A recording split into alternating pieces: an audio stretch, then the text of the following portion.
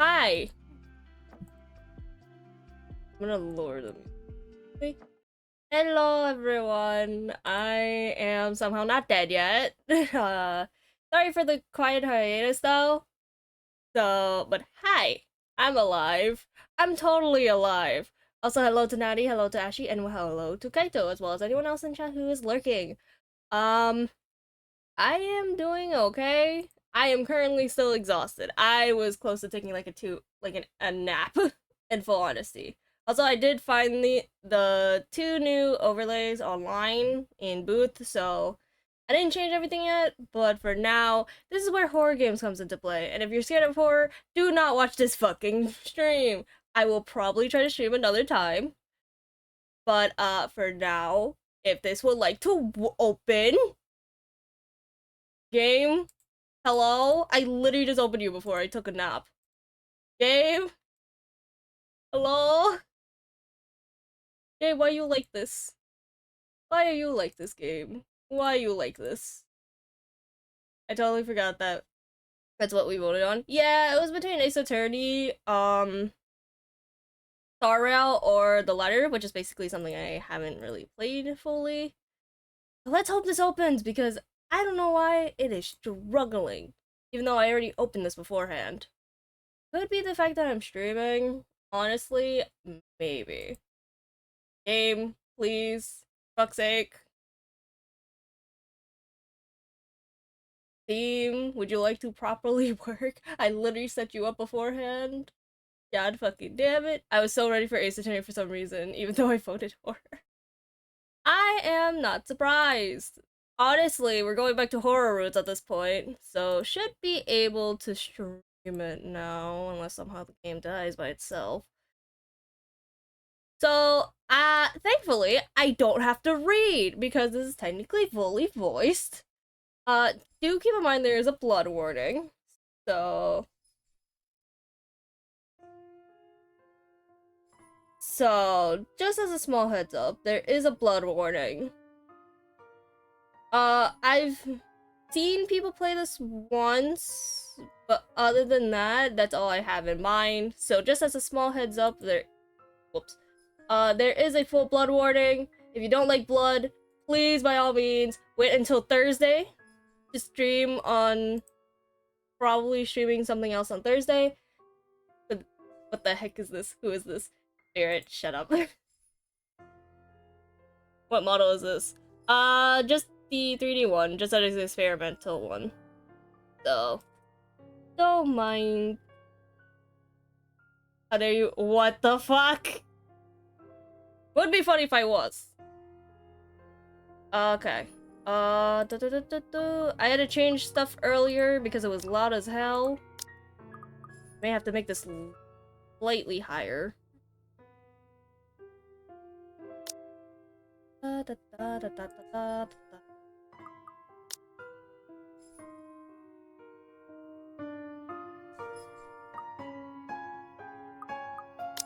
Oh yeah, I forgot. This one particular one causes me to hide my taskbar really quickly.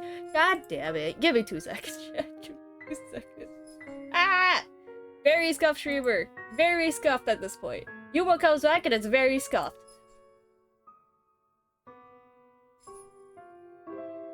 Okay. I have chat open my phone, so this should be okay. How is the noise right now? Oh yeah.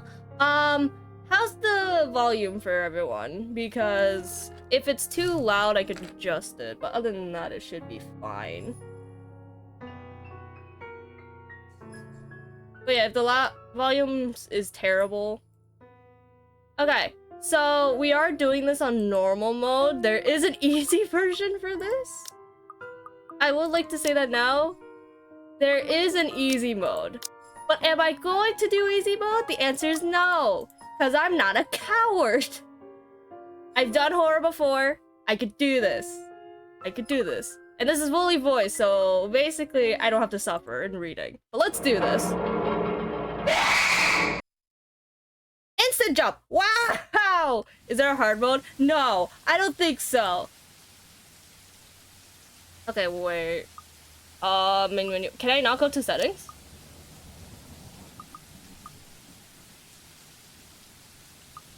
Nope, nope, nope, nope, nope. Options. I may have to make this bigger. I realize I may have to make this bigger because I don't know how I can't interact with anything. So give me 2 seconds. This is just Yubo adjusting mode. Holy shit. Hello, also, hi cat. And that means I need to adjust OBS now because OBS is being a piece of shit.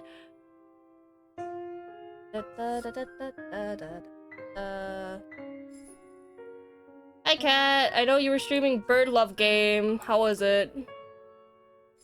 Okay, okay. Would be better. As don't mind the fact I nearly got jump scared as well. Oh, don't tell me I have to do this on full screen. Okay, fine. Since I can't interact with anything, fine. I'll do this on fucking full screen. Oh my god, it's cat bun or bun cat. Okay, I'm gonna have to just do this on full screen because this game does not like me for some reason. Okay. Okay. It was built for Lord William and Lady Elizabeth Esmigard of... Wow, this is gonna be shit reading from me. Great. Oh, fuck. Save game. This is how you know I have not played this game yet. So this is gonna be fun. Main menu, blah, blah, blah, blah, registry, okay. Humble ambassadors of peace and beloved by their people. Both were well known for their compassion and generosity, never failing to extend a helping hand to anyone in need. Under their influence and wealth, what was once a small, sleepy village grew to prosperous and bustling town. However, the seasons of joy eventually ended when the good nobles perished at the hands of a great plague. Why are you struggling?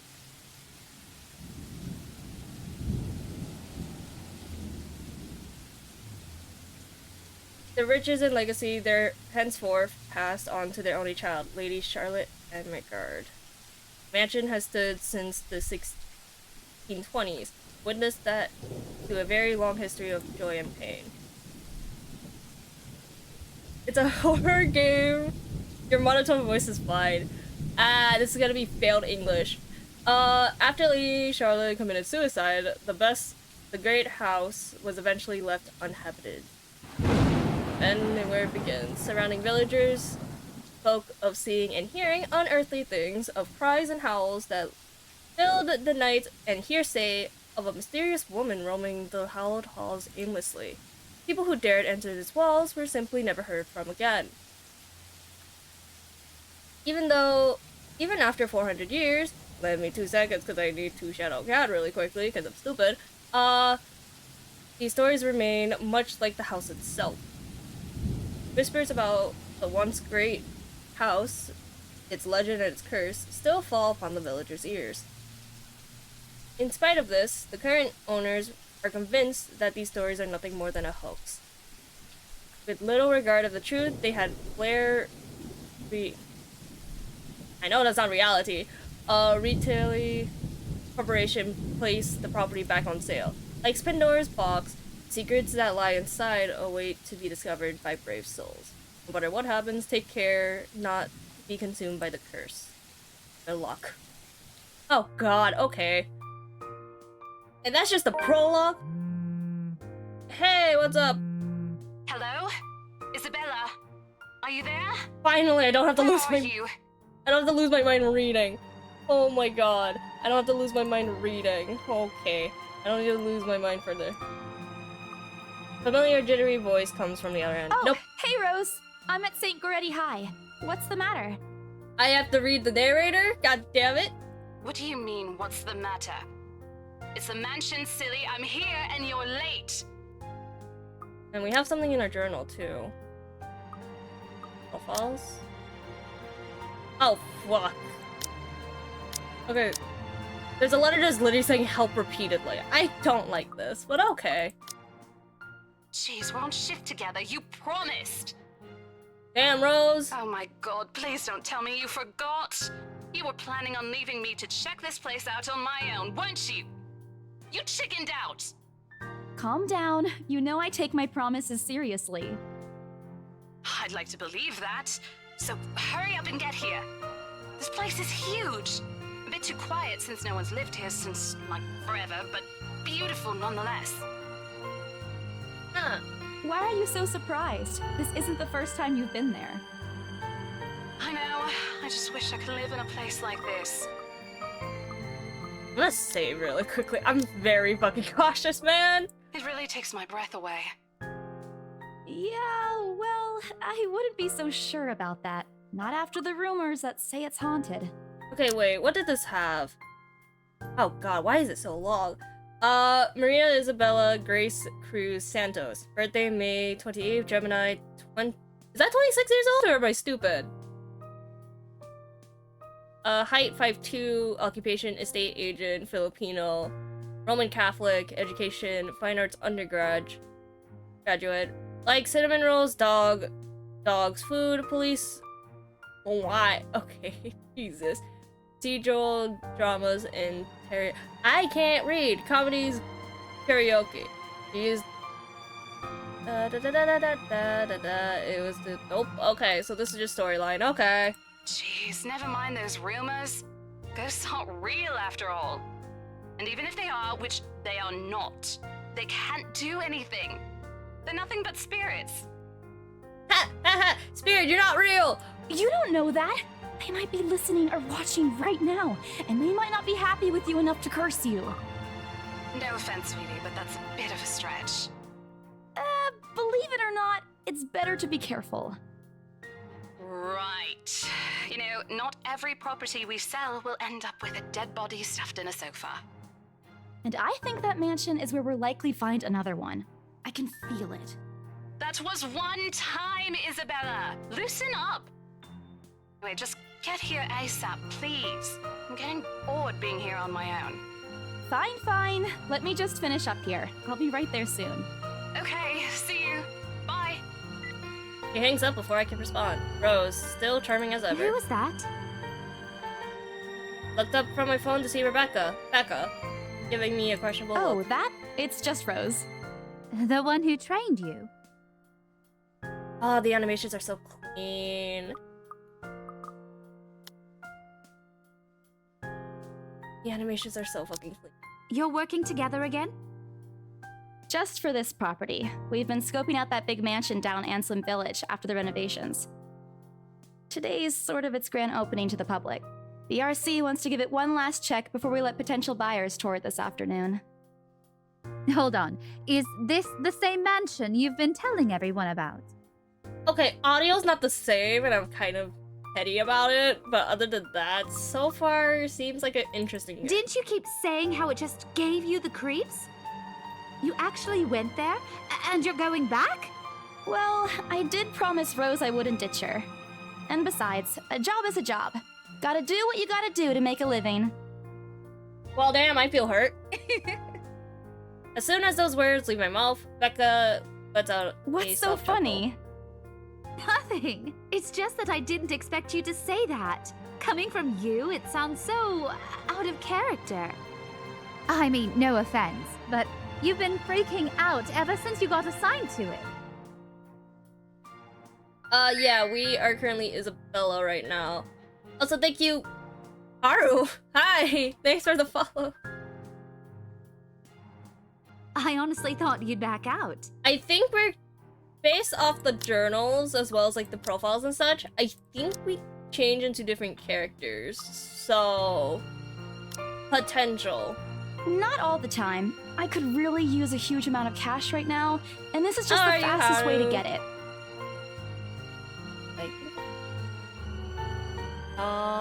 You know what? Nah, forget it. We lived through extreme horror. Plus, listen to this. Briar Realty wants it sold as soon as possible, and the agent who lands the Realty. deal is going to get a I'm good. huge What about you, bonus. Yuma? I'm exhausted, but I'm glad I'm off. They never give bonuses like that. Getting that would make life so much easier. They're desperate, I'm desperate, it's perfect. Desperate times for a job. A sympathetic look across her face. If you're really in urgent need of money, you could have just asked me. I'm distracted. Frosty is bullying me. Deserved. What is he bullying you about? Or Ashton. We can always let you borrow, and you can pay us back whenever. I have to keep myself from groaning out loud. In the years I've known her, I can already tell what to expect when she has that expression. Becca! I've noticed that you've been living off instant noodles these past few weeks. What's bad about instant noodles? There's nothing bad. It's because you're a cat. Bully him back easy. What's wrong with instant noodles? She crosses her arms and grimaces at the thought. Her voice slightly rises as she begins to scold me. This is just cat. Instantly, I'm reminded why Becca excels at teaching boisterous teenagers. Stop eating junk! They're cheap, but they're not good for you. Well, other than salt, ramen is like probably the most cheapest thing that you could buy and survive on. So You'll definitely end up in the hospital if you keep at it. Nah, it's fine. But he just goes like, alright, bet. Here we go again. Okay, this is where option comes into play. You're not my mom, I eat other things too. I think we're just gonna go with that I eat other things too, because technically that's right. Or at least, that's not like the only thing we eat. Hey! I eat other things too. We'll keep the save file though, just in case. Also, thank you, achievement. But how did that go? Okay, we got better, You're not my mom. I don't need to disrespect her. She's our friend. Mommy, sorry, mommy. No. I folded my arms across my chest, mimicking her posture and giving her the best frown I can muster. The same old I use with my younger siblings when they're being difficult. Instead, she only raises an eyebrow at me. That's not going to work on me. And I saw it when you were cleaning your flat last week. Well, damn, bitch! The instant noodle cups outnumber everything else. But ramen can be eaten in so many varieties of ways. The only thing that you should be concerned about is salt. You're just exaggerating. Did you even see what's in my cupboard yet? I'm not just living on instant noodles alone. I've got canned beans, peas, tuna, ham, and even hamburgers in there. Well, damn. Becca's wrinkling her nose by the time I get to the end of the small list. She even went a little green on the last one. I would have laughed a little at that if I didn't know it would only lead to more reprimands from her. Aren't those the same ones you won from the grocer's raffle more than a year ago? I'm sorry, what? Oh, I sincerely hope you're checking the date stamps on those things before eating them. I don't want a repeat of last year. So she's eating spoiled food? Is that what she's telling us? She basically is eating spoiled fucking food? In any case, those are still not exactly healthier choices, Belle. She shakes her head, possibly laughing at some funny, distant memory. When she looks up, I immediately brace myself. More words from her. Sometimes it's just better to let Becca talk until she's out of things to say. But when she turns her attention back to me, there's only warmth in her smile. What am I going to do with you? She says this more to herself than me, voice shifting to something kinder, even motherly, if I'm looking for the exact words. I hope you know that it's impossible not to worry about you when you're like this. You don't have to keep eating the same thing. Didn't I tell you before? You're always free to reheat my leftovers.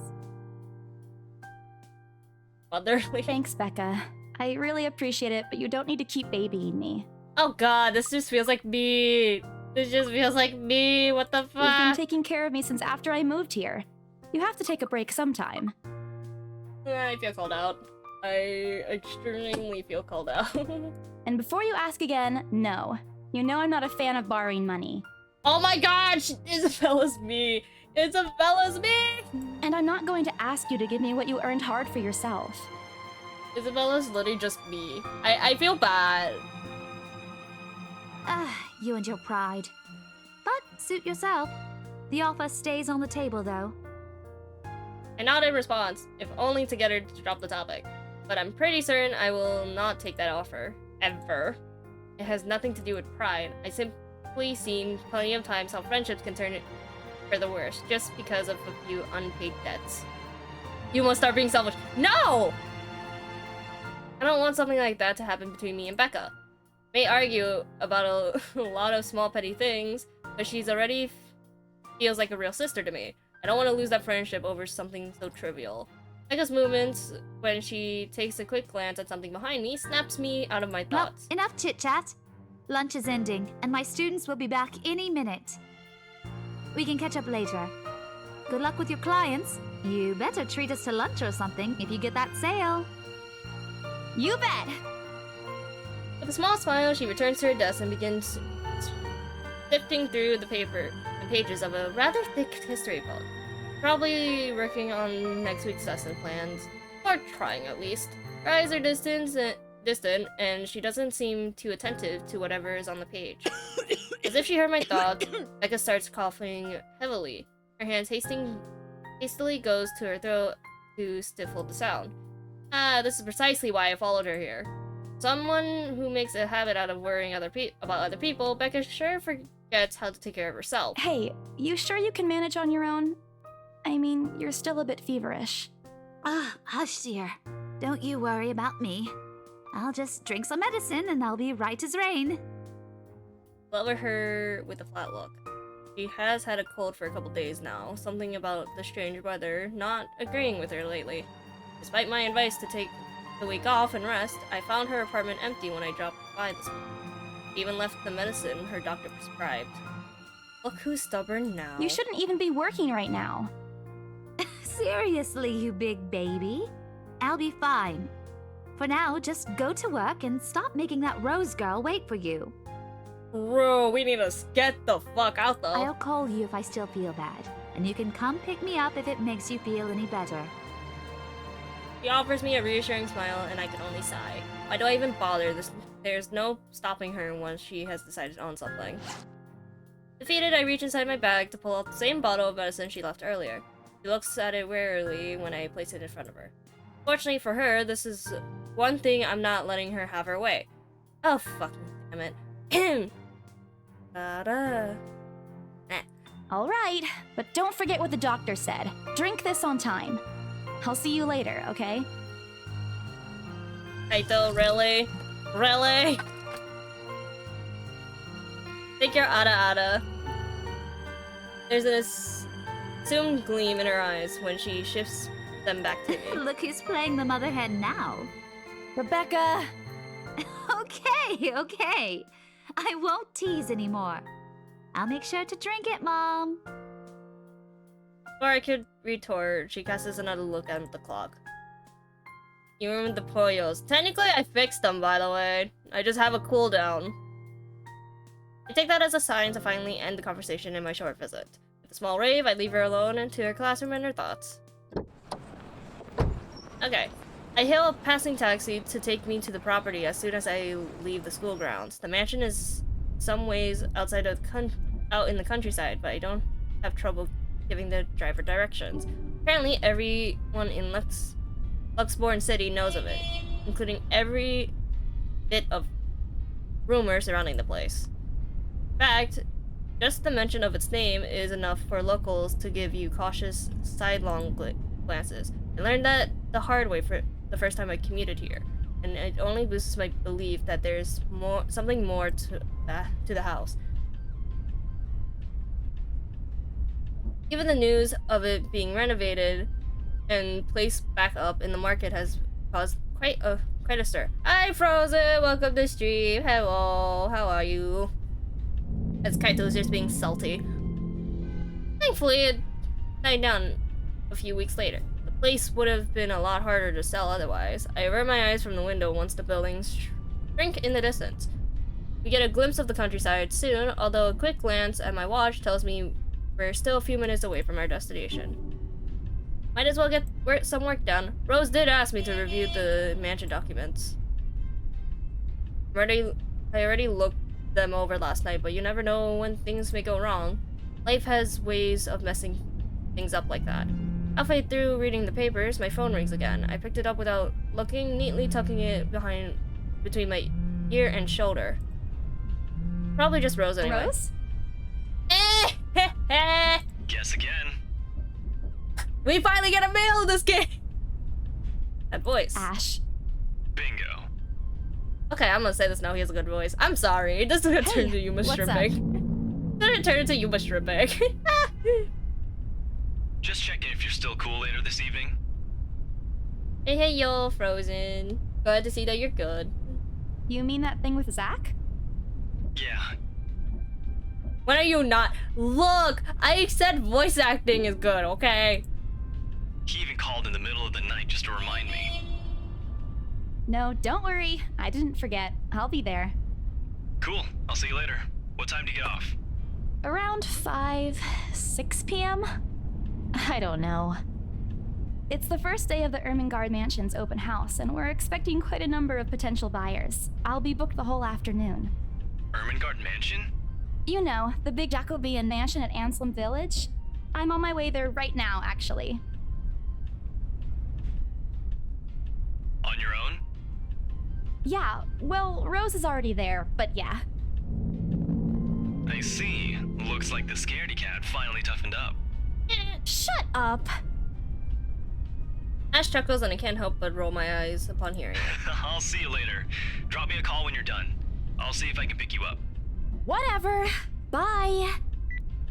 Stupid Ashhole, always teasing me whenever he sees a chance. Nice. Isabella is so Yuma. Shut up. I'll show him who's tough. I'm not scared though, that's the thing. I'm not that much of a scaredy cat though.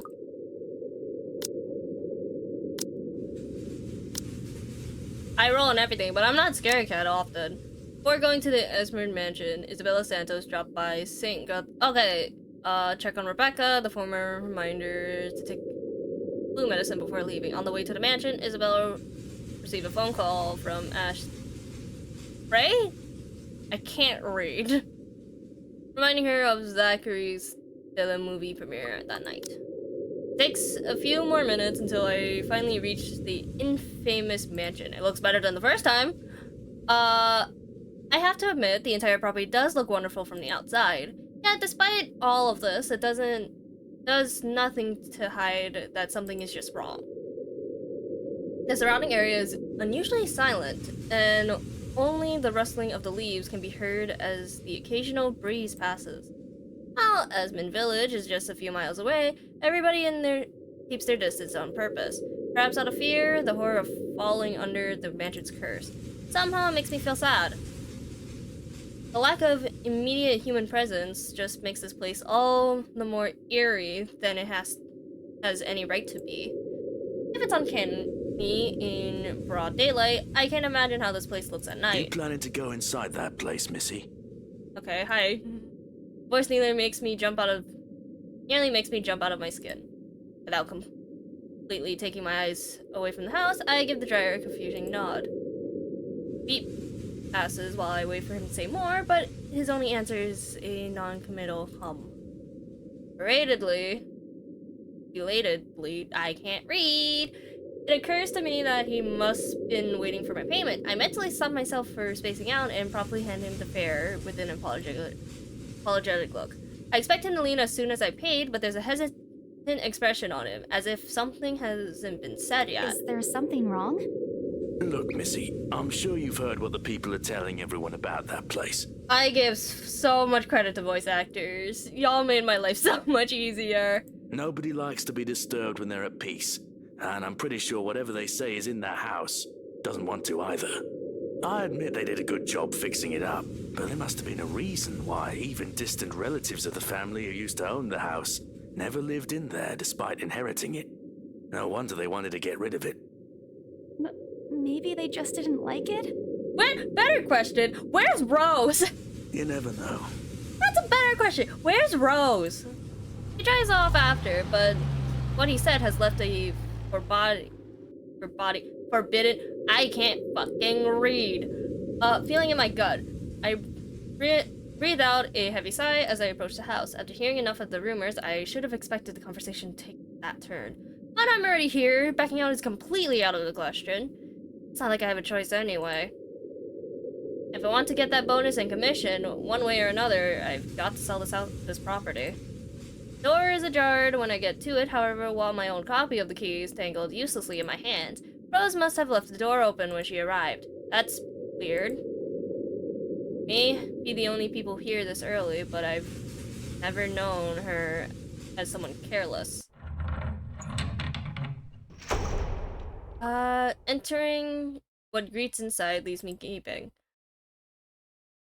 They've cleaned every corner, waxed the floors, dusted the antiques, searched every nook and cranny and crevice, and made it spick and span, all for the sake of making the mansion more enticing to the modern-day lords and ladies. But no matter how hard they try, the mansion still looks as soulless as ever, as though it's going to eat you alive. If you ask me, they should have just listened to what other people have been telling them and leave this place alone. Some things in this world are better left alone, never to be disturbed ever again. Rose? I call out. Rose, I'm here. Where are you? That is a better question. Where even is she? She was the one who rushed us to get over here. Where the hell is she? Is the better question. Where the hell is she? My voice echoes softly throughout the halls. Oh, who am I kidding? In a place this big, I don't think she'll hear me, no matter how deafening the silence is. We could be all the way on the other side of the property, for all I know. Quickly, I reach my phone and dial her number, but The number you have dialed has not been recognized. Please check and try again. you mean has not been recognized? We were just talking a while ago. It's not like she was eaten by the house, right? Or maybe the ghost did hear us talking and spirit her away. Right? Right! No, Isabella, don't be ridiculous. Probably just wandering deep in the house and lost signal or something. Dialed her number again, hoping the call will connect this The time. number you have dialed has not been recognized. Please check and try again. But to no avail. Oh boy. I have a very bad feeling about this. Rose? If you can hear me, please come out. Come on, Rose. This isn't funny. You know this place gives me the creeps. No answer. This isn't going to work. The place is big. She could be anywhere. I need to start looking for her. Take a deep breath before venturing deeper into the mansion. That sound just concerned me. Taking a couple of steps forward, I noticed something move beyond this What the grand hell? staircase. Rose?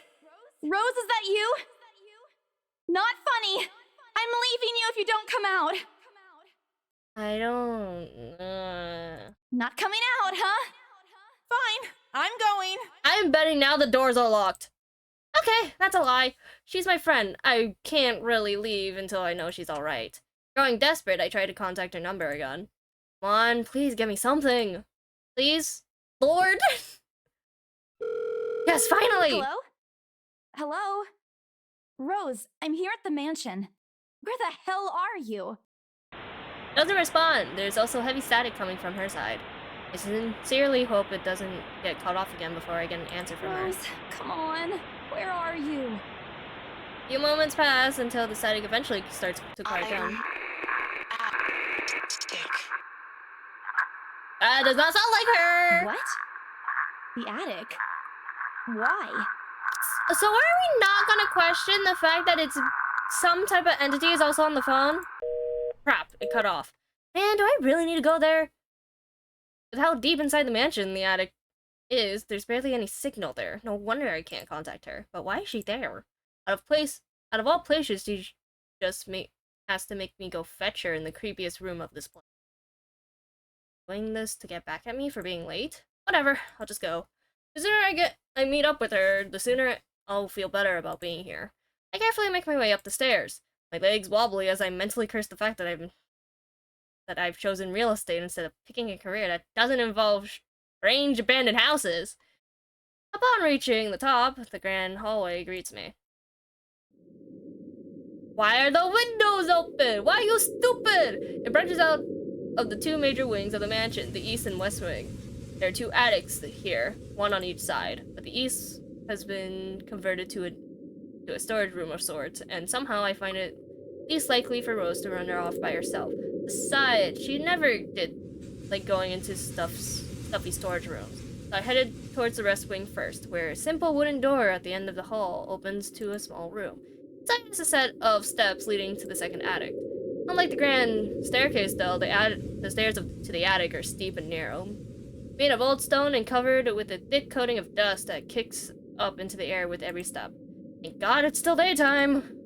If it wasn't for the lights streaming through the door behind me, I might easily stumble and fall. With how old the place is, there's no light fixtures to illuminate the cramped passage up. Why didn't they bother to add one here when they renovated? Escapes me. Sheesh. They did it with the rest of the house. Small bedroom welcomes me at the end. Looks exactly as a... I don't like that sound. It did since the last time I've been here, full of dust, worn out, and faded by the time. Odd, I thought they cleaned everything. Did the crew miss this room? Cleanliness is the least of my concern right now. The more pressing matter is Rose. Not here. Was I dreaming when I talked to her a while ago? Did I misheard her? No, it couldn't have been a dream. After all, the creepy ambience of this estate is doing such a remarkable job for making sure I stay alert and awake.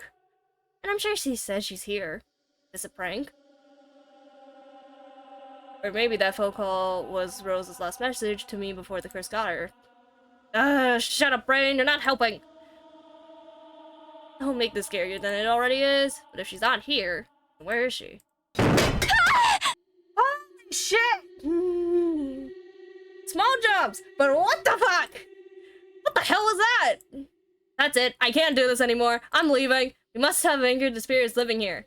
I knew disturbing this mansion was a bad idea right from the very start. But nobody listened. Be fucking realistic, they said. They said I'm cuckoo because I believe in cursing and ghosts and all that. Me and my outlandish backwater country beliefs. I've always tried to be a model employee, but not this time. Nope. I'm turning back for my own of my sanity. Rare reality can find another agent who is more fucking realistic toward people around this haunted house. Before leaving, I take one last look at the gloomy old room, just to check. Huh? What's this? What are you staring at, woman?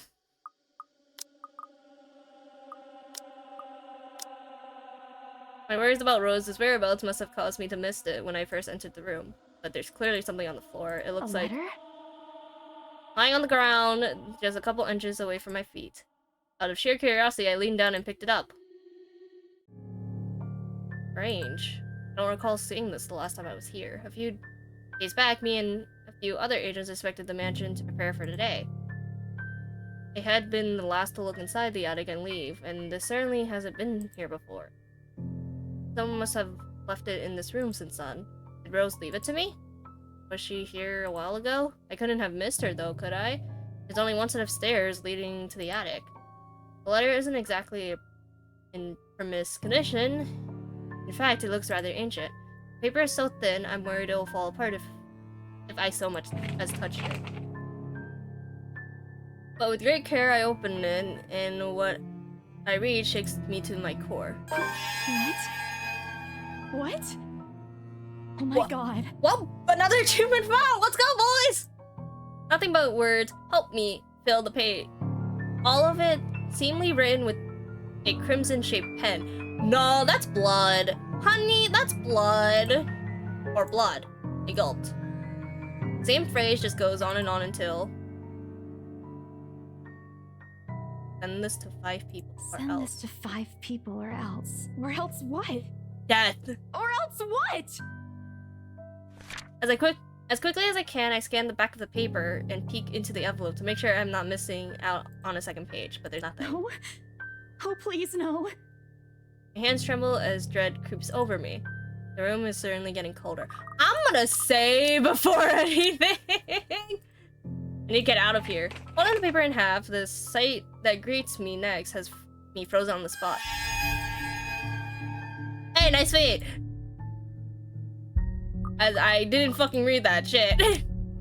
A pair of blood-soaked feet enters my field of vision, covered in gaping wounds, with skin eaten away to reveal flesh and bone and all manner of things one isn't meant to see. It's too much. All of it is too much. I want to cry, call for help, but the words catch in my throat. Even my feet won't move, completely paralyzed out of terror. Oh, fuck. Okay, chat. What's the plan? Do we look at this or do we pray?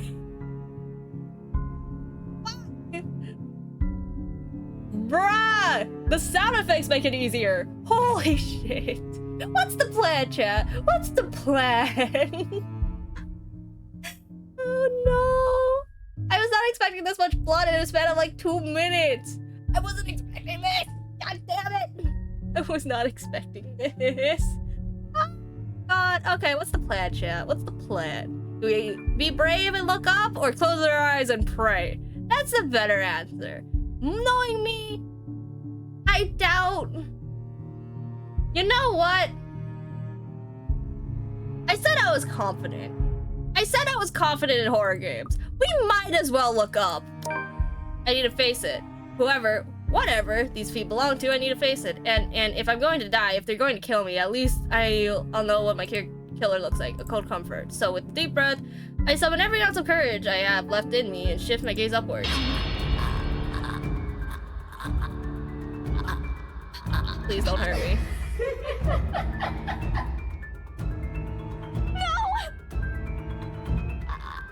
Not thinking, I scrambled towards the door. I'm gonna save it really quickly. I struggled to open it, but it won't budge. Go away! Go away! Please, Lord! Make it go away! Why now? Why won't it open now? My heart sinks as reality draws in. I'm locked in. Locked in with that thing. Let me out! Let me out! I think we just died. Let me out! I think we just died. Slowly approached me as I wrenched the doorknob violently back and forth. Oh, what the fuck?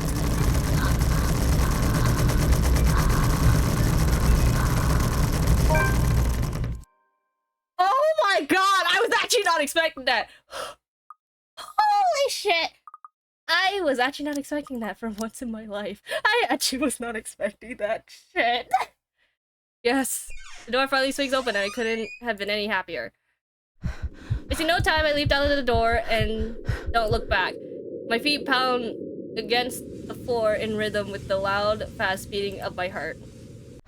By the time I run past the hallway and find myself atop the grand... Holy shit!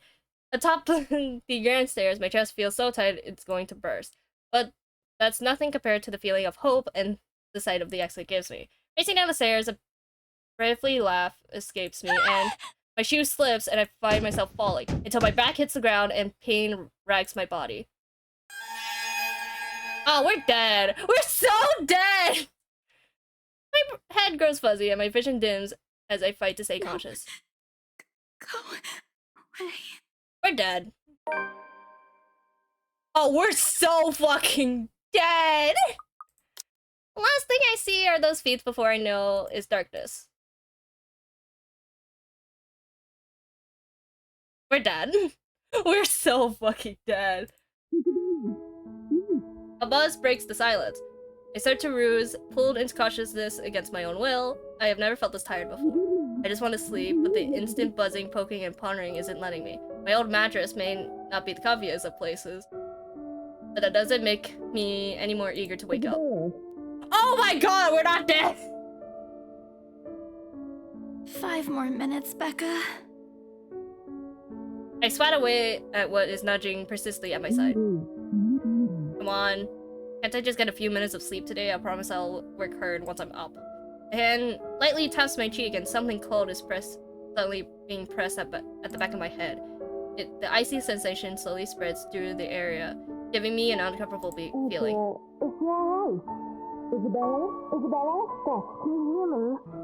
Isabella? Oh my god, we're not dead? The fog immediately lifts from my mind the moment I recognize the voice and my head snaps open. Oh my god, we are not dead. That is fucking... We're not dead! Let's go! They're looking down at me. It's Rose. Another woman, loader is beside her, but my attention is too focused on my co-agent to even ask why there's someone else with her. Rose's posture just screams worry, although she's keeping a straight face, or trying at least. I can't help but feel bad for making her afraid. A wave of dizziness washes over me as soon as I try to get up, forcing me to lie back down again. Luckily, the feeling subsides after a few seconds, until only a mild throbbing somewhere at the back of my head remains. With a little assistance from Rose, I push myself upright. She handed me an ice pack and gestures me for me to press it where I suspect the small bump has already formed. If the light in the area indicates anything. All right, Isabella, where are we? The Ermengarde mansion. Why? Ow, my head. And the date today? October 21st?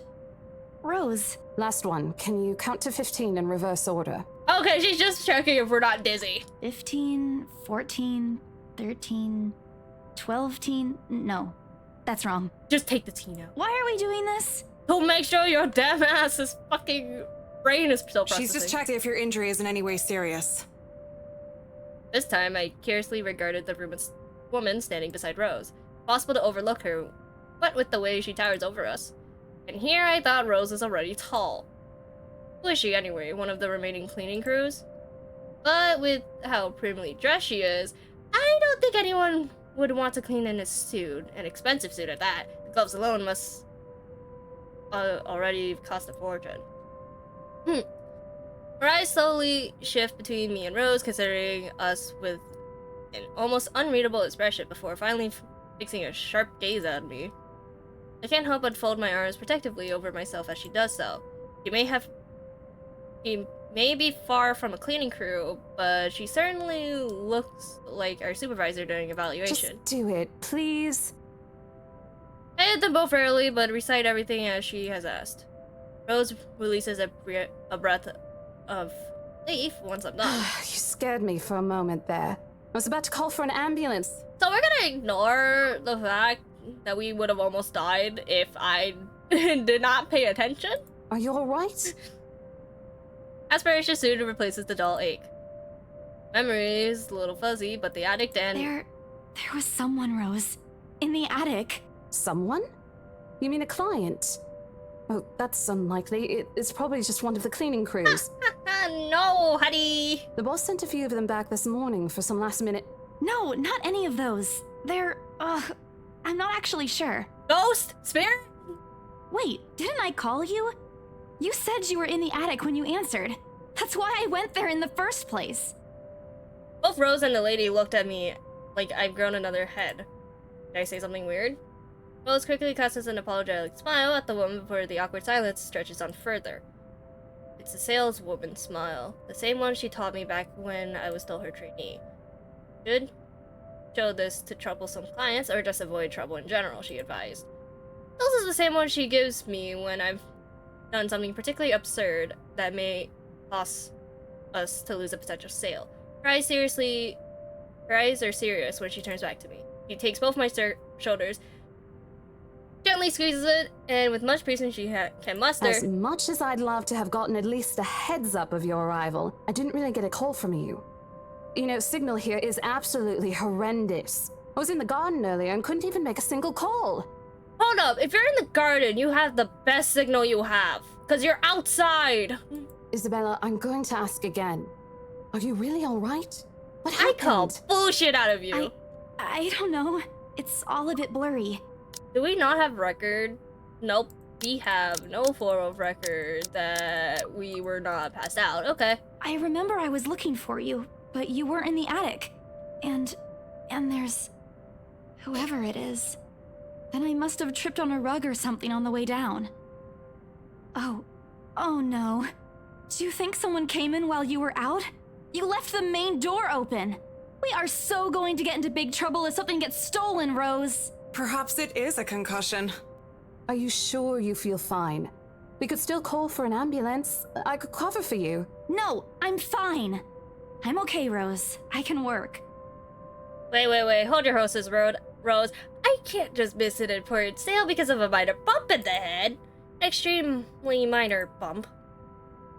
I've had worse when I was a kid. Besides, if I leave, you'll have to shoulder everything in the open house, alone. And in a mansion this big? There's also the part where I may lose that bonus ERC promise, but that's completely besides the point. Rose gives me a skeptical look when I return the cold compressed felt compressed to her and pushed myself off the floor. I have to use this staircase rails to steady myself, but otherwise I feel fine. See? I'm A-okay. Two of them exchange a worried glance, and Rose assumes a contemptive look. I bite my lower lip in anticipation if she says no. You in? A smile threatens to slip out of me. If I see that you aren't feeling well, I'm taking you personally to the nearest clinic to have you checked. Clear? Clear as day, ma'am. Thanks, Rose. Okay, now I'm curious on something. I'm actually curious on something. We'll load this since I technically saved. What happens if we just close our eyes and pray? I shut my eyes tight, muttering favorite prayers under my breath. Our Father, who art in heaven, hallowed be thy name. Prayers taught to me as a kid by my mama and papa slipped out endlessly through my teeth. Because God, oh God, if you have to listen to any of my prayers, please listen to this one. And if God doesn't listen, at least I won't see the thing that kills me. No comfort. I'm gonna prepare the Z button in case I need to spam again. I wait, and I wait some more. Then, when nothing happens, I dare to take a peek. Only to find the ghost, the thing, whatever it is, gone. Okay, so it doesn't matter. The only death portion is if we fucking lose it.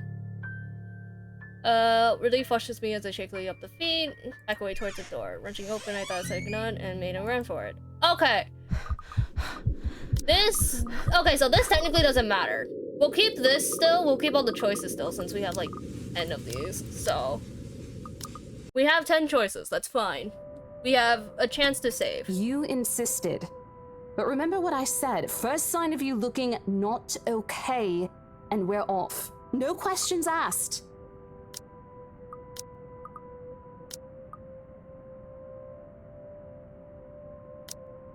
It's just a small bump. Don't worry.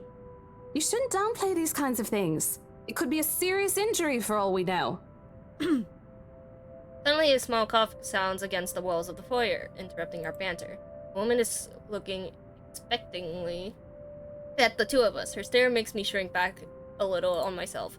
She isn't really intimidating. Well, she is.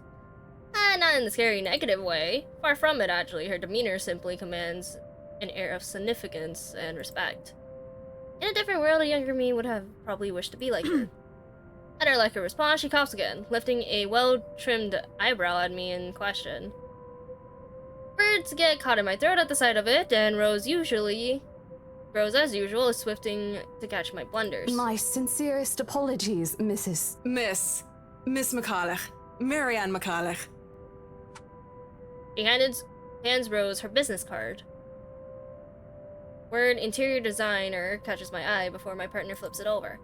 Oh, probably someone interested in the mansion for its 17th century influence then. I won't hold it against her though. Despite the hearsays and remaining uninhabited for years, the mansion's original fitting and furniture has been kept completely intact and restored to pristine condition. I suppose some people find that trip to the past feeling appealing. After all, with what it offers, this place could also be a haven for people looking to live somewhere with a classic historical charm. Miss McCullough, I'm Rose Cooper, and this is my partner, Isabella Santos. We're just ironing out a few things, but we'll be starting the tour soon enough.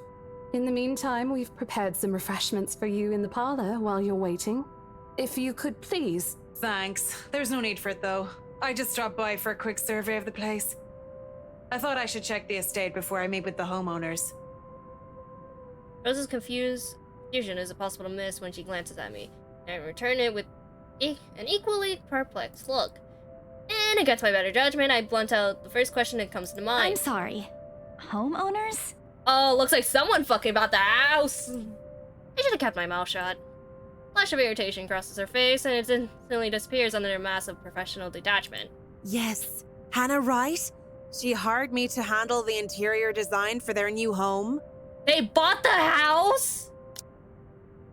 I'm sorry, they just bought the house out of nowhere? So we know so far Hannah is up here. At least we know what they all look like so far. This is the Ermengarde mansion, right? Unfortunately, it is. It is. But He pauses, possibly trying to find the right words to fix the awkward situation without offending someone.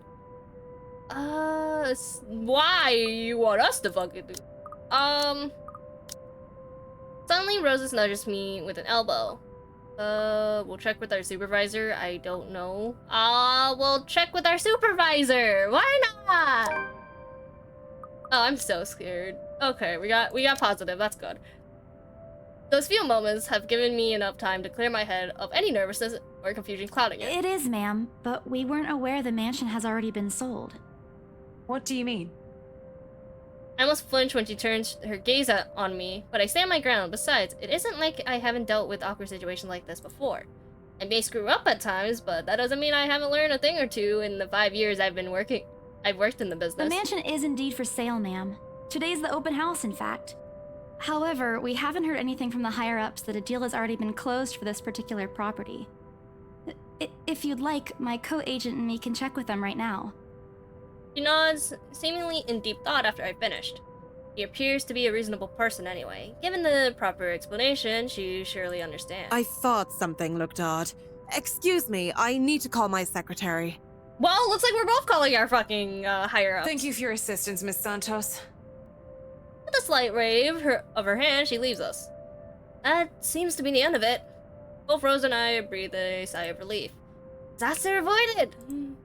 I also don't miss the thumbs up she gives me for doing a good job, and I can't help but swallow it with pride. Still, I've already prepared myself to dial the number of to our Luxembourg office and check, even if she didn't ask for it. I will be very frustrated if, for some reason, something has already been decided without my or Rose's knowledge. That's a whole level of unfair. We've been working hard on this. Moments later, Miss I did not even hear the pronunciation of her name. I don't care. It's a little frustrated, but with an apology clear in her face. I feel a little sorry for her having to go through all this trouble. There seems to have been a little misunderstanding with my client. If you'll allow it, I'd like to stay and wait for them here. Fine by me. I was informed they'll be dropping by for the open house today. I figured it'd be a waste to just leave after that long drive. I might as well meet him here. certainly. You could stay at the parlor in the meantime, ma'am. I'm sure it won't be long before our guests arrive. And, Isabella? I left a few documents in my car. You know where I keep those. We do. Can you please get it for me? We do. Rose takes a glance at her wristwatch before tossing me a set of keys. And hurry! We've still got a few minutes to double-check those papers. Okay, got it. Okay. So we're gonna ignore the fact that our ghostly friend is still in the attic? The two of them disappear behind the parlor doors. Departure brings with the stillness to keeping company. Neither welcoming nor comforting. Well, like this, it's impossible not to think of what really happened. I wish the memory isn't as exclusive as it normally is. No, this is on stream. We know exactly what the fuck happened. I think this is just the same thing. So yeah, it's just these two then. Nope. But, okay, so these actually continue. Interesting. Okay. And again, Rose already said she didn't receive any calls from me. The paranoia and temporary lapse after having heard of all the about I can't talk. Heard all those tales about this place? Probably. What to think of it such. Better to think of it as such so I can work in peace. Except a small part of my mind begs to differ, and if I'm going to be completely honest with myself, I want nothing more than to leave this place as soon as possible. I don't know what's in this house that I don't want to know. The keys Rose have just handed me dig into my palms its jagged edges, creating shallow ridges on my skin from how hard I'm clutching it. It's a reminder of what I still need to do and why I've taken this job in the first place. I'll get my blazer closer to my body. I exit the house to get what Rose has asked of me. Just a few more hours, Isabella. Sell the house, get the money. So are we not gonna... Yeah, I can deal with horror. I've dealt with horror before. Why am I struggling? A flock of people have already gathered in the mansion front yard by the time we officially open the doors. I'm not sure whether I should feel baffled or unaddressed standing in their presence. Men and women of wealth and status, all dressed to the nines in fancy suits and lovely dresses of varying colors, compose the middle-sized crowd. Their necks, arms, and fingers are adorned with silver and gold, glistening in the afternoon sun. Some even have ridiculous fancy feather hats on their head. I really hope there aren't any magpies living nearby like this in the stories. Those birds will have a field day in this. They are murmuring among themselves, looking at the estate's facade appraisingly, with some arguing about whose mansion has the superior architecture. But most of it stops as Rose calls for their attention. They don't look pleased at being ordered around, but what can I do about it? Nothing! Ladies and gentlemen, I'm Rose Cooper, and this is my partner, Isabella Santos. I'm curious, do we have her actually? No. Okay, interesting. We'll be taking a tour of the mansion in 2 groups. Please make sure you filled up our sign-in forms before joining a specific group. Those who want to look around the first floor, please follow my partner. I'll be guiding the ones who wish to see the ground floor. My god. Hearing this, a few wandered to me. They are mostly old ladies who seem daunted at this idea of climbing all those stairs. Oh my god! Miss Chloe also joins our group, but what really catches my eye is the elegantly dressed pair she approaches. It's so nice to finally meet you! When Chief Inspector Lee mentioned that a famous interior designer is in town, I knew I had to get you! Your confidence in my skills is very flattering, ma'am. Aww. I'm sure you won't disappoint, Marianne. Oh, you know each other?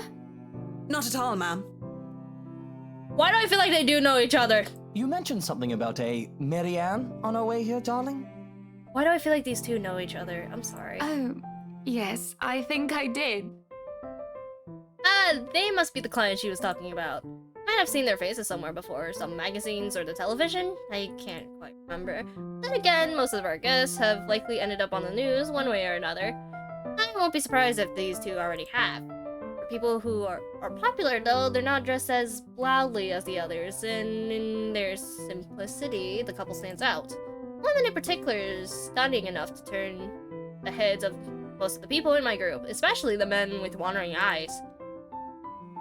The guy standing beside her doesn't seem to mind though, and if I'm going to be a bit bolder with my assumptions, I'd say she's basking in the attention. Both of them, in fact. I think they are brother and sister if it wasn't for their public display of affection. Their matching rings on their finger just cement the fact that they are indeed a couple. Whatever.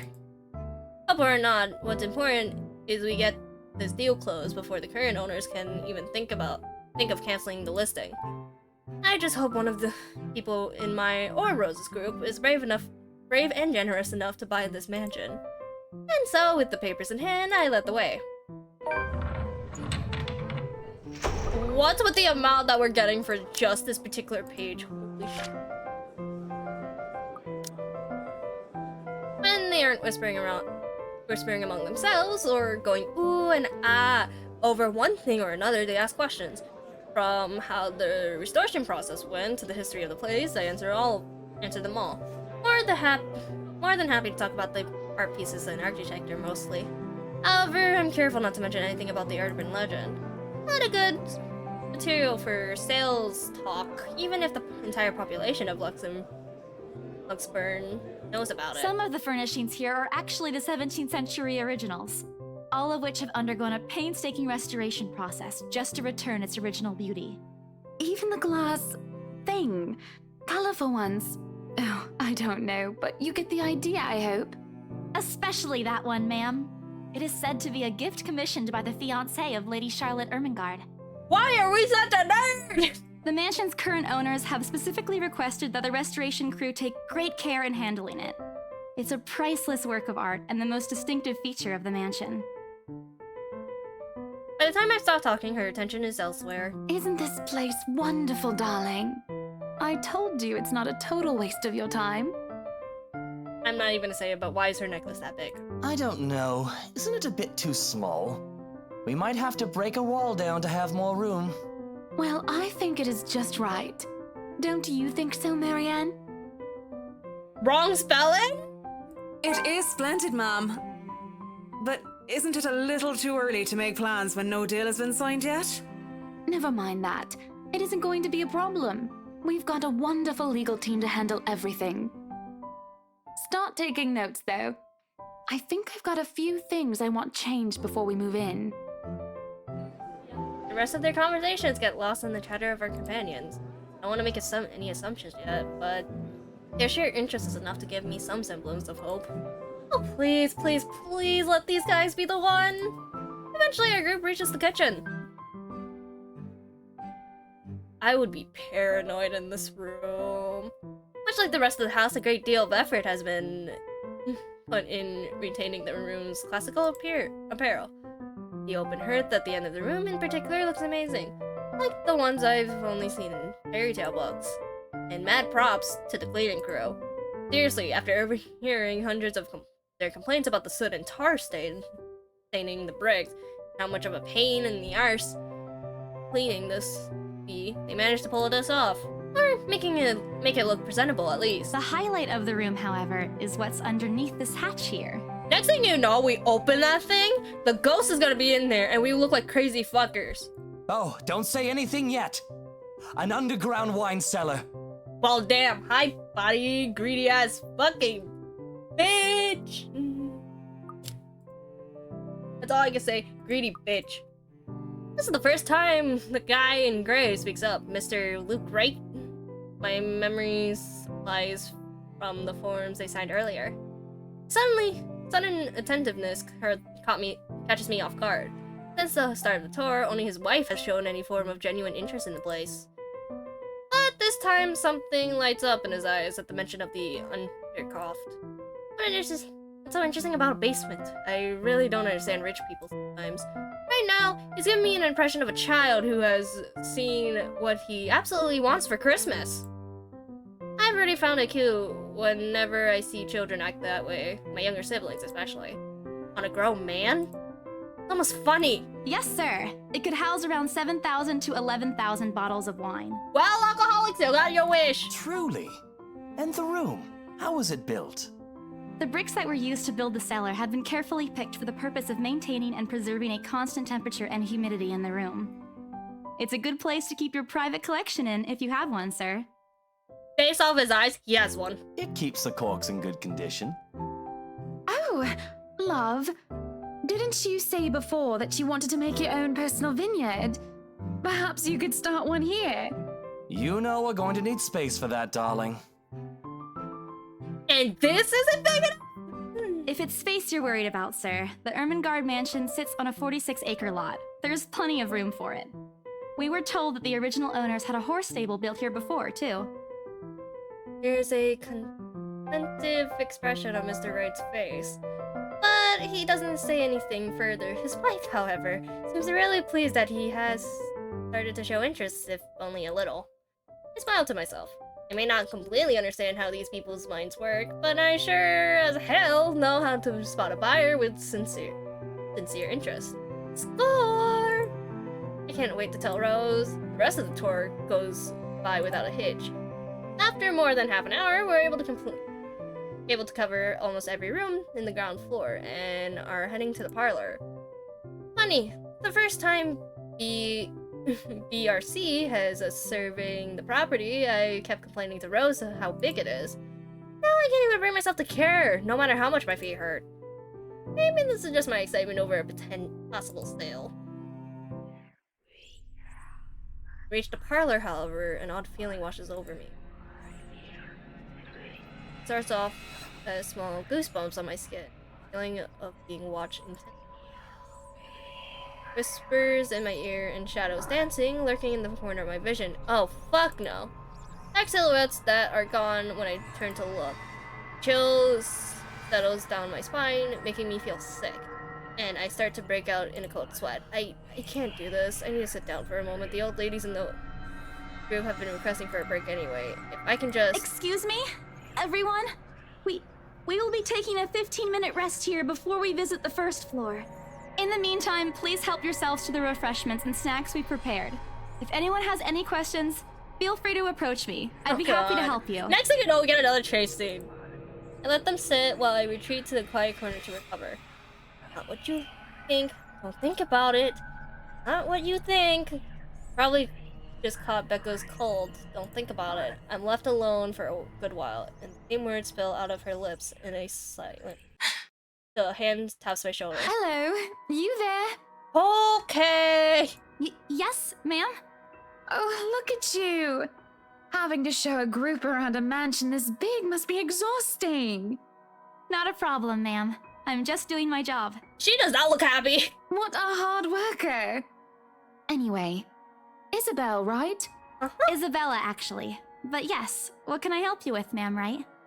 Please, just Hana. Call me Hana. I just wanted to ask, how soon are we able to move in? My brain completely stopped. The sick feeling plaguing me is suddenly gone, replaced by utter bewilderment. Is this a joke? He looks at me expecting as I struggle to come up with an answer. Wait, ma'am, you see, but we haven't even negotiated a price yet, ma'am. We haven't even finished touring the rest of the mansion. A sale would be great and all, but... She stops me from speaking any further and puts a hand on my shoulder. For a moment, with her tight smile, she looks as if she has tasted a particular sour lemon. Oh, please, sweetie, don't insult me. Money is not a problem. Nothing, babe! That's not what we fucking said, bitch! And, just between you and me, this place is better off with us than with some old lady who'll probably just fill it up with cats. What's wrong with cats? I personally don't think there's anything wrong with having cats here, ma'am Hana. I'm sure there's more than enough space here if you want pets. What's wrong with cats? Perhaps I'm still not feeling well, but really, what's wrong with cats? Thank you! More importantly, why is she talking about moving in already? Well, I'm more of a dog person. Okay, that's understandable. Never mind. But you see, this is going to be a gift to my darling. It's going to be our anniversary soon. And it would be so wonderful if you can secure its purchase for us. Why, I can even offer something extra if you help us out with the paperwork.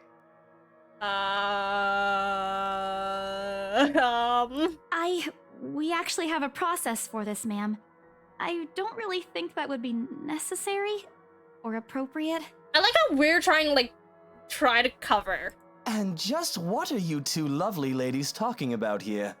Leaving me and our lovely interior designer to talk here by ourselves. What would the people think, darling? Oh, it's just small talk, love. I was asking if she could help me with the paperwork. Why you being suspicious? I'm not trying to whine when her nails dig into my shoulder. I can't help but send an imploring look at Miss Cullencher. Or, you know what? I'm just gonna say Mary Ann every time her last name comes up. Because I can't fucking say her fucking last name. Who only gives me an apologetic smile and a shrug. Yeah, I can give you a fact sheet and a form to fill out. She wastes no time in taking the papers from my hands and shuffles through the bunch. Oh man, Rose is gonna be so angry for letting her do that. Wonderful.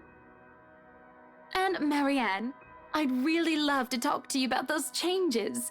You took some notes earlier, yes? She is a bitch! I did, Mom. But I really hope that this time... Excellent. Hopefully you can help us out too, Isabel. What the fuck? Bitch mode? Oh my god. Isabella. Right. It's a lovely name, Isabel. Oh my god. We have a name! Why just say it? God damn it! It's Isabella. Yes, that's great. We'll be more than happy to put in a good word to your superiors too, and... What's this?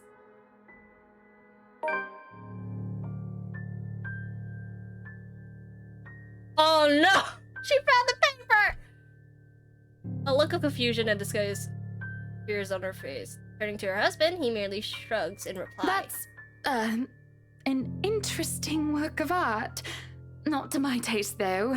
I'm sorry. The artwork is so fucking good, though. Darling, Buttercup, Art is a complete overstatement for this garbage.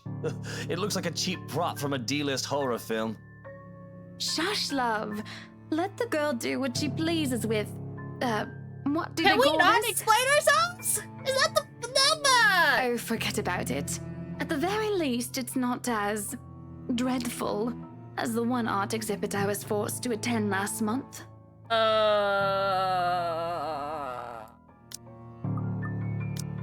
You should have seen it, Marianne. Even you would have been appalled.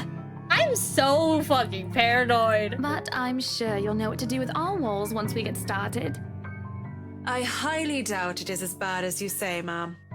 Nevertheless, you can be assured that my team will only pick whatever suits your tastes. Nothing of this chain letter sort, of course. It has to always work with a palette. You act like we... But, what the fuck? Rich people are stupid. I'm quite sure chain letters these days don't come in this form. My turn to be puzzled. What do they mean? Rose and I double-checked everything. Are papers I handed not enough? I want to ask what I did wrong. I don't want to mess up. But with the way Ma'am Hannah's leading the conversation, I'm afraid that's exactly what will happen if I interrupt her. That's good to hear. See, darling, isn't she an absolute delight to work with? I can't wait to see how this place will look when she's done with it. Ayaku, I don't wanna fucking be here. Oh, you don't have to tell me that, Buttercup.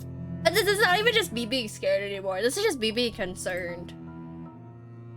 Smile is back on her face when she turns to me and hands me a strange piece of paper. I would still put it away if I were you, though. Otherwise, people might get the wrong impression. Anyway, as I was saying... I don't hear the rest of what she said after that. I only stare at the paper, at the letter in my hand. Sides crinkle in my grip and my breathing grows labored. Dread quickly fills my mind. Isabella? Are you alright? No, we're gonna fucking have a panic attack! You're looking pale. I even noticed when Rose group joined us in the parlor. I want nothing more than to say no, I'm not alright. I want to leave this place. I remember everything as clear as day. This letter and that woman in the attic. Real. The letter. I'm sorry, I didn't know. Careless. I've been so careless. I even tell them that without looking like I've gone mad. Show the letter to Rose, don't show the letter. I think we have to. Chat, should I even tell them? So, okay. Technically, we showed it to 4 people. Technically, we showed it to 3 people. But it was by mistake. What if we just show her the paper? She may think we're crazy, but I think she could trust us. Oh, God. Oh, fuck. Okay. Because, okay. I guess we don't. So we keep it calm, I guess? Rose, I don't know how that increases hers. I don't get it, but okay. Words are stuck in my throat. I want to tell her I really do, but is she going to believe me? She already dismissed me earlier. The concussions, he said. It's not! There's really something in this house, in that attic, in that letter. It's going to go after us. Just believe me. Dear me. Is Isabella alright? Isabella! Madam Hannah's voice breaks through the haze, beginning to cloud my mind. Rose is looking down on me, worried inches on her feet. I didn't even notice when she removed the wrinkled paper from my hand and pushed me down, sit on a nearby chair. On the edge of my visions, I can also make out Miss Marianne asking a passing food server for a glass of water. Through it all, Mr. Wright stands in the sidelines. Although curious, he appears more inclined to watch the scene than help. They are all as likely to believe me as Rose does. Everyone, whatever is in this house is just a hoax, a cautionary tale for children. Isabella, do you need me to call that ambulance? She offers me a drink, but I push it away. I need to get out of here before I cause even bigger commotion. Clear my head, take a breath of fresh air. Anything to take my mind off things. No one's gonna believe me anyway. No. I'm just feeling a bit out of it. Excuse me. I'll be back. I just need to catch my breath. Bowing my head, I mutter a quick apology and gather my stuff to make a quick exit. Doesn't matter if this place is haunted. Cause trouble, and Rose can be unforgiving of behavior. I'm almost at the door when she catches up to me. Isabella, wait! The apprehension must have been quite obvious on my face because the expression quite instantly shifts to something gentler. Her eyes softer, a fond smile is spreading on her face. Hey, I'm not angry. God damn it, Spirit! God fucking damn it! When we're getting sentimental, what the fuck? Okay, fine. Da-da-da. Okay, can we just finish the story, please? I know this is a long game, but fucking Christ! Speaking of which, are you even coming into VC? The fuck, bitch? I know. I'm sorry I ruined this for you. Come on, you didn't ruin anything. It's not like we haven't ran into any problems before. If we don't get a deal today, we can always try on a different day. There, I'm in the VC. You happy now?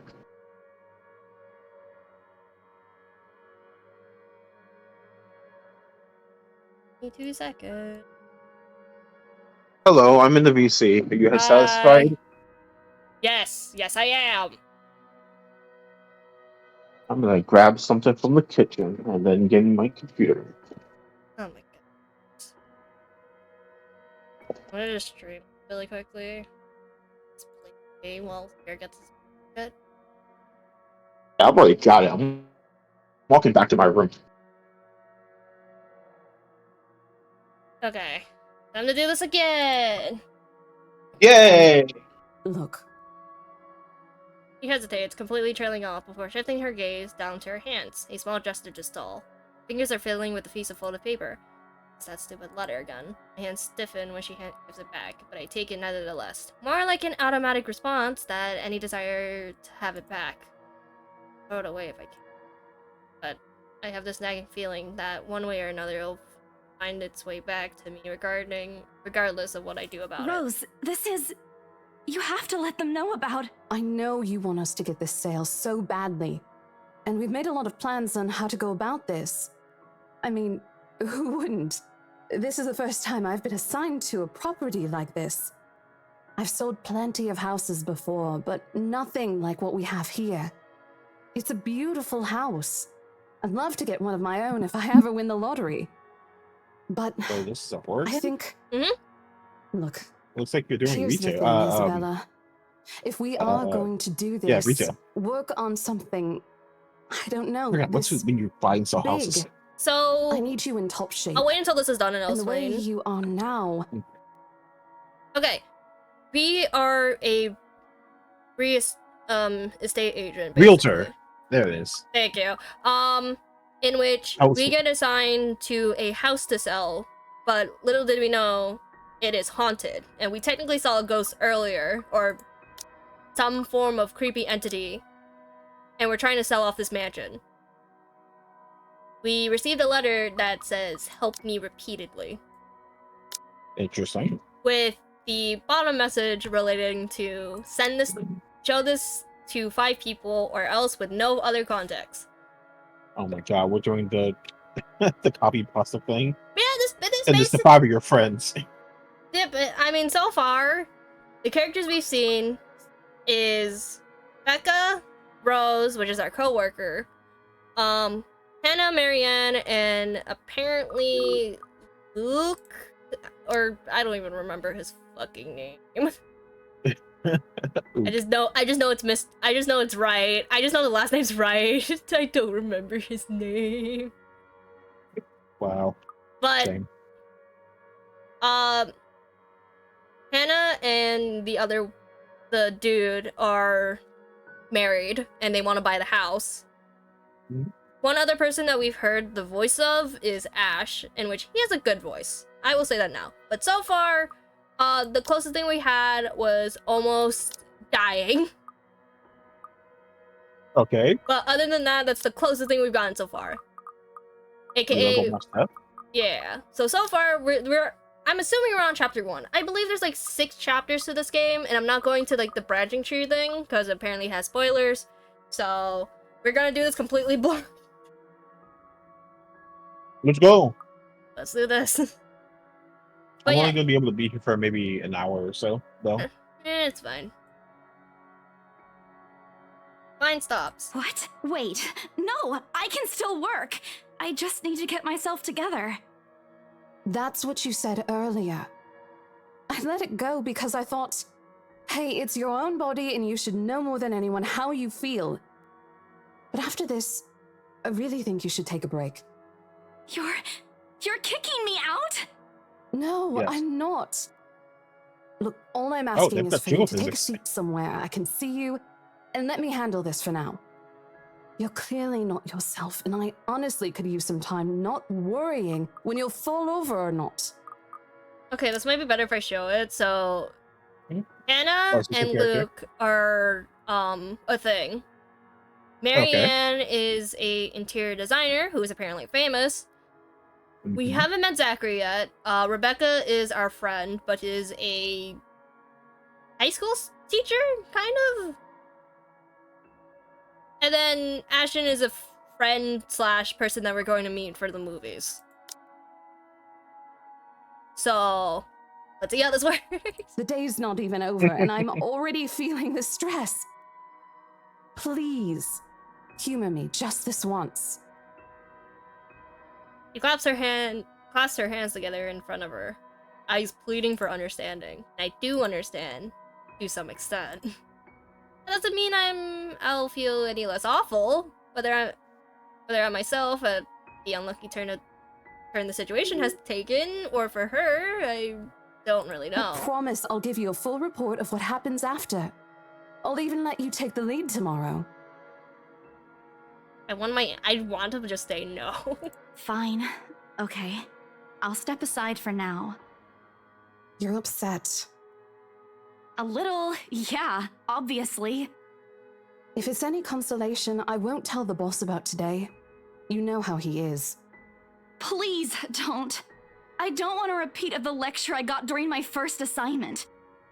Oh yeah, I forgot to mention. So basically, she's like our partner, but at the same time, she's basically our mentor, kind of. Basically, the higher up, and we were like under her wing. So that's the closest thing we have. And I don't even know what that means. Oh, I'm so sorry for you, girl. At the moment, we burst into helpless giggles, earning us strange looks from the guests middling about the door. Man, I hope she doesn't get mesothelioma. Oh yeah, at this point, Isabella is similar to me, and I'm mad. Well, I'm not really that why? mad. Okay, according to Kaito, it's like, I roll and everything, Isabella's me. Okay, that's true. She's eye rolling at everything. Kaito, are you still in chat? Where did you go last night? We were throwing out like gang signs and like different illnesses after you left. And Kaito just got to vanish. Talking and laughing like this is easy to forget any mishaps that happened. Little things you learn to appreciate, I guess. So, are we good? I'm still not okay with it, but Rose has a point. Better for me to step out of this one for now. I won't be able to help you anyways if I keep getting distracted like this. Maybe I'll just take a walk outside or something while I wait for you to wrap things up. We were fine until they fucking grabbed the papers. That's not our fault. Please, just stay put. I insist. I'm not an invalid, Rose. I'm not invalid. Just say I'm not invalid. Damn it. You clearly have not seen how you looked earlier. It's not that bad. Oh yeah, I forgot. We also fell from the fucking staircase. What? Color hasn't even returned to your cheeks yet.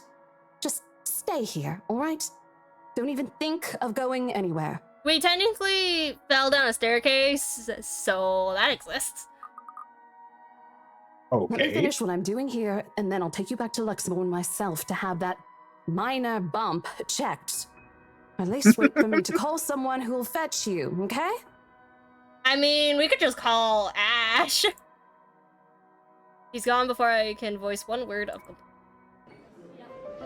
Left with nothing else to do, I find myself drifting back to the foyer. Few visitors linger in the area. Hey, the foyer. Oh, shut up. Some merely enjoying the afternoon sunlight streaming through the stained glass windows. Others can be seen admiring the priceless antiques decorating the room. One group of elderlies, gathered some ways across from me, is occupied in a friendly banter about which one could cost more to buy. A little argument here and there, and occasional laughter and teasing there. I smile to myself. Why am I waiting for a bitch to show up? The conversation reminds me of what I've been missing these past months. Rose is probably right, I do need a break. Maybe this afternoon's hangout will help. Speaking of, I should call Ash. It's a few hours early from what I told him, but he did ask for a call once I'm done. Besides, I don't have a right back he offers, so I might as well take it. Or bribe him into giving me one. Not that he'll ever accept the later, personal convicts and all. Honestly, if there's something I find admirable in him, despite his tendency to annoy the hell out of me, it's that. Well, whatever works, a free ride is still a free ride. There's Rose's offer too, but despite what she said, I know she'll be busy for the rest of the afternoon, especially without me assisting. Bothering her for a favor as small as this is the last thing I want to do right now. A couple of minutes, and a few prayers asking for a decent signal later, the call finally connects, and shit! Ash from Lurk City. Whoa, Bag language, watch out, you know. can't beat me. Looking for trouble? Better not lie. I'm a cool dude, pretty fly for an Asian guy. Sup, I'm Ash from Lurk City. Bag watch out, can't beat Pretty me. Looking fly for trouble? for his Better Asian not guy. lie. I'm a cool dude, pretty fly for an Asian guy. Sup, I'm Ash from Lurk City. Shit, how loud is this thing even? Beat me. Looking for trouble? the sharp ringing fills the entire house, disrupting the pleasant quiet that has settled. Soon enough, heads begin to turn in search of the sound, so mine included. My eyes started. Are you super chill for an Asian girl? Pretty fly for an Asian guy. Sup, I'm Ash from Lurk City. You answered the question. Are you super chill for an Asian girl? No, I don't want to know. I'm a cool dude, pretty fly for an Asian My eyes started around the small crowd before zeroing in a lone figure crouched behind the same group of old people checking out the decors moments ago. He is facing away from me, fumbling with something in his hand. But I don't need I don't need to see his face to know whose back it is. Oh, I recognize the dumb parka anywhere! Without bothering to end the call, I marched towards him. After what happened today, I'm really not in the mood to deal with this. Of all the times to... Ashton Frey! Other characters have gender politics. Shut up! I'm sure you've noticed. I know! What happens next is something I'll regret later for having not recorded. He jumps, letting out an undignified yelp, followed by his phone slipping out from his grip. Bounces from one hand to the other in his poor attempt to catch it, before ultimately falling flat on the floor with a resounding clack. I kinda feel sorry for the phone. And the floor. It's not every day that you can catch someone like Ash off guard and get a reaction. Damn his stupid detective senses. I'll take every ounce of victory I can get, no matter how small. Awkward pauses passes between us. Like, we cough. He makes a face. And then, in a too quick motion, he ducks and retrieves his abused gadget, while a grin threatens to break out from my lips. He doesn't meet my eyes when he straightens, but a flush has creeped up his neck and cheeks. And in the universe where we haven't known each other for 5 years and suffering through his teasing isn't a day-to-day occurrence, chances are I find that adorable. Endearing, even. Unfortunately, this isn't that kind of world. The way things are, I'm pretty already content to see him out of his obnoxious calm and collected disposition. Hello to you too, scaredy cat. I could stand to be greeted like a normal person, you know. Nah, your fucking, music says otherwise. What? And miss that look on your face? No way. Oh man, I should have taken a picture. You should have! Well, too bad it's on stream, so it doesn't matter. Correct. It's on stream, does not matter! I am so honored you find this funny. Is that how you treat your guests? I think I need to talk to your supervisor. Oh, snap, he's a Karen. It's not even just a Karen. He is a detective, so that makes sense. At least it's Ashhole right there. Talk to yourself. You aren't even a guest here. What are you doing here in the first place? For a moment, he looks like a cat that swallowed the canary. Suddenly, cat checking every nook and cranny on his phone for any damages or scratches seems to be more interesting activity than explaining himself. Ash. I could be looking to buy a house. You're broke. A mansion? Yeah, why not? Did you see the view outside? It doesn't look haunted to me at all. Talk to me after, if it was how long ago? An hour or so ago? He's messing with me. Ashton, I am not in the mood. What are you doing here? He chances a glimpse at some point behind me. Parlor? Curious, I followed his gaze, but before I could figure out what has caught his attention, he places a hand on my shoulder and turns me back to face him. I just finished working on something, so I dropped by. I can't read! I still don't know how his work has anything to do with why he's here. At my confused look, he drops the hand resting on my arm like he has touched something particularly hot and casually rubs the back of his neck. And I said I'll see if I can pick you up. Turns out I can. Free time and all. So here I am. Figured you'd still be busy, so I roamed around for a while. You okay? Sorry, I bought a drone and I'm playing with it. Oh, you should have mentioned that sooner. I was about to throw you out. Throw me? Hey, I was given a pamphlet. I think that makes me a legitimate client. We have mandatory sign-in sheets for clients, Ash. I didn't see your name on it. And you can't just roam around because it says open house. Normal people actually follow an etiquette here. Right, okay. I think I'll just go ahead and... No, wait. I wasn't really going to throw you out. Rose said... Never mind. I was just about to leave anyway. Wait, what? Now? Something must have shown in my face because he pauses and gives me a long, hard stare. Sometimes I forget how easy reading people is for Ash. Given how he often looks as if something around him is a chore.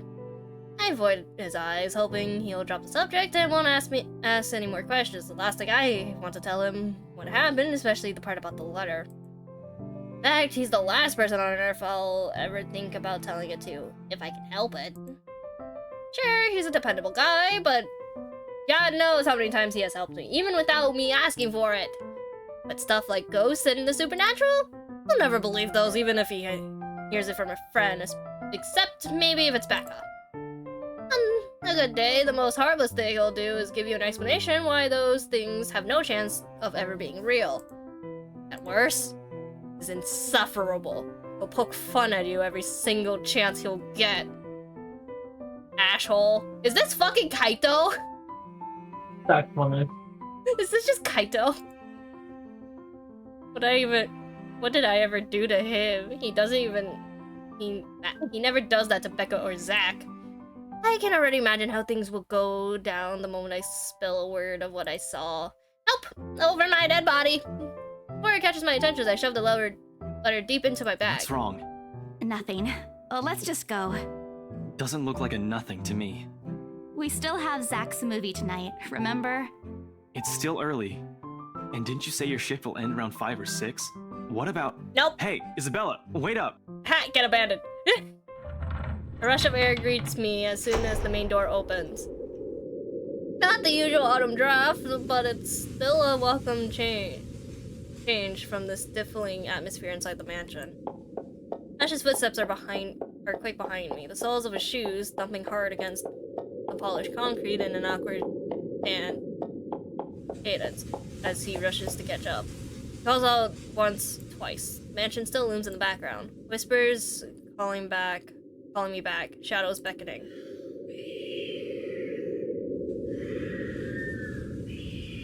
I don't look back. We spend the ride back to Luxburn City in a relative quiet manner, with only the radio disjointed hum in the background to fill the silence. Occasionally, Ash will reach out to fiddle with it until the signal settles, or it's on a respectable volume, but otherwise he doesn't say anything. Neither do I. However, I feel like we're going to die! With the fugitive glance he's been sending my way are signs. I know there's things he's been itching to ask since we left the mansion. I have my eyes trained on the passing scenery outside, in the small hopes that my disinterest will distract him. All of a sudden, he tosses something at me with a small compartment on his side. It hits me, cleaning on the chin before I can make a move to catch it. The small package makes a soft landing on my lap instead. Sorry. Glance I send him wipes the smirk about to form cleanly off his face. He clears his throat, focusing his eyes on the road again. I swear he did it on purpose. Ignoring him, I flip the forgotten package on my lap. I won't say no to free food, but why are you giving away cereal bars? Ah, free food. I always have one on my person, and you look like you're about to pass out back there. Have you eaten lunch yet? I don't even get a chance to deny it because right on cue, my stomach rumbles loudly, and an empty, gnawing feeling in my belly becomes noticeable. Right there, I did skip breakfast and lunch so I could catch Becca while she was on break. I was hoping to get a small meal after, I guess with everything going on, I just forgot until Ash mentioned it. Not like the hollow feelings new to me though. If anything, it's just one of the things I've gotten used to ignoring over the years growing up. But thanks, then I tear the package open and start nibbling on the edge of the bar. Apart from the acknowledging nod, Ash doesn't say anything after the small exchange. For that, I'm thankful. After getting an earful from both Becca and Rose, it's nice to be able to just sit down with someone who isn't gonna nag at you. How'd the open house go? The usual. We got a bigger crowd than normal because of the property's fame, but really, hey, no different from the typical welcome open to stream. house. Hello, how are you today? On second thought, it actually looks like a fancy party more than an open house. I've never felt so underdressed in my life. Chad is gonna have like zero idea what the fuck the horror aspect of this game is until later. Weren't you there? I wasn't really listening. Chat as a whole.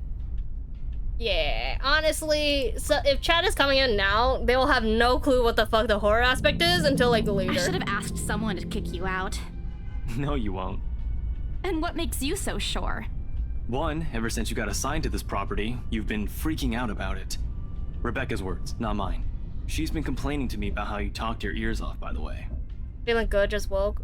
Well, good morning, / hope you had a good sleep.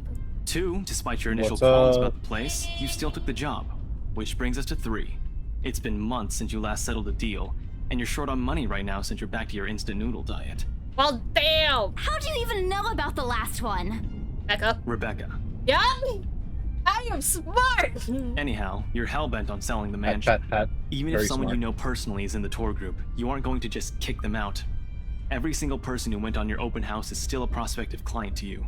Even me. He's not entirely wrong. Oh man, I walked into that one and walked right into that one, didn't I? I hate you. I really hate you right now. His answer is a small laugh, the kind that screams, I'm right, told you so. Hate it when he does that. I'll have you know that there's already someone who's extremely interested in this property. So even if you expressed any sort of interest in it, I don't think they'd be willing to let you have it. The elevator Too bad. music is not helping. It's literally just elevator music at the car. Provided I didn't botch it with the rights. Why, of all times, did I screw up like that in front of an important customer, no less? I owe Rose a big apology. I hope he likes free donuts. You don't seem too happy about it. I am happy. Doesn't this look like a happy face to you? Face off that face? No. Really? And here I was thinking you found another one stuffed in the sofa. Or is it the wardrobe this time? I meant that as a joke, but how close it was from the truth made my blood run cold and my own heartbeat a heavy weight in my chest. That's not very cool for an Asian dude. All at once, the letter in my bag feels a whole lot heavier, burdened by my own guilt and apprehension. Yeah, well, things happened. Stuff the right couple might not be pleased about. No need to make a fuss about it. It's normal in the business. You made them angry? No! It's not even just us! We don't even fucking make that letter! Angry. Just... stuff happened. Like? This is gonna turn into Yuma rage. Things Did they do anything? Your clients, the rights, was it? Can't answer that. At least not without revealing everything that took place in the attic. Oh boy! Let's just change the topic! Asking me about my work, yet you haven't said a single word about yours. That's not fair. Both you and Zach have literally disappeared off the face of the earth. Let's just change the topic, because I would probably bet that we're bad at lying! Over-exaggeration, but changing the subject to something else is still better than outright lying to him. Besides, it never works on with him. Oh yeah! I forgot about that! I forgot he's a detective, so either if he did lie, he would know that we were fucking bullshitting. Okay. Not sure if it's because I'm just bad at it or because he's just really very good at his job. Doesn't answer immediately, one only momentarily shifting a glance over me and returning it back to the road when he has to make a sharp turn. Outside, the sun has already started its descent, casting a vibrant orange glow on the tall buildings. I wonder how long before we reach the venue of Zach's film. Checking the street signs outside, it appears Ash has taken the longer route. Odd! But he's probably trying to avoid the rush hour traffic. True! Didn't we just talk a week ago over chat? That's different. Linking your awful memes in the group chat box every morning isn't exactly a conversation. I'm getting Kaito and Flooper vibes. Out of Ash. I'm sorry. Excuse me, I don't hear you calling them awful while you're laughing at all of them. Shut up! And you aren't answering my question. That earns him a soft punch into his arm. He'd laugh at them, but not going to give him the satisfaction of knowing that I find most of them funny. It'll only make his head bigger, stupid Ash. Alright. Lay off on the abuse. Remember that case I mentioned before? Oh my god, Isabella is me! No! What? Sorry, I was playing with drone. What happened? What happened? I just realized Isabella's confirmed me, and I don't even know if I should be happy or sad about it. Hey, go back. What did you say? Oh, well, is going to shut for answering my question. It's open to sound like you're loud, and we're gonna get inside box now. Ah, that is you! It's literally you and me! That's a feeling, Yuma. I knew it was funny. We've been trying to pin the bastard down, but it required more work than we anticipated. The guy's slippery like that. We got some good lead months ago. Yeah. He recounts what he's been doing in the time we haven't seen each other. His usual work, the occasional small investigation, and the big case he's been stuck working on. Stuff he couldn't mention in the brief time we catch each other online. Although most of it are the trimmed down version, only things he can tell, he's always been careful about that. Even in the way he spins his answers to my questions, just enough to satisfy my curiosity, but not enough to paint the whole picture. At one point, his voice takes on a I'm gaining saliva every time I fucking talk, god damn it. Strained tone when he mentioned something about the big case, but I don't dwell on it much. That's normal, right? I mean, who wouldn't be frustrated if you couldn't bring someone to justice because they kept slipping out of your fingers? If I were in his shoes, I'd definitely lose my mind. Stories never cease to be entertaining regardless. Things weren't the way they were back home, maybe I would have considered taking on the same job as him. Well, nope, not really. No one would ever allow that. But the idea's still there. Along with countless others I've let go. Time passed quickly between us and this matter. Before I know it, we're already at the movie house.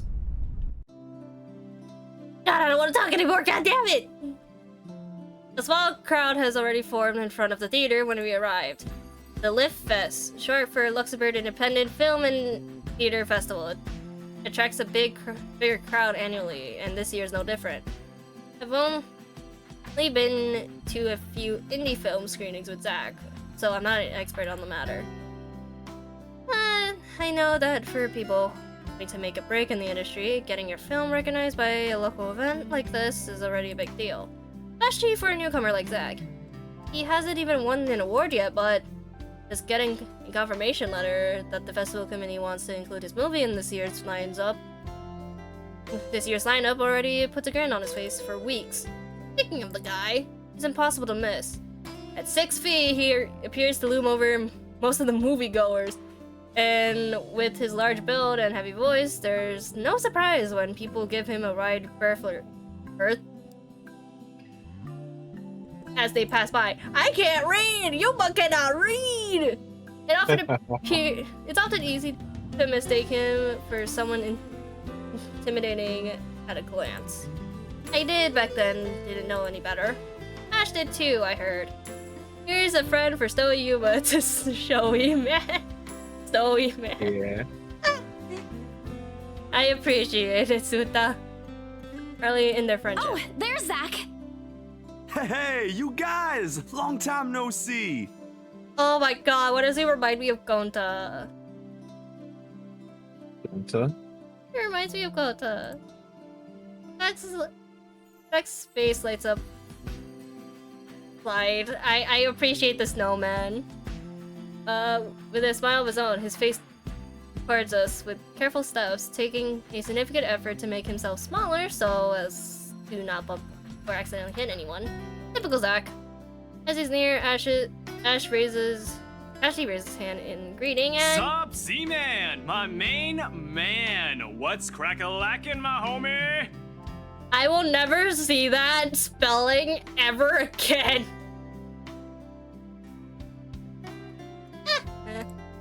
The awkwardness that descends with the immediate vicinity of our small group is palpable enough. See. Somewhere to our left, a girl giggles, and only then do I become aware of my mouth hanging open. And was amazed how Ash can say that out loud with a straight face. Almost. Considering his track record, I should be used to it by now. Zach Yo, seems stop to be. trying to act black, Ashton. And you're the only one who calls me Z-Man. My lips are sealed. I can't say anything. Their fondness underneath his accent. If this was any other person, he will likely be offended, but years of friendship and familiarity had made those words harmless to the other's ears. Or at least enough for both to take it in stride. It's been a while, Zach. I hope you didn't get into trouble again. Not much to get into trouble lately without you, I'm afraid. I'll let you know if something comes up, though. Nah, I ended up with chicken down stuck on me last time I agreed. I'd really love at least this year to pass without some sort of accident happening again. Oh, Hey, I take offense to that. It wasn't that bad. It was bad. You really have no idea. I'm gonna say that now, based off that expression. It's very bad. Beat passes. Then Zach laughs. Hey, I'm kidding. You know you can always count on me. It's a story only the two of them are privy on. Every now and then. Privy. I can't read. Shut up, I don't care. Ash will enlist Zach's help on something. Second, I never really found out what the big deal is with those adventures, as Ash calls it, and both aren't willing to tell due to unspoken agreement. He insists that if it's Ash, it's likely not something illegal or life-threatening. I tend to believe her on that. Sometimes. Ah well, boys will be boys, I guess. Hey. I give Zach a small wave from behind Ash when his attention eventually turns to me. Bella! Huh? Rebecca's not with you. Is she still sick? Yes! A bit. But she's up and went to work this morning. You know she doesn't listen to anyone that's not Ash. Rip. Yes, she does. No, she doesn't! No, she doesn't. You're literally the only person she'll listen to when she's feeling stubborn. And it's true. They've known each other far longer than any of us in the group. Childhood friends and all. But don't worry, Zach. She's probably on her way here now. She promised she wouldn't miss your movie. Isabella! Oh, thank goodness! Hey, that is Becca. Speak of the devil. Without warning, a grandhat grabs me by the shoulder and turns me around. Becca, you're just in time. I have to lean back a little with the way her face is almost invading my personal space. But she places her hand on either sides of my head to keep me still. She stares at me intently, concern filling her eyes. You're squishing my face. How are you? Are you alright? Why are you worried? Why are you worried? You don't know what the fuck happened. Why wouldn't I be? Exactly. Rose called me earlier. God fucking damn it, Rose! God damn it! Rose, stop spilling your shit! Stop spilling your shit! Those 4 words tell me all I need to know. Since I don't have family living close by, and the only other relative I have here works on the far side of the country, I gave my company Becca's contact number in case of emergency. I should have known Rose would call her. I push Becca's hands away from my face, although she lets go and eyebrow remains drawn together. Oh, no, everything's good. Rose covered for me at work today. That's not what I'm talking about. I don't know what you're talking about. How's your head? Ah, damn it. Okay, never mind. That's me, Snickers. I fight back the urge to elbow him in place of trying to avoid Becca's hand as she tries to reach out for that said area. I do my best to dodge her, all at once, moving to hide behind Zach. Sorry for using you as a human shield, Zach. I was about to say meat shield. Oh, it's nothing. I just slipped off a few steps on my way down. I blacked out for a few seconds and had a minor bump, but it's just that. You blacked out? It's not something to brush off. Come on, at least let me check it. It's extremely minor. You wouldn't even know it's there. Isabella, this isn't a laughing matter. She did look pale when I saw her. God damn it! Wow. Thanks a lot, Ashton, you traitor. Hey, no, Ash, I'll please get keep you talking. back for this. Just you wait. What? I'm just saying it as it is. Can I beat his ass? No. If you mentioned this earlier, we wouldn't be having this conversation right now. No, we would 100% be having this fucking conversation. I'm sorry. Saw her? Yeah, they arrived together. Bella looked fine to me then. I don't know. Something crosses Becca's face, but it's gone before I can figure out what it is. Oh, that's good. At least she didn't have to travel alone, right? At least. Good. See? I'm okay. I wouldn't be here if I wasn't. And I don't want to miss Zach's film. She's sick, yeah, she's not taking care of herself. We can always watch it some other time. Sorry, Zachary. No, it's good. No, we're fine. Let us go into the movie. But you guys should really keep it down. We're starting to attract some attention. It's the premiere. The premiere's different. Right, Zach? Do you have an argument for this? Because I technically have never been, or at least any form when it comes to premieres or just seeing movies in general. It depends on the type. Premiere to a live play or premiere to an actual movie? It's an actual movie. Oh, that wasn't paying attention. What was the last thing I said? As you know, we're trying to mention premiere. The premiere is different. You can always watch. It's a film. No. You have to watch the premiere because then people will start spoiling online. True. You've never been to like the opening day of like a new movie? I mean, then again, you're talking to someone who barely watches movies often. Aww. Didn't I invite you to watch a movie? I think I did. Okay, I'm talking about like going to an actual movie theater. Unless I'm with Oh, friends. yeah, no. Not when it like comes out. I just fucking. Oh, no. I watch it like probably if I get a chance to. Oh, no, I understand. Yeah, I shoot him a fleeting look. Zach's a sensible guy who'll understand. Please understand. Not really. Don't But understand. Rebecca has a point. God damn it! In the end, I think it's your call. Oh, for heaven's sake! Please, Becca. I really don't want to miss it. You're not missing it. Oh, we're just moving it on a different day so we can have a... Look, you guys.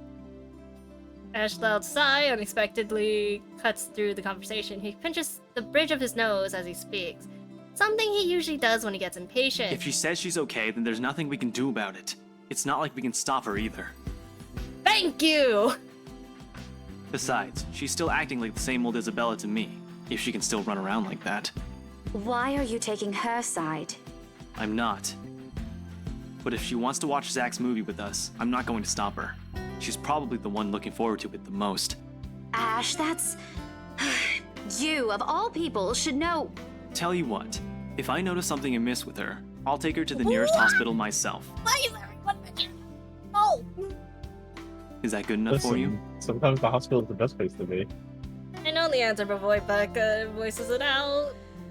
And Hella, she releases a deep breath and nods, fighting with great reluctancy. I immediately tackle her into a Thanks, hug. Becca. It's always been you with him, isn't it? Did you say something? Me? Nothing. Don't mind me. Okay, I have a theory. I have like an idea, and that she likes him because the fact she only listens to him when it comes to stubbornness. But since it's Ash and Isabella, I think that's a thing. I think that ship is technically a thing. I may be wrong. So basically, Ash likes Isabella. I believe we like Ash back, but Becca likes Ash as well. Maybe I'm going over my head, but maybe. If you say so. Okay, guys, showtime's close, so I think I'm gonna get us some snacks. My treat. And then let's head inside. Ah, free food! Anyone here has a smaller bill? I think I do. Hold on. I pulled myself off Becca to get my wallet from my bag and... What's this? Fuck! Isabella, stop leaving the fucking letter! It's already in Ash's hands before I could even react. Behind him, Becca and Zach are both giving the piece of paper an intrigued look. No! Give it back! It's just a paper. No! No, it's not. It's just a paper. Oh my god. It's not. I don't care! Give it! Looks ancient, too. Why do you keep this around? Why do you care? I try to reach for it, but he holds the paper way above his head. I've never been particularly sensitive about my own height, but right now, I really wish I had that advantage over him. You know what's funny, chat? Okay, we don't have everyone else's. She's 5'2". I feel so bad. Why do you feel bad? Is there something you want to tell the chat? Chat, I'm 5'2", that's why. Whoa! You said it out loud. Wow. Don't open it! I can relate to the character, okay? Leave me alone. What's the big deal? It's not like it's a love letter. I don't see any reason to... Hold on a second. This isn't it? No, it's not! Even if it is, it's not for you. Okay, now I'm curious. God damn it, idiot. I'm telling you, it's nothing like that. It's... Rest of my words are lost, but he unfolds the paper. I can't breathe. My heart feels stuck in my throat. Pouting, threatening to burst out. Too early for Halloween achievement, let's go. Vaguely, I know how my hands are trembling at my sides. Clasping them together doesn't do any good. They're still shaking, but I hang on to them regardless. Awful sick weight that has been taking its core in my stomach back in the open house returns full force. How do I fix that? How do I fix it? How do I fix this? Someone please. Today is turning out to be a horrible nightmare. Send this to 5 people or else. Well, that's interesting. Technically, it wasn't even us sending it. They just find out because of our stupidity. Guys, I think we should listen to Bella first. Thank you! Aren't you a few days early for Halloween? I'm about to... Oh my god. Ash waves the paper in front of me, giving me a fleeting glimpse of its contents. I don't need to see it. I don't want to see it. The letters, the words, every stroke written with blood is already embedded in my mind. Maybe I should have thrown it away when I had... That way. It's not a prank. Makes all of them stop. Even I'm surprised with how steady my voice is. What did you say? That fit. Okay, wait. I'm gonna go to full screen really quickly. Oh wait, why are you floating? Okay. Wait, are you floating? Wait, let me fix you first. I'm floating this whole time. No. You were fine beforehand. But like, can we appreciate Ash's face reaction here? Can we? Okay, I'm fixing you back. Okay, we're going back into this. And I don't know why this is not working. Cam. Let's keep going. This isn't a prank. I saw something. Hold on. Are we still talking about this paper? Or is it about the urban legend again? Both. Both. I know it sounds ridiculous. You're saying this is a primitive version of a chain letter, and now that we've seen it, we're now cursed. Yes? You've got to be kidding me. I wish I was. See? This is why I didn't want to tell you guys. Isabella, aren't you taking this a bit too far? It's not a joke. Will you guys listen to me first? I saw something in the house earlier. It stood right in front of me. True. This is our evidence. As the player. If I hadn't gotten away, that thing might have... Right. And in broad daylight, Isabella. Even someone gullible would find the logic in that screwed up. There's also no way in hell that this supernatural shit is true. But it's real! What do you think I saw? I agree with this expression. A hallucination? A delusion? Didn't you say you fell down some stairs? So maybe Rebecca's right. It happened after, when I was trying to get away. I almost got stuck in the same room with that thing. We're all in danger. I thought you were my friends. Why don't you believe me? We are, and you know that. But this thing and that thing has got nothing to do with the other. Yes, it does. It's the same fucking Reggie. When Rose called earlier, I thought she's just exaggerating. But based on what I'm seeing right now, maybe it's better if we really postpone this for now. Don't bother. Without another word, I snatch the letter out of Ash's hands and stuff it back in my bag. With more force than necessary. Tired. That curse. So it goes. Probably lost the sale, got kicked out of an open house I'm supposed to be hosting, my friends won't believe me, and all of them think I'm crazy.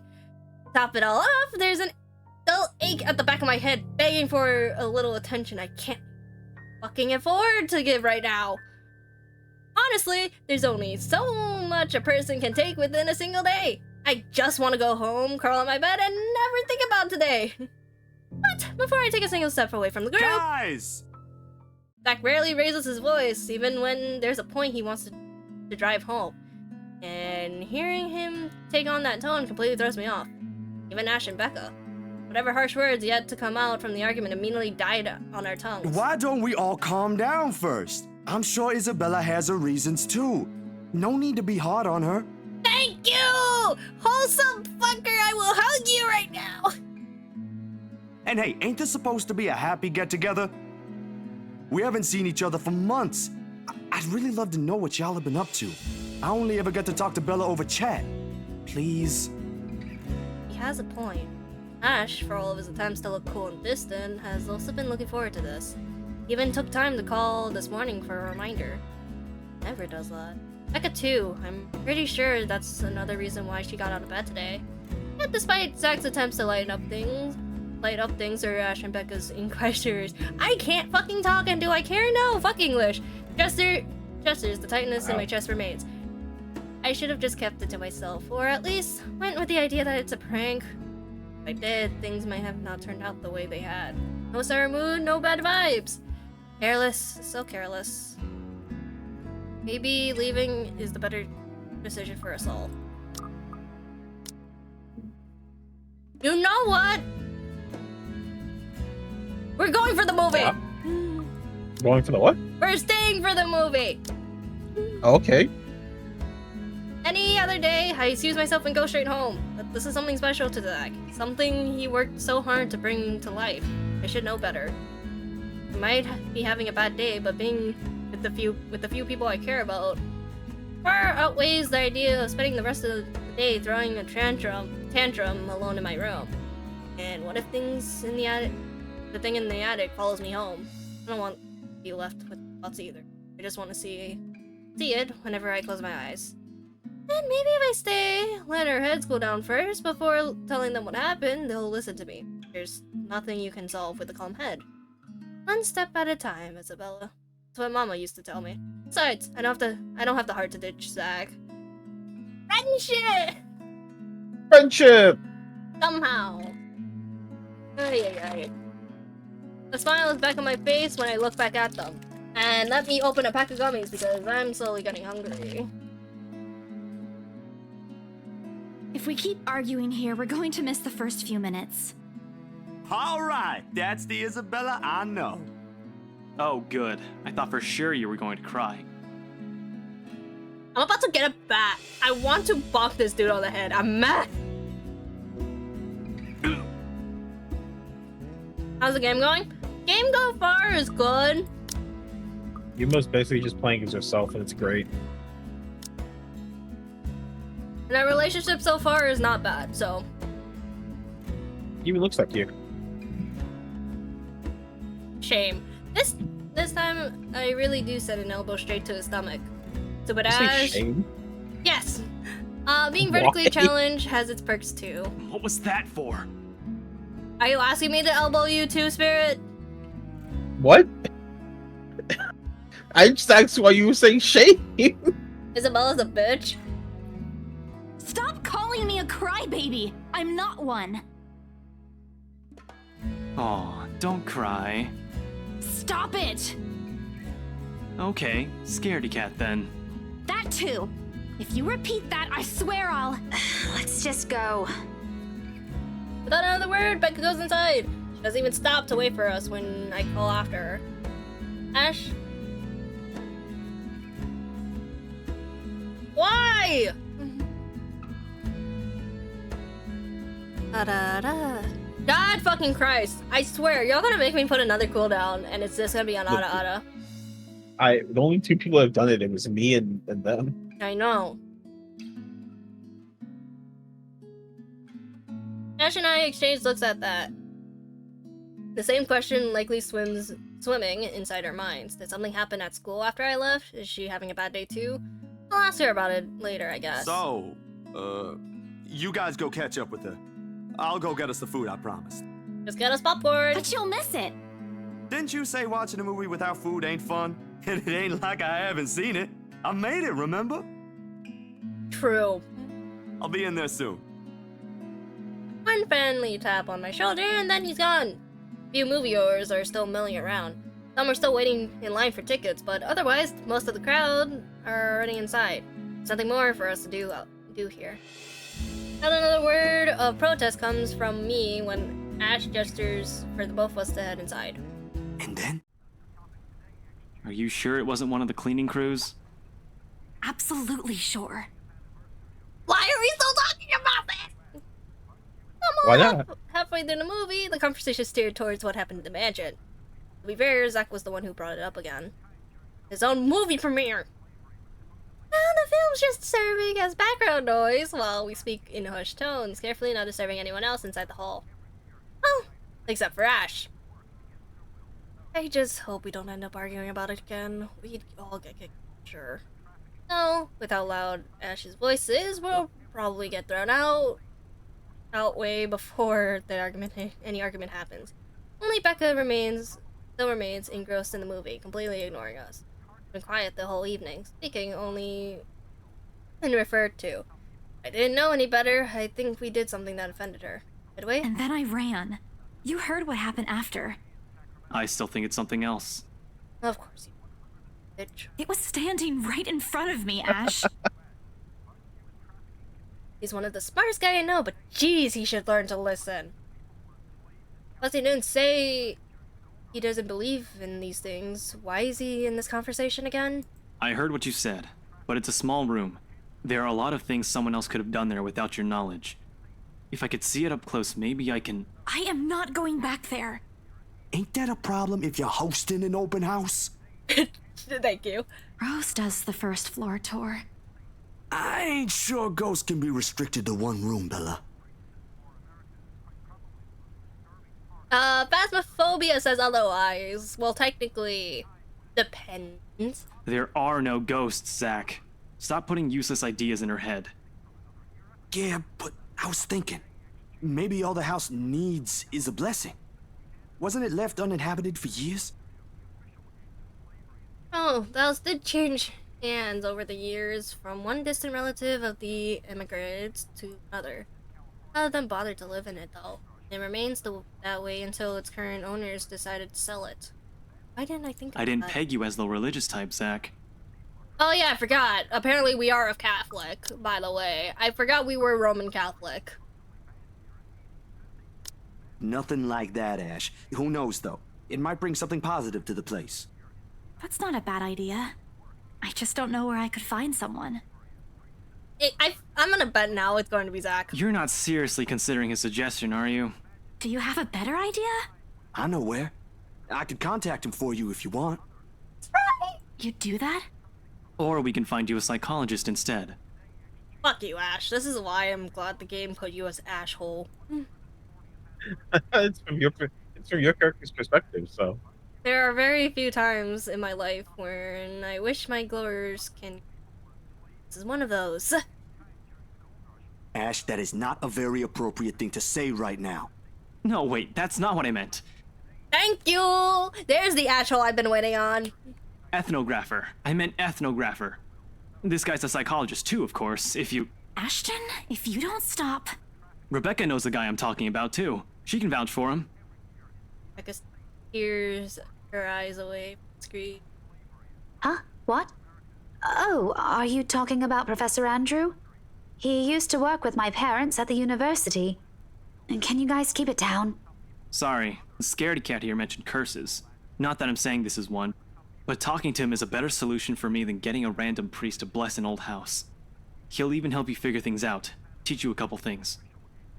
And probably put your fears to rest, since this looks to be bothering you a lot. Wow, he cares! Ash might be right too. However, what Zach suggests is something I'm more familiar with. Granted, they don't believe me. They only giving me these suggestions to put my mind at ease. But it's better than being ignored or being laughed at. Take comfort in knowing they are willing to hear me out. So, what do you think? It's your call. We'll go with whatever you want. I don't know. Oh, fuck. You're kidding me? This is an option? Squish. Squish, squish. Who am I willing to enjoy? Who are you going to enjoy? Let's go for relationship. I think it's gonna change, like, depending on which one we choose. Because it's happened before. No, I don't trust the priests. You go with the professor. Are you saying that because what you consider yourself as yourself is the reason why you said that? No? What? I just don't like the priest. Explain! No, because I literally mentioned, because Ash is the one who suggested going to the fucking professor instead. Oh, I wasn't listening. I was just picking from the two options here. God, I didn't know that was Ash. Wait, why am I Ash? You literally said it Wait, earlier. I did say that. Yeah, I did say that earlier. Dumb bitch. Yeah, I did. Yeah, I still said the professor. I don't like the priest. Dumb bitch. That I forgot what the fuck he said to you. Jesus. Listen, I'm doing like 3 things. I'm playing with this drone, I'm watching a video, and I'm listening to you. Damn, stop This drone is pretty multitasking. awesome. I'll think about it, but Why if don't you ever, multitask? I'd like to give talking to Andrew a try. I technically have. Is that okay? Fair. Won't he have other things to do? He is a bit busy, but he'll make time for me. He's my go-to person when I'm stuck in something. He won't mind if I bring a friend with me this time. If you're sure. I guess that settles it then. Guys, I said keep it down. You keep insisting that we still watch it.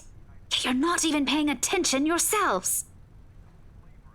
It ain't a big deal, Rebecca. I'm the one who broached the I can't subject believe in the Spirit first place. can't give you his full attention. What? Kaito said. Fine, you know what? I'm putting the drone down. Man, can't play with a brand new toy. That's what Kaito said. I didn't even say it. I'm just reading it out loud. I'm just reading it out loud. Yeah, you have my full attention for the next 10 minutes before I have to go. Jesus, it's just, oh my god, I'm being It's blamed still for your nothing. film, Zachary. A good film, mind you. You worked hard on this. The least we could do is watch it with you. And that's what you're all doing. I really appreciate all of you making time for this. I just want to give this man. Sorry, Becca. We'll stop now. So disrespectful. God damn it, Kaito, you're just stirring up shit now. Shown her an apologetic look, even if Ash is the only one she should be reprimanding. But her attention is already back to the screen. She's ignoring us again. When Becca's acting this way, when Becca's acting this way,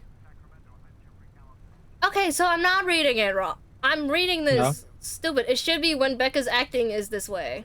Or Yeah, it's wrong. When There's- Becca is acting this way. Yeah, it's wrong. there's a big chance something's nagging at her. We really need It's to supposed to be talk. when Becca is acting this way. Yeah, that's why I'm like, I'm not reading that correctly, even if it's grammar. We all fall into a comfortable silence after, the kind only you can share with people you're most at ease with. The first time today, the letter lays forgotten in my bag, if only for a few hours. Me? Never! Okay, so we technically did have a story update. Technically. So, everything matters. So, chat, you know what that means? This may be the new Yuppie cycle where Yuma fucking tries to do everything. Let's go. Night has fallen by the time we exit the movie house. By the late hour, the streets are still bustling, full of people. Those about to head home, those set to meet someone, even those simply wandering around. Walking in the sea of unfamiliar souls, it strikes me how easy it is for one to get lost in a city of nondescript as Luxon. I was afraid too, at one point, back when I was new and set foot in this place. Yay, go you! Goddamn. Now, with familiar faces walking with me, it feels like a little like home. Jack and Ash bid us goodbye shortly before Becca and I crossed the other side of the street. The former claiming he's got a few freelance jobs to take care of before the end of the day, and Ash? You know, who knows? He never tells.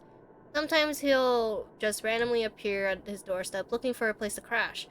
He does that to Zach a lot, much to the later frustration. But he's a busy guy too, and in spite of the laid-back air he gives off. Thanks for today, everyone! No Let's problem, go. Zach. I'm sorry for what happened earlier. Not this bitch again! Huh? Let's go. Ghost time. Sensation. Cold, sickening, drowning, my chest tightening, breathing becoming labored. I could taste blood in my mouth, the edges of my visions blurring. In the distance, amidst the countless nameless people going about their lives, a voice reaches out to me. Eating, even as I clench my eyes tight and clasp my hands over my ears. Whispering and whispering and whispering, calling out, "Help me, please." No, not me. Body. Isabella? Earth to Isabella? At her voice, the whole world suddenly snaps into place. The murmurs are gone. When I open my eyes, Becca raises an eyebrow at me in question. Weren't you listening? Are you coming with me? We weren't even hearing you! Oh, yeah. Just... Okay. Sorry. I spaced out. Nah, more like, getting cursed. You always do that. Follow her without complaint, but not before thinking a glance to the far end of the street, where the voice came from, where another set of eyes might be staring at me. There are only Zach and Nash watching over us as we head back to Becca's parked her car. If I'm expecting to see something or someone there, I try not to let it show. Try not to think of the tiny pinpricks of fear crawling at the pit of my stomach. See you guys some other time. Yeah. See ya. Another glance, Bye. and with the final wave, we go off on our own ways. I don't know what I saw, I don't know what I heard, I don't want to know. And if this is what would help me sleep tonight, what would give back that normalcy in my life, then so be it. I can't read. Hey, Ken, you've been reading the time. Oh my god. The darkness closes around me, grasping, pulling, engulfing me. Ground caves in without warning, I'm falling. Holy fuck, woman! Clean your fuck. Well, okay, I can't say anything. I was gonna say clean your desk. I'm like, I can't say anything. My desk is also a mess at the moment. My eyes snap open. For an instant, it doesn't immediately register where I am. Both my back and shoulders ache after I've fallen asleep, all hunched up the night before. I feel so called out. This is Isabella's just me. Actually me. Drenched in sweat, the nest of pillows I often kept around me felt more suffocating than comforting. I let my eyes adjust to the bright morning light streaming through my window and allow my breathing to slow down before untangling myself in from the pile. I haven't had a single dream since coming to Luxborn, or at least none I can recall having. It's a shame because they used to be so vivid. Not the crazy vivid, but the more pleasant kind I'll tell my siblings about. Maybe it's just the stretch of living alone. Knowledge that I'll always wake up in an empty apartment with no one to tell stories to. What time is it? Habit forces me to look at the clock, even with the soreness weighing heavily on my shoulders and compulsion to never leave my bed for the day. In a heartbeat, I'm up. Oh man, of all the times to oversleep. Towel? Where's my towel? Oh, no. Admittedly, it's a weekend. As an unspoken rule, it entitles me for an extra hours of sleep. But if Rose didn't kill me yesterday, she sure will now. Wait, can we stay here to just examine her room for a second? It's kind of nice. She's got the ramen cups, the student's laptop. Like, it's nice. A big old bat plushie. The panties over there in the corner right next to the outlet. Next to the trash can with more ramen. Yeah, literally at like the beginning, Becca complained about the fact that we had so much ramen. I like the art direction. And right after what happened, oh lord, 1 box of donuts as peace offerings wouldn't be enough for the second time around. Grabbing my towel. No. Grabbing my towel, I'm already a few short steps away from the bathroom when a muffled ringing breaks out of from my bag. There's a moment of indecision at first. My mind conflicted whether I should just ignore it or answer it. But what if it's Rose? Or worse, our boss? Ah, sheesh. In the end, the rational part of my brain wins out. The letter from yesterday peeks out when I pull out the device. Just the sight of it is enough to put me in a foul mood. And it takes every force of will for me to ignore it. In favor of answering the call. Caller ID reads Mama. Huh? It's around 4:45 p.m. in the Philippines right now. An unusual time for them to call. Usually it's around noontime here and I'm the one calling, not the other way around. Better for them to use that money on something else than an international call. Regardless, in the most cheerful tone I can gather. Hello? Grace? How are you? Mama! I'm doing okay. Go How are you clean guys your over desk. there? Good thing me and Kaito had the same idea for both me and the fucking player character. We're good. EJ won a storytelling contest at school the other week. Brought home a medal. I thought you should know. There's a tired lilt in her voice as she speaks. It's been there since Papa had to leave his job. There's sure something I could do for her. From many miles away like this, at the least I'm able to do is not make her worry. If only my older brother would actually lend her a hand, but Lord knows if that ever happened. Odds are Kuya I can't fucking Jordan's already out drinking right now, again. Can't count on my older sister either, knowing she has a family on her own, and Anne's financial decision isn't exactly great. Oh, having ran herself knee-deep in debt. Great! That's great! Tell him congratulations from me. And let him know I'm gonna send him a little something extra this Christmas. How about Nico? Karen? Michael? Oh my god, they're okay? We have a Karen as a sibling? Clean that shit. Yeah, Oh, even though your desk is no. messy. Look, my desk is uneven, but technically it's still clean enough. So, it's fine. Do you have ramen packs? Huh? Do you have ramen packs? No. Do you? I don't have ramen on, like, my desk, so... Okay, I know you have snacks or some kind of food on your desk. I have snacks. I knew it. I just need to organize the desk, but honestly, it's something. They're I doing gotta head well. out. They wanted to talk to you, but they're all busy with school. Have fun playing with Mama, Karen, and Michael. Oh my god, shut up. Messy ass. Jeez. Hey, shut up, Kaito. Shut the fuck up. I mean, it's true though. But you just admitted your desk is messy. My desk isn't as bad as hers, okay? I mean, if you added some ramen cups, maybe you could, like, you know, compete, but Oh my god. you're not gonna get the gold medal as you are right now. Go Okay, do what the bye. fuck you need to do. Hope you get mesothelioma. Oh no, that's fine. I don't want to bother them. Just tell them to keep doing their best for me. Or should I say, back when I know they're not busy. mesothelioma? No, get out. And Papa? How's Papa doing? Subject I am hesitant to approach. From the way Mama's voice hits, she doesn't know you now that he's gone. Sure, go ahead. Wants to bring it up earlier. If you want to join VC Kaito, you can. Papa. Grace, he's having a little difficulty right now. Weak appetite, he's having trouble swallowing, and lost a few pounds. But the doctor said we should keep encouraging him. It just means his body's accepting his new treatment well. The money you sent last time helped a lot to pay for it, by the way. Oh, I see. That's good. No, Mo, it's my mom's birthday. What the fuck?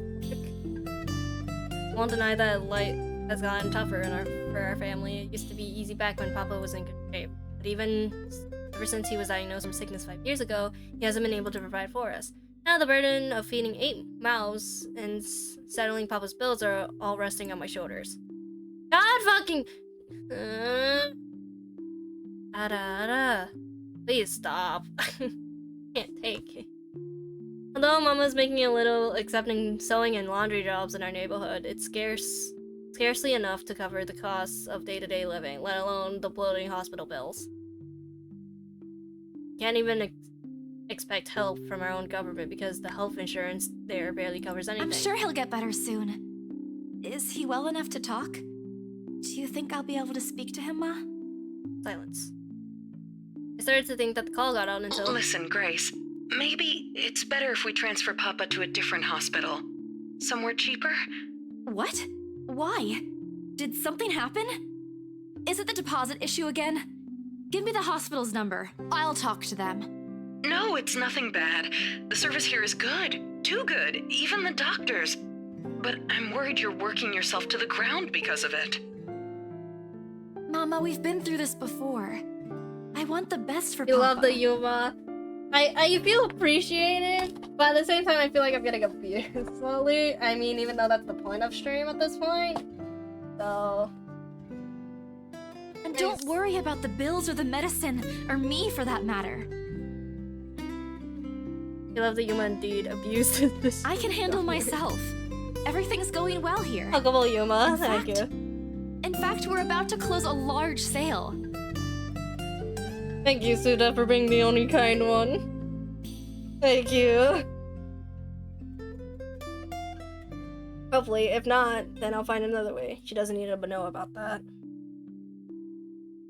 Lexi, no, we die! Potatoes! Sorry, Mama, you taught me not to lie. Yet, look what I'm doing. I'll have money to send over soon to cover the rest of Papa's treatment. And there's more than enough for Karen, Nico, Michael, and EJ's school tuition, too. Thank you so much, dear. I appreciate it. We all do. Hey, when I'm kind, you call me a liar. You compliment me. And why do you think I think you're a liar? I just wish you'd come home to us soon. Ah. Leon, when are you coming home? EJ, the youngest, used to be the only person to ask me that. How do you respond to a question you don't have a defined answer to? 5 years later, and I still can't give him a straight one. I smile through, though Mama can't see it. I fight to keep my lips from quivering, my voice shaking. You proved my point. Fuck you. Cause what do you expect after fucking last goddamn night when you just end up bashing me? The fuck? Got enough on her plate as is. No need to weigh her down with unnecessary concerns. Promise me you'll be there to welcome me when I do, okay? Of course. I'm sorry, Grace. I need to take this for a while. There's a small commotion on the other end, the sound of gates opening, the voice of a child, EJ.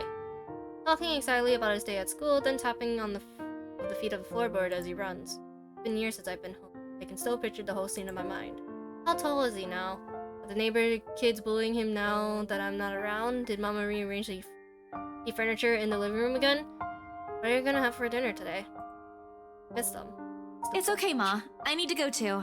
I've got work today. I'll call again soon, alright? Hi, Graham. On a welcome. Saturday? Oh, never mind. Hi, Graham. Take care welcome. of yourself, dear. I love you. I love you. Bye. It ends with a soft click, leaving half truths and empty promises hanging in the air. Closing my eyes for a moment, I take a deep breath and shake away the thoughts beginning to swim inside my head. Pointless to mull over these things right now. Wait a minute. Bashing is a strong word. I simply said the crates got hands. No! No! Shut up! I forgot to take back my points. Whatever. I just don't need any more poyos. Not today, goddammit. I can't fucking talk with this, man. It's pointless to mull over these things right now. Okay, Isabella. Time to get that mansion sold. Fortunately, before I can take a single step away from my phone, it rings again. No doubt Mama forgot to say something. Mama? Did you forget anything? Excuse you? I'm too young to be your mom. Are you still sleeping? Hold on, never mind that.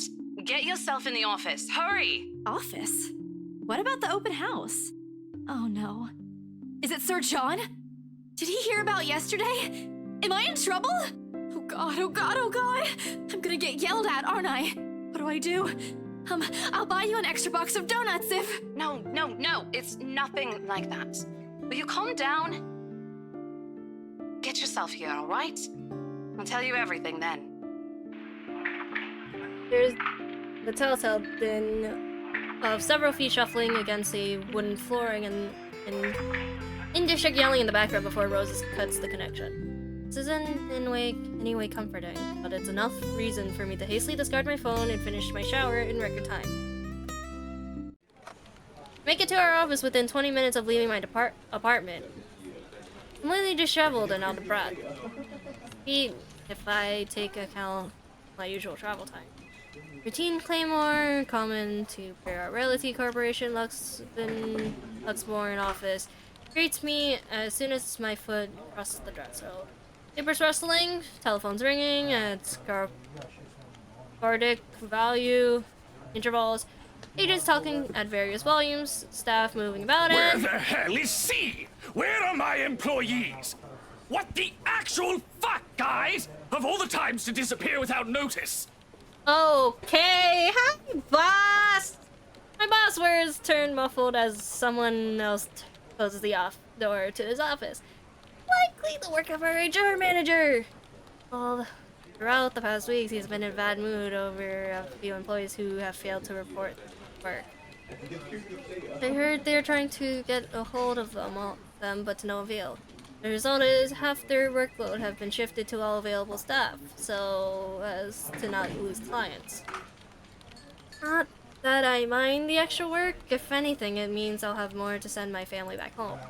Though the rumors of the branching closures circulating because of this is indeed a bit worrisome. My bag barely touches the top of my table when Rose pulls me aside. Here, I need you to help me with these papers.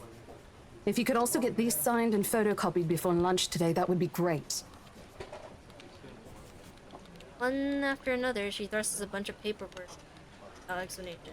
Page fluttering away from the top pile, and I reach down to pick it up. My eyes scanning at the top of the page as I stare. A purchase and sale agreement. Rose simply gestures her thumb in the direction of our visitor lounge when I tilt my head in question.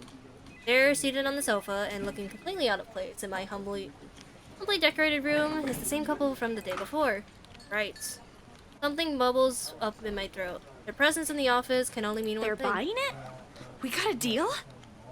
She swats at my hands, tugging her sleeves, although her eyes are aligned with something else, something akin to joy.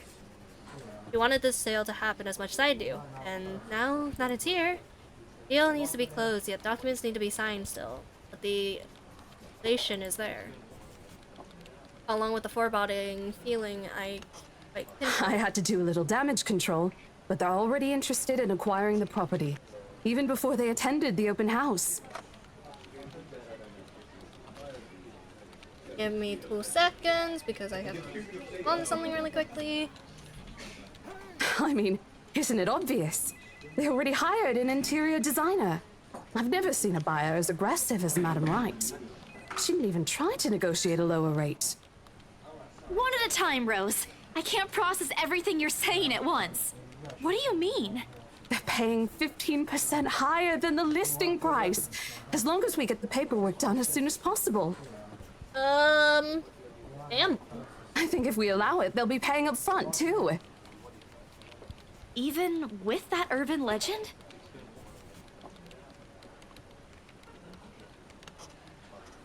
It was not. Oh. I was so sure we lost the sale after yesterday.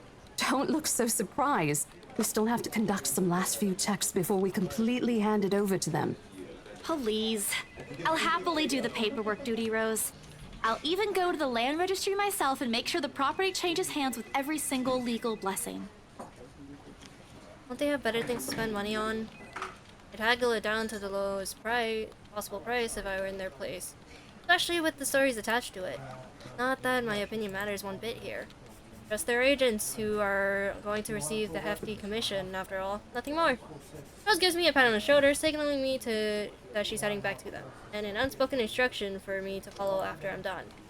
It doesn't take long for me to finish what work she left me. In fact, having our boss sign the agreement is the easiest, since it has put him in a better mood, to the entire office relief.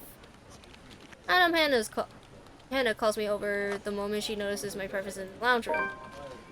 She welcomes me with a bright smile. Her movements more open than what one would typically expect from a passing client to have. Oh, Isabel! How are you feeling? You looked awfully dreadful yesterday. Does she remember? Isabella, I'm fine now, ma'am. I appreciate your concern. I really don't understand why they can't get my name right. It's a fairly common name. It shouldn't be hard to remember. Regardless, I hand them their copy of the agreement. Wonderful. Your team works unbelievably. Oh, what the fuck? No. Stop it. Why? Okay, wait. What the fuck? That made no sense. Fucking progress, but okay. We're continuing with Flash, madam. And it skims through each of them with the skirting eye, checking every page for any inconsistencies and errors. Despite the unassuming impression she gives off, she is fully aware of what she's looking for and process contracts like these undergoes. It is surprising, to be honest. I haven't pegged her for someone who's well-versed in these things yet. Here she is. She shows some of it to her husband, and he responds with the same passive interest as if he's more than happier to leave everything to her. I can't tell if it is purely because he believes she's capable enough, doesn't care about what they are buying, or he simply finds paperwork tedious. Apparently satisfied with what she's seen, Madam Hannah claps her hand together before extending it to us for a shake. Rose and I releases the breath that we've been holding, both of us more than happier to return to That gesture. settles it then? Are you really sure about this property, ma'am? We could easily find you a bigger one among our current listings. Something with a modern touch? Something not haunted, perhaps? Rose shoots me a warning glance that clearly says, don't make a scene! We're almost there. Of course, why wouldn't I be? The house is absolutely perfect, isn't it, darling? A helipad would still be a nice addition. Just add it yourself! Yes, well, we'll get there eventually, love. As I was saying, if your partner had the documents yesterday, we would have bought it right there immediately. Shame she didn't have it. Well, there's still a few necessary documents we need you to sign after, but we'll let you know once we have those finalized. We'll be handling the process for the rest, so don't worry about it, ma'am. Within a week, I hope. We still have a housewarming party to plan, after all. You know how much thought should be put into those things. There are servants for that, darling. Love, wouldn't it be better if we handled it ourselves? A personal touch of sorts. I'm so curious. It is our housewarming party and our new home. No more than a week, ma'am. Barring unexpected delay, of course. You can leave it to us. Excellent. Well then, I'll leave you two to it. It's been a pleasure doing business. Oh, and before we forget... He discreetly folds something into both of our hands and winks, a finger raised your lips, demanding our silence. I know both of you worked hard on getting us this beautiful mansion. Thank you for the money! Did I mention we reward our people generously? But this is... Ma'am, I can't accept this. Don't you worry, darling. It's a small thing coming from us. What the fuck? Consider this your bonus for a job well done. She smiles sweetly, like this is simply the most normal thing to do in the world. Oh, before I forget, my lovely interior designer would appreciate it if you hand her a copy of the floor plan as soon as possible. She's dying to work on the house. You can do that, yes? Here's her contact. Take it and run with it. Certainly, ma'am. We'll have it processed as soon as possible. Never question free money. I knew I could count on you, lovelies. I hope to see you too soon. If you want to join NBC, NBC, you can. Like that, transaction over and done with. Fire! I just realized you...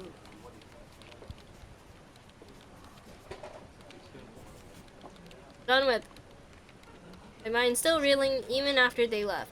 Other agents would kill to have clients like them. Part of me feels lucky about that. The fact. No lengthy negotiation, no sudden changes of mind, just talk, signature, a few handshakes here and there, and we're done. The other part? A second ago, we sold a haunted property to 2 innocent clients. Sure, the commission's filled. What the fuck? Hi. My soda can is big. Oh, I probably just need to change you then. Give me 2 seconds. Goddamn. But yeah, take the money and run with it. I just realized, you just look like a drink that's like next to me. Just a normal Exactly. drink. No, what's very funny is that like in everyone's stream, I just look like a soda can that they just have there as an accessory, and then I speak, I like pop up, There's and a everyone's like, person. "Oh shit, that's not an accessory. That's not a prop. person. That's a person. That's an actual living thing." That actually looks really normal, actually. It just looks really normal. It's surprising, isn't it? Yeah. It just looks so normal. What the fuck? If I took off the head and just had Grim on it, I honestly, it fits. It does. But yes, free money, never question. Welcome Just take. Welcome to horror game, literally. Yeah, I said let's go back to your horror roots. I mean, so far we nearly died because of my fucking near stupidity. Yay! Not died though. More aw.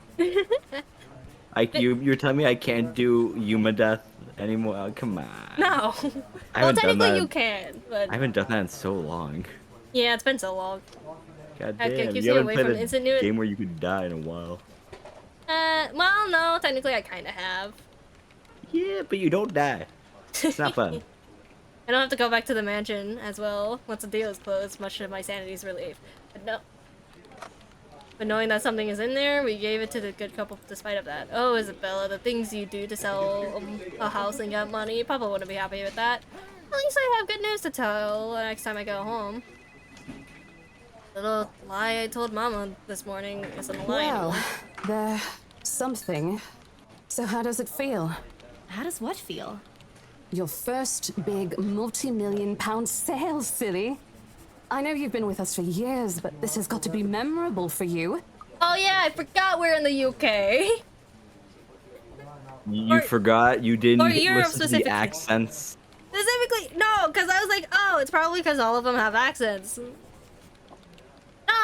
No, I take that back. Did you hear the darling? No, that's not like an accent. That's done on purpose. I know, because the thing is, we never got a specific place other than the city name, that's why.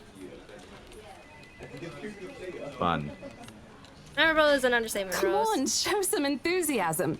They gave us a bonus, too. Aside from the commission and the other bonus boss promised. What are you gonna do with it? I don't know. Send it home, probably? All of it? Not everything, of course. Most of it. I'll leave some for my living expenses. Listen here, Isabella. I'll teach you something I should have told you before we ended your training. She slings an arm over my shoulder and leans in closer to my ear, and she thought as though she's about to share a big secret. It's okay to celebrate from time to time. I would have just said, don't give money. Keep money. Of I course don't he get won't. Invest money. It's Make it simple. more. Make it become more Go money. out, do something And for then you yourself. have more money. Throw a It party and treat your friends to free food. If you don't... It's not even free It's not like food! Didn't you say the last one's some Well, sort of it's free food for tradition them, back at just home not for you. It's not even free food. We're the ones fucking paying for it. Oh yeah, no, they get free food, not us. Which, no. Hello, this is practically a But why done pay deal. for someone else's meal? What the hell? Like, if you want to do that? celebrate, just celebrate yourself. Oops, no. Isn't throwing a party a bit excessive? It is. Your call. I won't say no to an invitation, by the way. In case you If really you ever are play planning to fucking throw one. speedrunners on stream, A I'm few going to make a drinks would human be death nice count. too, thank It's going to you go very over much. 100 so quickly. Yes, it is. I don't think I'm my gonna have to apartment's keep big that. enough for that. That's gonna be like constantly on my mind. Like, wait, 1, 2, carry the 6. Just Yeah, that's gonna turn to constant. You could always move? Bloody hell, you're working in real estate. I think I'll pass. That's too much of an unnecessary expense for me. But I did promise Becca free lunch in case the sale goes well. You go do that. Hold on a sec. He quickly removes himself from me to answer the phone on her desk. Don't shifts from playful to professional in a span of a few Today? seconds. Not a problem, ma'am. I could bring you a copy of the contract if... Let's be another client. Nothing surprising there. She's one of the ERC's top agents, no matter how modest she appears. Saleswoman through and through. I, on the other hand, have a little knack for it. Of course, I learned eventually. I had to.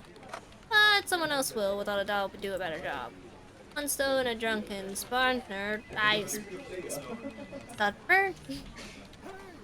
Rose told me a story of what could have been. Years ago, I was white and young and brimming, yet to be fulfilled dream and ambition. She was a term or two away from a nursing degree. Out of courtesy, I never pressed on the matter further, but perhaps it's where the sense of fondness started.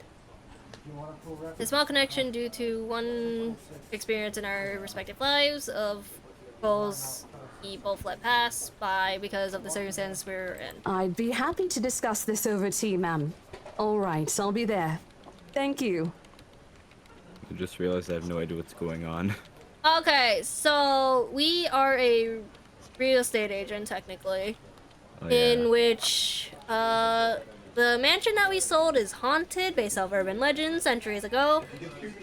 We just sold it to a couple, Yeah. and that's mostly it so far. We have a letter that literally says, help me repeatedly, send this to 5 people or else. How long have you been playing this game? Close to 3 hours? And you're telling me the only thing you've done is sell a house? And escape from a ghost demon. Yeah. Oh yeah, no, but that's not as important as selling this home. No, the ghost chase is not more important. You fucking. When I ask what happens, maybe saying getting chased by a ghost is one of the things. You know? I mean, we haven't gone that far, so that's why I'm saying, I'm like, maybe not. Bro playing Luigi's Mansion. New client? Reassigned. Have you heard from Mark at all? And she has Not green since hair. It the works. first visit to the mansion. It's good enough. Oh, why? No news from the HR yet? None at all. Boss thinks he ran away. I doubt it, though. He's too much of a wimp for that. I like the art style. There must be another reason. It's really nice. Like, animation and knows? voice is really nice. Anyway, I've got to meet this one. I'll see you later. He throws a wave over her shoulder as she rushes out of the office. Lunch bell sounds shortly after, followed by the chatter of fellow agents also heading out for a much-needed lunch break. There's no need for me to go out, but oversleeping didn't allow me the luxury of packing my own lunch today. If one considers taking an instant noodle cup from my pantry packing lunch. Trying to make a good promise I made to Becca, I suppose. Or maybe invite Zach and Ash too. There's so much reading. I wish the narrator is able to talk. There isn't. I think that's been like your one problem with like every horror game. It's You've complained just about it every reading. time. Like the what was it? The Strange series or like the really long series? That was like pixel gameplay or Like, whatever. The one with very few speaking. Cricket Man and the what's it called, Sandman both didn't have any voice acting, and it was just a lot to fucking read. I'm glad they were able to change it for Boogeyman and the Hangman, but holy fuck, it's a lot of reading for stream. Yeah, why is my thing is showing that I'm speaking, but I'm not, and there's no sound coming. Like I'm not even like typing on a keyboard. What the hell? No clue. In the end, only Becca and Zach could come. Ash, on the other hand, couldn't be reached. All my calls went straight to voicemail. At it again, right here today, gone the next day. Oh well, his loss. We have agreed to meet at a nearby cafe, the same one I frequent with Becca. And Ash frequently go to with Becca because it's cheap and they give away free bread around closing time. You know what? I'm going to like reset my PC and my microphone. I will be back in like 5 minutes. Okay? Okay. Good luck. Thank you. Don't actually no. Please do die. Okay, I guess he's got it at this point. Quaint and old-fashioned. A little old-fashioned, though. Looks a wee bit out of place amidst the city's tall buildings, but we love it all the same. Much like its facade, the interior carries an antique charm to it. Vintage art pieces and row of shelves boasting a... When you're gonna die, by the way? Shut up. Extensive collection of books cover the walls. Would have been nice to hang out here for hours on end, but even on a weekend, the place is still packed with people. Thankfully, Becca and Zach already found seats and engaged in some casual chatter when I arrived. Strange seeing the two of them without Ash accompanying the other. They never been particularly close. Surely, they talk when they meet, laugh at the same things when there's something funny, but there's distance. To the kind born purely out of differing interests. That or Zach's simply afraid of Becca. It's not impossible and I won't blame him for it. He might be the tallest in our group, but everyone knows that it means nothing against Becca's temper. Even I'm a little scared of her. Zach! Becca! Please, no more talking. Well, you seem to be in a better mood today. What happened? Please, no more talking for this bird. I know that smile, Belle. Come on, still. Don't rush me. Let's order food first, okay? Waitress comes by to take our order. On a normal day, me and Becca will order a hearty serving of their special vegetarian stovies. Zach takes anything with a good helping of meat, sausages, or potatoes in it. Today's a good day. Great even. It's not wrong to indulge a little, Today's right? special. For the three of us. Even the person jotting down our order looks surprised at today's meal choice. He writes it nevertheless and leaves without a comment. Becca fears her eyebrows, her mouth half open, ready to let loose but likely a string of reprimands. Don't worry. It's my treat. Glare she sends my way reminds me of the ones I received from Mama when I punched a kid bullying my younger brother 18 years ago. Naturally, I never did it again after she made me apologize the next day. Becca's far from being my mom. A small sheepish grin is enough to turn that frown into a defeated sigh. Food arrives in the middle of the funny story from Zach, putting the rest of the conversation on hold as we each served our order. It isn't anything fancy. I'm sorry, nothing fancy? That actually looks good. What the fuck? Pan roasted sea bass with citrus dressed asparagus and a portion of mashed potatoes on the side. Or at least that's what the daily specials board says.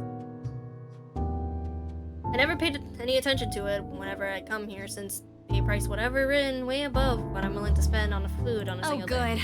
I'm so hungry I think I'm dying. You're always hungry. Hey!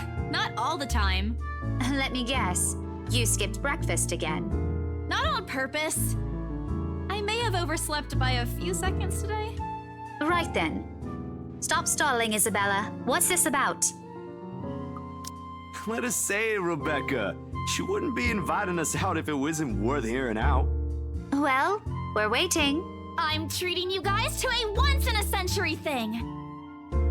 unexpected grin breaks out on my face, except... I'm sorry, say that again.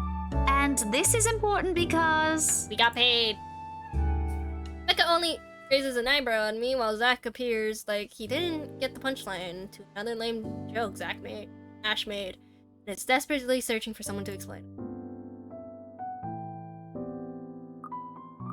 Oh, bummer. Oh god, okay. I feel like we're gonna disrespect Ash, because technically we're friends with him, so I guess my instant noodle days are over. Okay, let me do that again. Wait! How did we lose? Wait, hold on. I'm gonna save really... I'm gonna load something. Were we not... Yeah, we were not that low with her. What the fuck? What fucking changed? Hey, wait. Oh, it's the fucking movie bullshit. Okay, that's fucking stupid.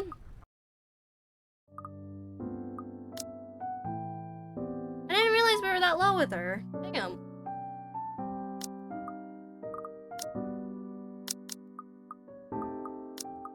Okay, let me do that again. Guess what, guys? I'm paying! I sold the house! As news sinks in, their expression goes from sheer bewilderment to utter surprise. That's more like it. You heard me right, ladies and gentlemen. As of today, I'm Maria Isabella Grace Cruz Santos and free from my instant noodle binge. Seriously? Hold it, Belle. You sold the house? Yep. Which house is this? In Anslem Village? The one with the open house yesterday? The one and only. Come on, Becca. I know you've got a better memory than that.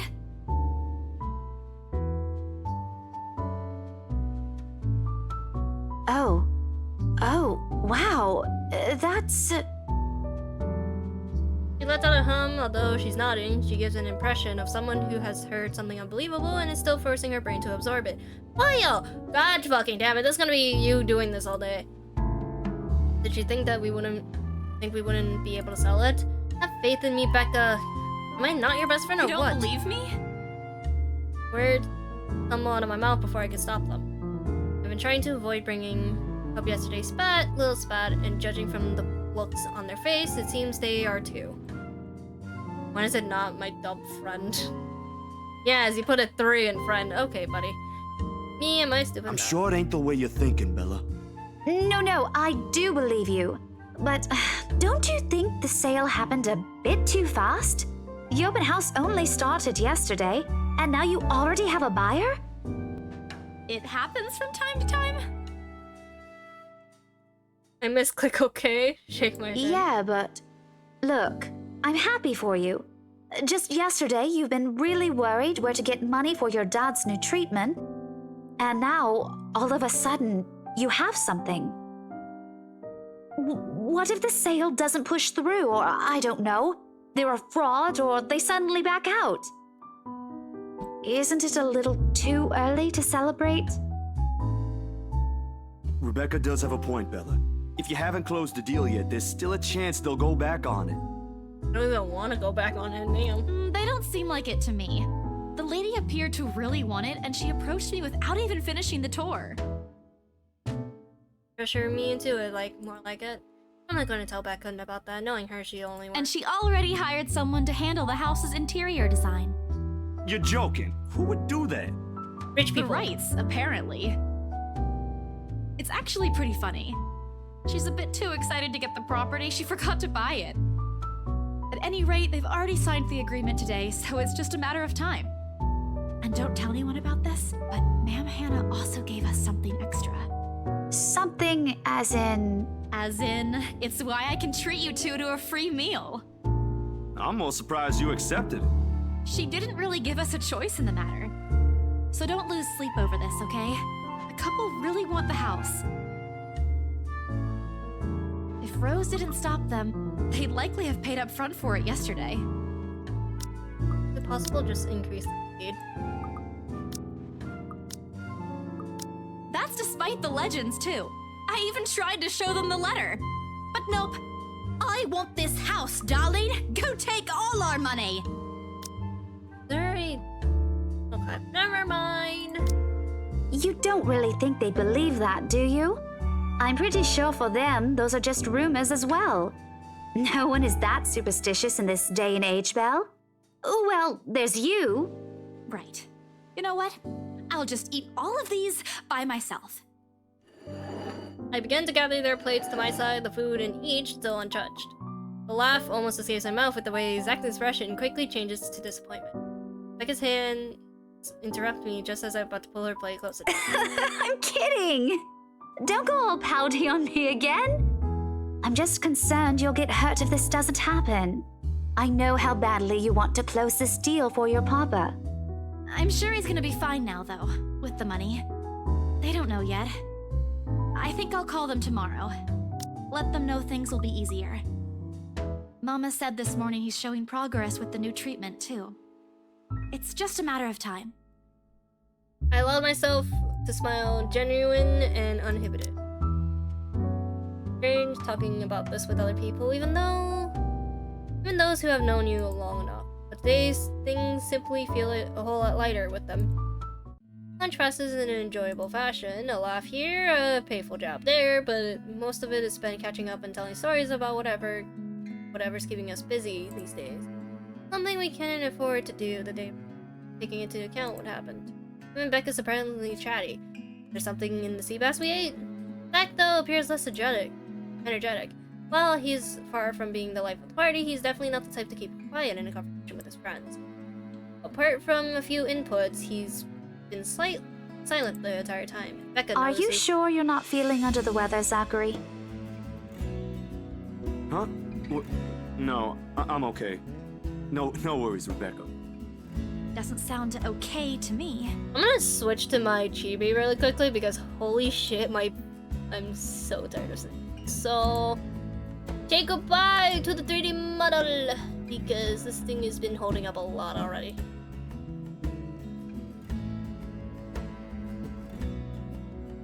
And I think my phone is almost dead. So for now, we're just gonna stick to chibi for a bit. Get the other one eventually. No more 3D ramen. No more. But let's get going though. It's okay. I might be feeling a little bummed out today, but I'm sure this will pass. Is it about the reviews this morning? A faint expression crosses Zach's face, and almost immediately Becca retreats in her inquiry as though the man's look is enough of an answer for her.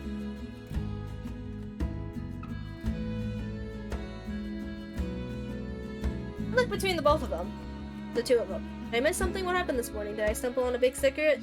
This is why I don't like waking up. You heard about those, huh? Sorry, I just happened to check on some sites this morning. Nah, it's a very sensitive topic in the first place. I should have expected it. What reviews? Becca glances at Zach, her motions unsure, her eyes asking for his consent on the matter. Although there's a small desire to keep asking, my part, I don't dare to voice it out. With Zach, it's always been better to wait, let him speak on his own. Becca too, to some extent, although with her, explosions of temper are more common. In the end, he simply answers with a shift of his shoulders, gesturing for her to go on with the tilt of his head. It's his movie. That doesn't explain anything. Stop dangling the information, Becca! Zachary, I'm not the one supposed to be telling her about this. It's still your documentary. Is it something bad? Not bad per se. You guys don't need to dwell on it much. Bad? Listen here. I wouldn't trivialize what those bowheads wrote if I were you. They're ruining other people's jobs. That is the first time we'll ever hear that as an insult. From how her tone raises anger, it seems like she's the one slightly one-sided. Not Zach. Surprising at all. Anger escapes me, which promptly stamped down as soon as she sends me a hard look. Oh boy, time to get your popcorn, chat. This isn't a laughing matter, Isabella. Some bowbag just insulted him. Calm down, Rebecca. Those are just reviews, and it happens a lot. I do not ken about you two, but calling the entire film an out-and-out drivel, you're better off watching an educational kids' TV show, and worst 1.5 hour of my life, among other things, isn't exactly a critique any decent movie reviewer would say. Jesus. If you could call that a critique, did we even watch the same film? Well, maybe I ain't cut out for it. Better stick with my photography or something. Oh, If nothing else, this helped me open my eyes to what I can and can't do. oh honey. Wanna hug you? You're giving up. It wasn't a question. It was just something experimental I did on my free time anyway. It's no big deal. Oh! I don't even know what the fuck the movie was about. I can't know. But you worked on it for months. Doesn't look like it matters for those people. Don't say that! My palms strike the tables, sending the tableware on top clinking against each other. I didn't even notice when I rose from my seat. But here I am, chest heavy, looking down at him in the same manner a teacher would at any unruly student. Meg is probably proud. I didn't mean to yell, but there's some things people like Zach aren't supposed to say. Oh, it's fascinating. He of all people should know. It's just a review. Except they're pretty well-known critics. Why does that matter? They aren't the ones calling the shots on this. Isn't that why they have a committee? Right, Becca? An amusing gleam is in her eyes when I turn to her. What does she find so entertaining here? Help me here. Your friend is about to quit his passion for a petty reason. I haven't read what those people wrote about his work. But a few scattering words shouldn't be enough to discourage someone. You should know, after all, Failing means you're playing, Zach. Not that I'm saying it's bad. I've seen it from start to finish, and I know for myself what you created isn't something people should scoff at. I don't know anything about filming or photography. Hell, I don't have an inkling of artistry in me except for those doodles I make for class. But I know what I watched. Look at Isabella. It's not every day you see her all riled up like this. Whatever I'm going to say is lost in my tongue as a flush of embarrassment blooms from across my face. It was a heat of the moment thing. And anyway, I'll be very angry with you if you quit. What about the exhibit? What exhibit? Classified information. Even if I bring you your favorite tonight? Nope, not a chance. Oh, come on! I thought we aren't supposed to have secrets. Burst of laughter comes from Zach. Thanks, you two. I might need some time alone to myself for a while. Just to think about things, how I'll go from here, that sort of stuff. Hey, I'm not quitting, Bella. Don't give me that face.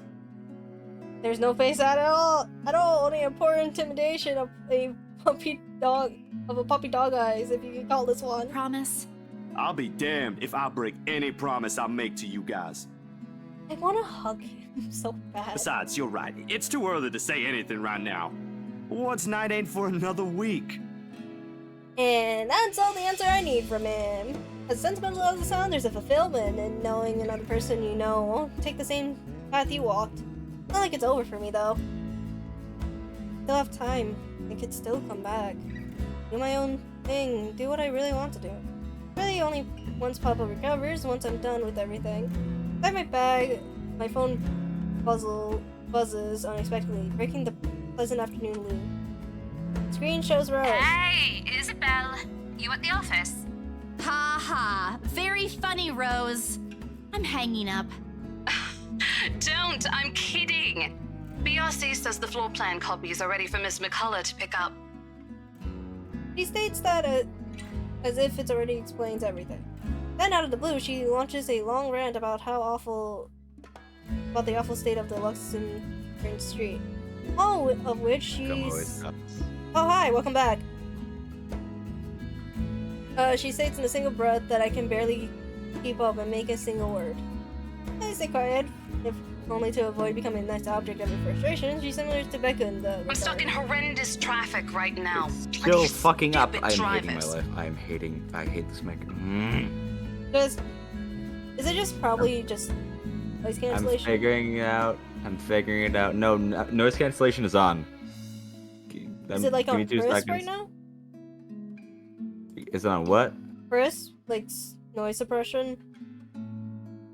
It's on noise suppression. Yeah. Like, is it Chris? There's different sections, like Chris, none at all, and then like standard. I have no fucking idea. How do you tell? Go Go in into settings, go into voice. your settings. It's voice and video. Scroll down. Chris, standard, and none. Yeah. What is it I have on? Chris. It could just be the sensitivity of your mic. Yeah, but I'm like, it has never been this sensitive. And also, I'm looking at, like, for example, the input sensitivity, right? Mm-hmm. And when I'm not speaking, it puts 0. But on the Discord, like my little icon, it pops up green when you're speaking. Yeah. It randomly pops up green. And I'm like, what the fuck? Oh yeah, it's a Discord. Painful, but what can you do? Nothing. Time to re-download Discord. Let's go. Nah, I'm too lazy for that shit. I'm way too lazy. If it becomes like an actual issue, I'll just, I don't know what I'll do. Just deal with it another time. Yeah, basically. When she finally ran out of things to complain about and stops, what she says next still has none of what I'm hoping for her to hear. Just a quick mumbled plea for me to meet with the right interior designer in her stead. And Anyway, I'll leave it to you. Bye. Thanks. classic, bro. She ends the call without even asking for my input. I'm so close just to skip some of the fucking obvious for the narrator because this is fucking making me lose my mind. Unbearable. It's far from unbearable, but it's enough to put most people in a fickle mood or make them vulnerable to catch something. No wonder we have staff members going AWOL lately. Once I'm entered my boss's macro moods. I can't believe I'm saying this, but I want our usual cloudy weather back. With the grips about the unpredictable weather, though, the street of Luxembourg remains constantly busy. The hurried tapping of shoes against the pavement and inane chatter coming from the lunchtime out crowd fill the humidity afternoon air. All rounder of things we still have to do, regardless of how much I want to return to the comfort of my bed. Back to Bar Realty for me, Zach to a meeting with a magazine publisher featuring luxury houses, and Becca to her lesson plans and books at home. But more than once, I catch her sneaking a longing glance over something displaying on the shop window. Did she want to buy something? Maybe I could get it for her for Christmas. I turned my head at the last shop she checked out. A fleeting glimpse. The world still. Hello, fucking bitch! She looks at me, eyes hollow, gaze piercing, and pouring into my very soul like a set of chains to keep my whole body still. There's no shadow and whisper this time, it's only a plea. A hum, low and instinct, calling me, beckoning me, bent on dragging me into the void beyond the glass. I don't dare move. My heart hammers against my ribs. Each beat, each thump, screaming at me to look away and make a run for it, but I can't. Couldn't. All my limbs feel heavy, while my own breathing stains in the face of her calls. Leave me alone. I'm about to spam the fucking Z button again. Her mouth is stretching in a grin, wide and unpleasant, the panic building up in my chest, forcing me to take an intensive step back. I try not to stare at the decaying flesh, the blood streaming from the gaping wound of her arm or her nailless fingers. I don't want this. Not like this. Not after I got what I want from Papa. No, stop. Leave me alone. Her face contorts and she lets out a wail, sharp and utterly unforgiving. Rage. There is only hatred and bitterness, as if the very notion of turning away from her is an offense in itself. Please! I don't want this! Before I know it, I'm stumbling backwards, my own throat hoarsing from the scream I didn't even know it was already coming out of my mouth. The back of my feet catches on a loose stone, sending me sprawling on the ground. The result of pain completely jolts me out of the haze blurring my mind. For a little while, my surroundings appear unfamiliar until Becca's face swims into my vision. The look of concern is on her face, and her hands are gripping on my arm tightly. Even Zach appears beside himself with worry while he stands beside her, acting as a shield against the small crowd of onlookers already forming around us. What happened? Bella, you okay? They have no fucking clue. Oh, wait. What? My mouth opens and closes, but nothing comes out. The words refuse to come out.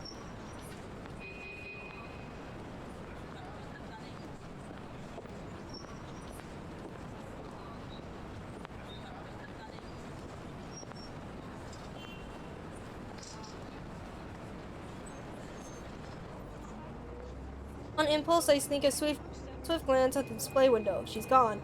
Yet the forbidden feeling hasn't left me. My hands are shaking as I push myself off the ground, my weakened limbs relying solely on reflexes and muscle memory. Something I see has made its home at the pit of my stomach. I want to throw up anything to get that weird sensation You out. were screaming!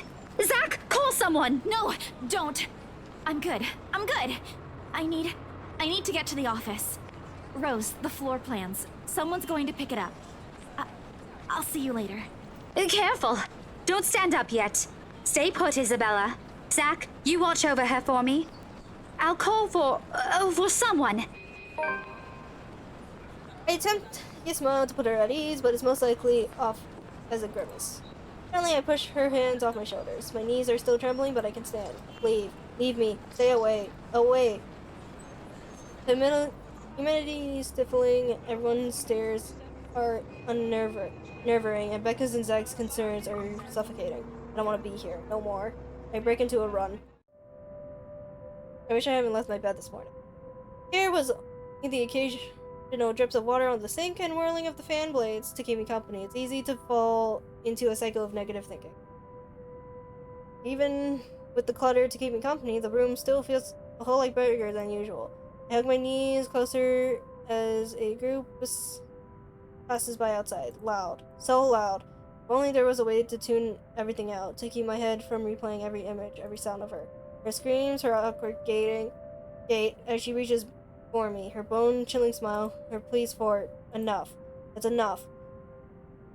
Oh my god, please, no more reading. I can't fucking take it anymore.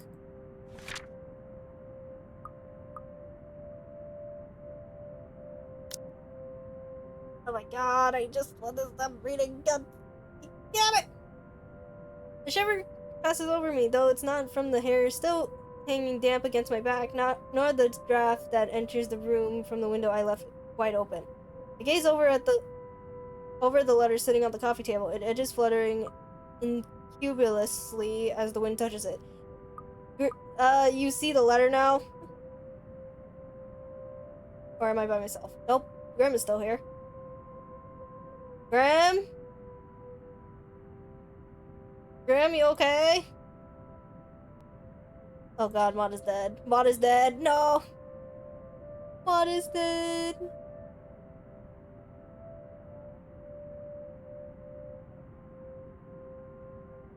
Yeah, Grim is dead. Maud is dead. Funny how an ordinary-looking piece of paper can bring this much trouble. The impulse to throw it away or rip it into pieces is still there. I can easily do it, but after that, what? Will she leave me? What about those people who already have seen it? Will they be okay? This uncertainty galls at me. Knowing that she's real and might also go for the people I care about. I just wish someone would listen. Believe me. The abrupt break in silence nearly makes me jump out of my skin. Finally, I fish out my phone from under the mess of papers and cushions where I carelessly thrown it before taking a shower hours ago. Ash's name flashes brightly on the screen. Is he calling me because of this afternoon? Thank you so much for spamming my inbox, scaredy cat. Fuck you! Hey, Ash. What's wrong? I just had a long day. The couple who bought the house wanted us to finish processing the papers within the week. It's a little hectic, but we'll manage. Really? You sold it? Don't sound so surprised. I told you, you don't stand a chance. The rights won't take no for an answer. You've been on the losing end from the very start. Ha! Whoever said I was interested in the house in the first place? But you said... Despite his light tone, his snicker only comes off as annoying to my ears. I have to fight the urge to end the call right then and there. You're such an ass. And just so you know, I'm not treating you to a separate celebration. Or ever. No, that's just unfair. And here I was looking something up for you. Didn't you say you wanted to talk to Andrew? I paused. I did say that, but I didn't think he'd actually go through the trouble, considering how much he scoffed at the whole topic in the first place. Is he okay with that? Totally.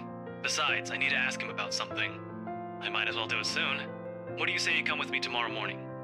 Well, there's no harm in it, I suppose. I've got a free day anyway.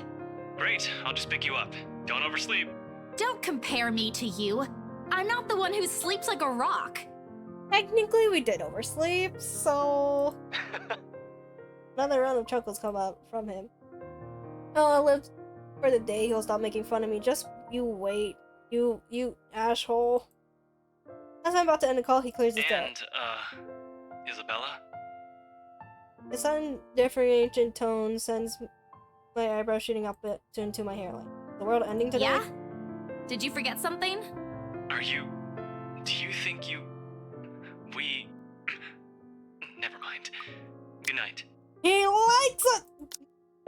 He hangs up instantly. Rude, completely rude. I didn't even get to thank him. The busy tone through the muffled echoes through the receiver. No one says this will work, even if I'm doubtful. Right now, I'll take anything to get out of this nightmare. What the fuck is this room? God Welcome damn. to the most messiest room that isn't mine for once. Yeah, I went poof for a bit. Yeah, I was like, are you okay? No, I went poof. Oh, this is cute. At least the drums. Okay. Sleep comes Yeah, easier. were there's like 4 bowls, or no, not 4 like Kentucky Fried Chicken, like things that were for like ramen. They were huge. What the hell? The first time in a long time I dreamed of clear skies and understanding laughter from children playing in the streets and a small cramped dwelling. To an outsider, that sight does not paint a pretty picture. However, this is home to me. Here's the room. It's ugh. Ramen. It is ramen, just huge. I mean, there's plushies on the bed. Morning dawn. Okay. What? Why? Why, oh why, does such a messy person own a calendar? Explain. Explain how they don't look around this room and think, oh, I have to clean this up. But every single day, put a little X on the calendar. You don't without know. fail. Well, technically, you don't know if it's like, they don't actually do, like, she doesn't do it and just, like, crosses off on one go. Maybe, but she still does it. True. Morning dawns bright and clear the following day, though the air is still feeling budgy? Buggy? I can't. Wait. Muggy. Yeah, it's muggy. Okay, I was like, shouldn't it just be muddy? Nope, you're not going insane. And I missed the chill autumn. Fucking shut the fuck up, fireworks! Holy shit! Also, by the way, happy 4th of July for anyone who gives an actual damn.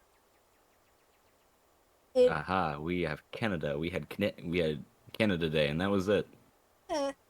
It's one of those rare weekends when I'm up before my alarm rings. If it wasn't for Ash's call last night, I'd probably sleep in.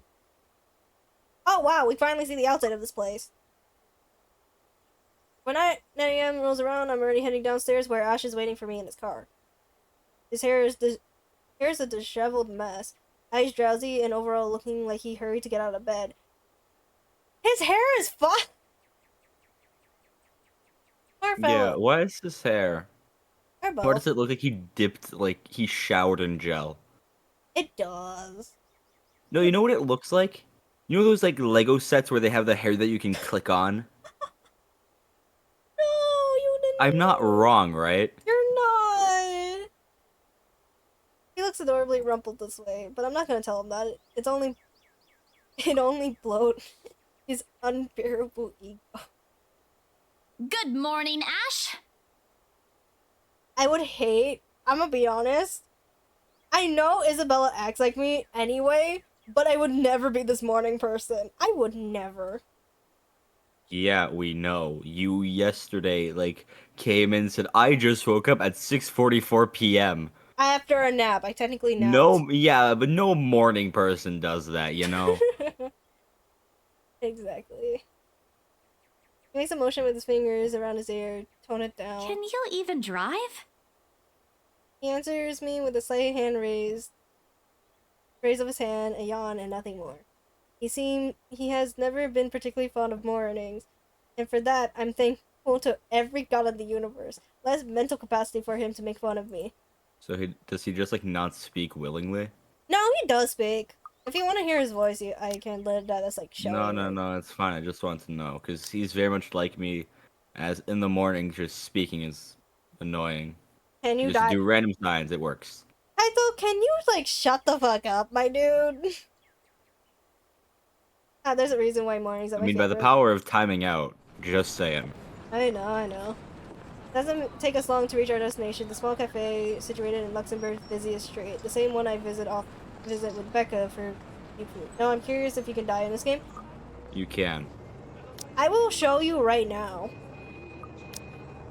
Death, murder, please. I'll make this wrong fucking thing. God damn it. Why are you showing us feet? We don't want feet, we want death.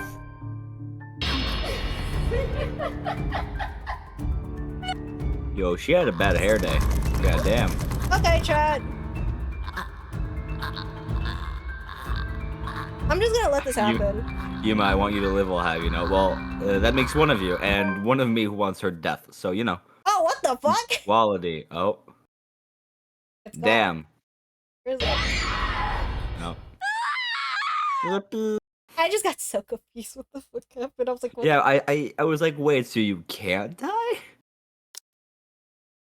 Oh wait, no, I don't want to be here. There you go. This game has quick time events anyway, so that kind of makes sense. That I can die. So do you live from that on easy mode? No, I think we always deal with it, but I think it's more faster. Like, I'll showcase the thing again.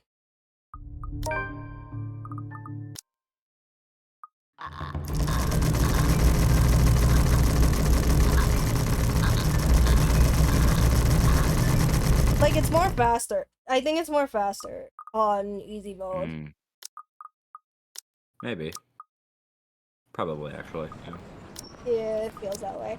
Doesn't take long for blah blah blah. I never gone in here on Sundays. It's striking how different people appear without the usual weekday or Saturday rush.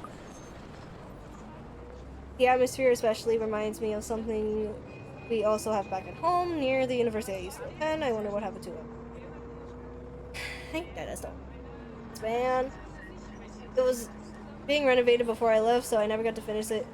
Got to visit one last time. The place has always had a charming effect. But today, despite standing in a place similar to it, anxiety easily washes over me as soon as I step out of the car. I'm quite used to dealing with people I've never met before, thanks to my work, but still, I don't know him. In spite of the fact both Ash and Becca have vouched for him, what will he think of me and my story? And what if he thinks I'm crazy? Hell, even my own friends thought so. Thank you, kind of. Yeah, I basically sacrificed myself for that. So good to know. I basically got an achievement. I got an achievement from losing that. So honestly, I'm fine. For research purposes, you must let a pigeon die. I draw in a breath to quell the panic beginning to rise in me. Oh well, one way to find out. A few hesitant steps forward, and then Ash suddenly pulls me back by my elbow. Hold on, scaredy cat. Not too fast. Without warning, he flicks my forehead. Hard. That hurts! What was that for? He's already walking away when I look up, and I hurry to catch up with him, puzzled. I Really don't understand this guy. At least explain why you're flicking other people's foreheads all of a sudden. So rude. Get yourself together, will you? He's not going to bite. He's very accommodating, too. I wasn't scared of him or anything. You don't look like it. Didn't sound like you were okay last night either. What was that last one? Hey, don't just ignore me. All questions and retorts die on my mouth once he opens the door to the shop. The cast iron bell attached to it chimes softly, announcing our arrival. The smell of fresh brewed coffee welcomes us as soon as we step in. We're back here again! Like the usual, several tables and chairs have been set up for the patrons, but most of the customers have forgone them in favor of the more comfortable throw pillows and beanbags the staff has laid out on the floor. Becca would love to know they have something like this on Sunday. We've been complaining how uncomfortable the library chairs are for a long time now. He looks so out of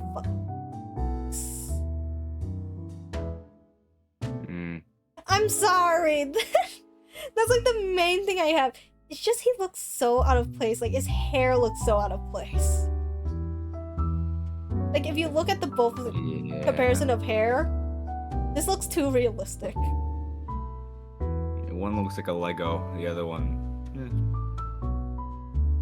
Ash leads me to a secluded spot near the window where an old man, perhaps in his 50s or 60s, is seated enjoying a brew and a book. Professor Clark.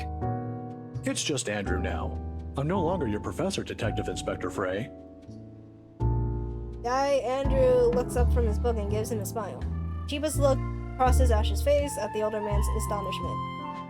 More unusual in my opinion is seeing him appear like a parent has just scolded him.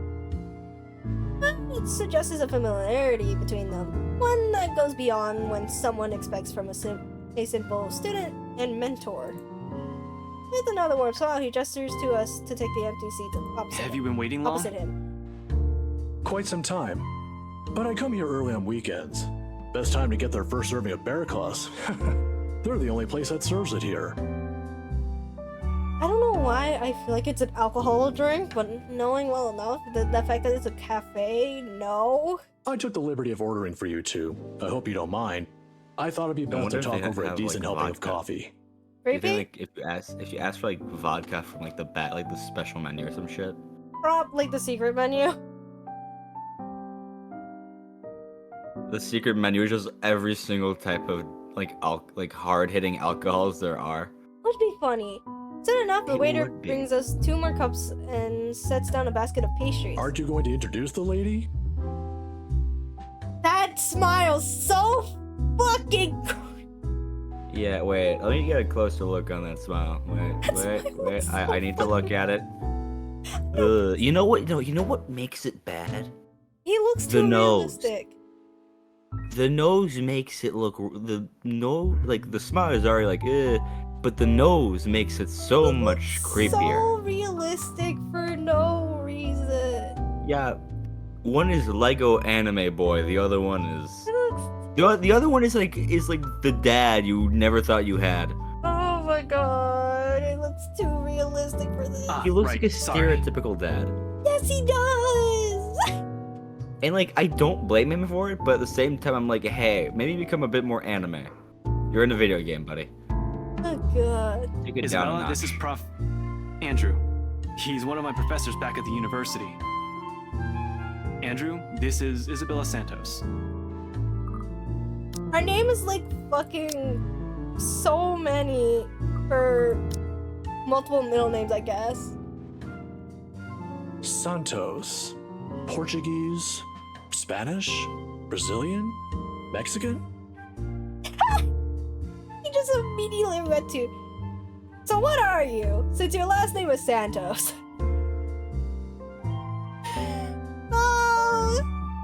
Filipina, actually. It's a pleasure to meet you, Professor. Wait. Don't. Okay, I'm gonna sound really stupid. Uh-huh. Oh, what the fuck? Not the first time. Go on. I was gonna say, isn't technically don't Filipino ask or at least like speak Portuguese sometimes, or am I just slow? Because I'm saying that for. Let me check because I do not know. I have no information on that.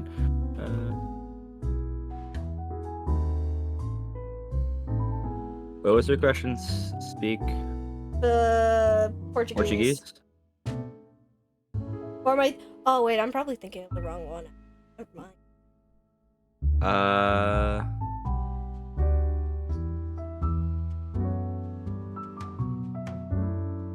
No, they're two official languages. Filipino and English, according to Babbel.com.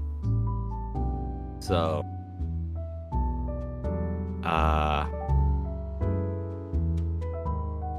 Kaito, shut up. Okay, Kaito, you're the Google now. Thank you.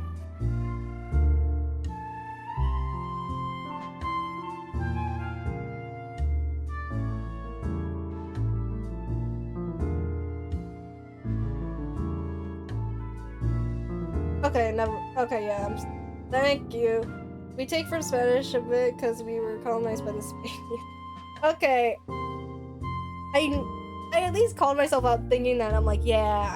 I realized after I'm like, okay, wait, I'm thinking of the wrong one. Actually, never mind. Ah, your name carries a lot of history, Miss Santos.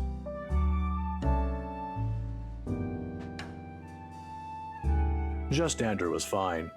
Don't do what Ashton's doing. He doesn't listen to this old man. Rude, like he listens to any of us.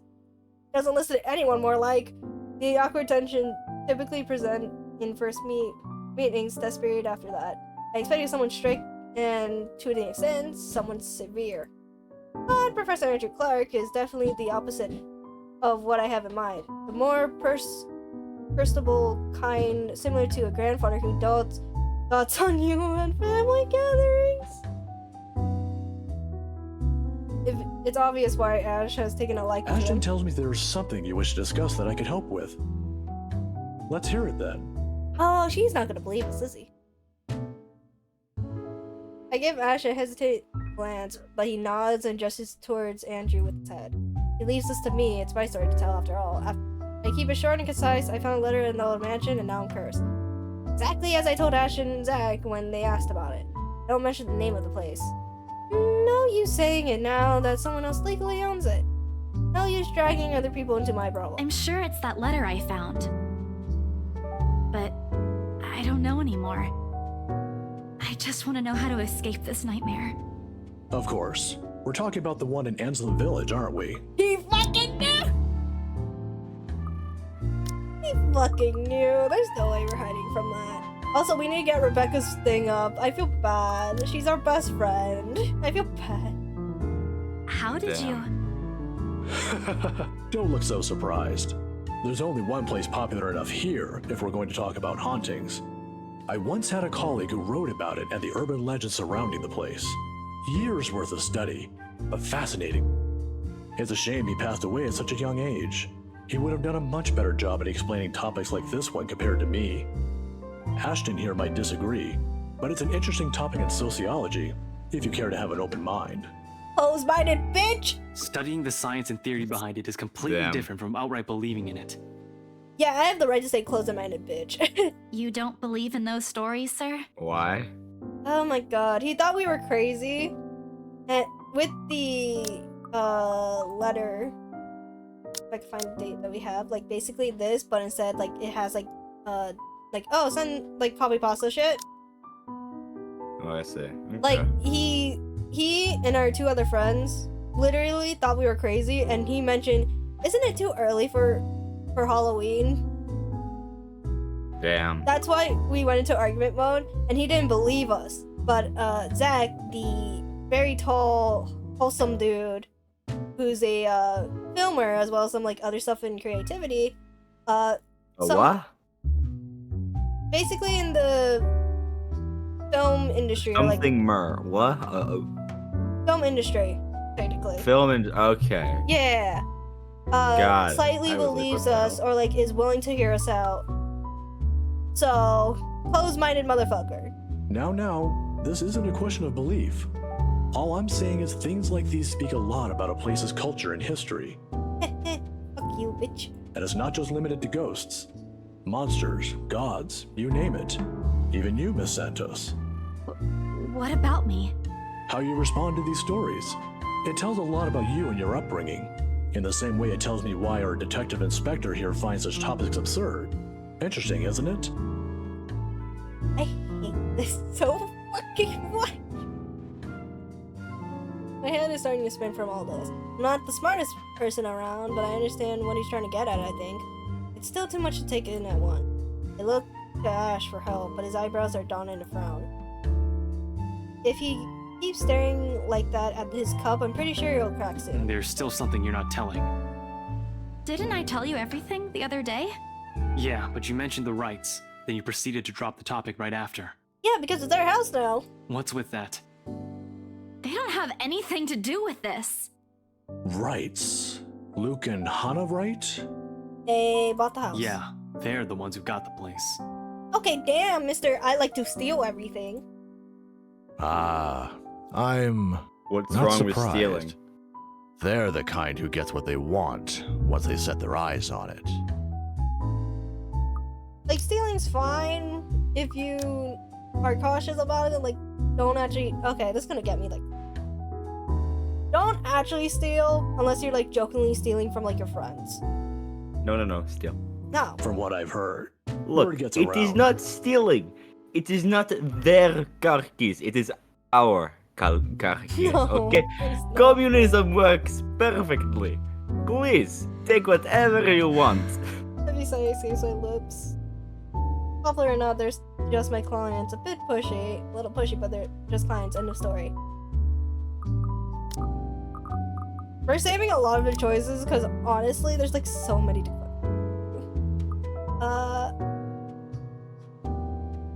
I know you're trying to help, but like shut the fuck up, my dude. What is it again that Becca does when dealing with a particularly difficult child? Pesky, annoying kind? I wish I could remember. I could certainly use the same trick right about Ashton, now. look here. I know you're trying to help, but the deal's almost already closed.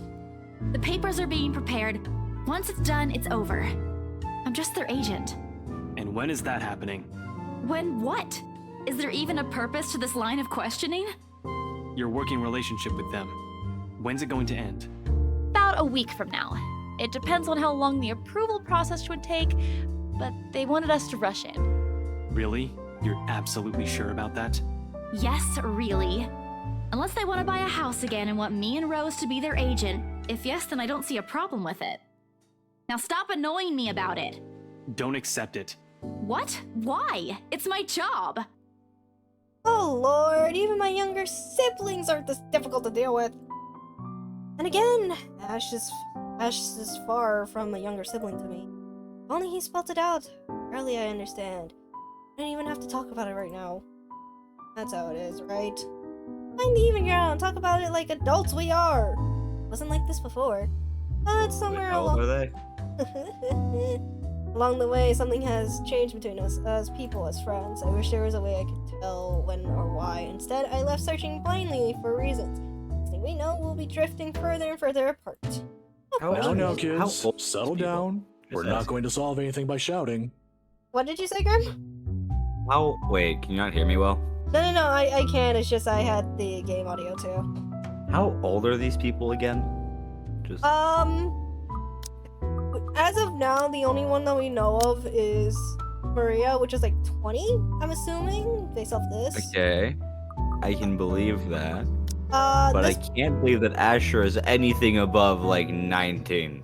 he's an investigative or a detective investigator, so I'm probably assuming he's like, it depends. Yo, what's his skincare routine? Jesus. Like, goddamn, what the hell did he do? Like, I'm gonna assume like around like 25 or older. Did he drink the fucking tears of a unicorn? Like, what And then this man is like around like 50 to 60. Okay, yeah, but he is stereotypical dad. Like, there's like, if I had a father figure in my life, that would be it. But like that thing, no, that thing is like it's like fucking It's a Lego. It's a Lego. He has the skin routine of. He has the skin of a Lego. He has the hair of a Lego. He has the build of a Lego. He's a Lego. We will never find out until we ever go into his route or like go to his chapter, I guess. Who gives a shit? He's a Lego. I'm calling him Lego Man now. I don't remember his name. I'm calling him Lego Man. Sorry, Sir Andrew. And we're not going to solve anything either if you keep omitting things. Ash. Shut up, Lego Man. The game will usually change it to Ash Hole. That's perfect. I love that. That's Speak for beautiful. yourself. I'm not the only one doing it. But yeah, Lego bitch. it will usually change it to like Ash Hole sometimes, and it's always making me happy. Just call him Lego bitch. That's what I'm gonna do. Nah, I'm good calling him an Ash You'll Hole. have to forgive my former student, Miss Lego Santos. bitch. He's always been the curious his, kind. His hair. Many people think and he's everything lazy, about him. but it's just actually the screams opposite. Lego. Thing is, the drawing gave him is actually better if I could go to it, or like the drawing and the fucking journal makes it better. It does? Man. That's him from the side? This, Or not the side, that's him from the front? I guess, in terms of like different style. Bullshit. No. In different style, different style. Yeah, but bullshit. Bull fucking I see that hasn't changed. It's fine. Don't worry about it. Oh, I don't really? believe it. How is he back when he was your student? I'm sorry, I need to ask. He doesn't talk much about that. You know what? I'm just gonna. Okay, yeah, I'm on the same thing. Okay. And there's a reason why. Please don't. Please do. Tried to sleep on the first day of class. Ha! He didn't repeat it after what I made him do when I caught him. Students like him are the easiest to deal with, once you know what piques their interest. I'd have to say, he's one of the very few who's actually interested in the subject, though. But there was this one time when... By the end of the conversation, Ash looks like he's praying for the ground to swallow him. He's never been one to talk about himself. What I know about him are mostly bits and pieces I've leaned over for the... He's an atrocious singer, he's bad at art, and has a personal vendetta against mornings. Now? Oh, it feels like he isn't that hard to figure out after all. Past noon, when Andrew has asked us to leave us for another meeting, but before we separated... Miss Santos, a word of advice. Just keep in mind that when it comes to cases like this, things aren't always what they seem. Thank you for believing in us. Naturally, the mansion in the letter has brought up several times during our talk. Though Ash is right in that Andrew offers a different perspective, he has left me with more questions than answers instead. What is she? What does she want from me? Is she ever going to leave? They all continue to bug me after we left the coffee shop. I didn't notice when Ash takes a different turn on our way back. Where are we going? You can drop me off at the park. Guess. You have 3 chances. I'm serious, Ash. Where are we going? He doesn't answer, but shortly he stops his car in front of a small, nondescript food stall, a little ways away from the movie house. If I wasn't paying closer attention, I would have missed it without a doubt.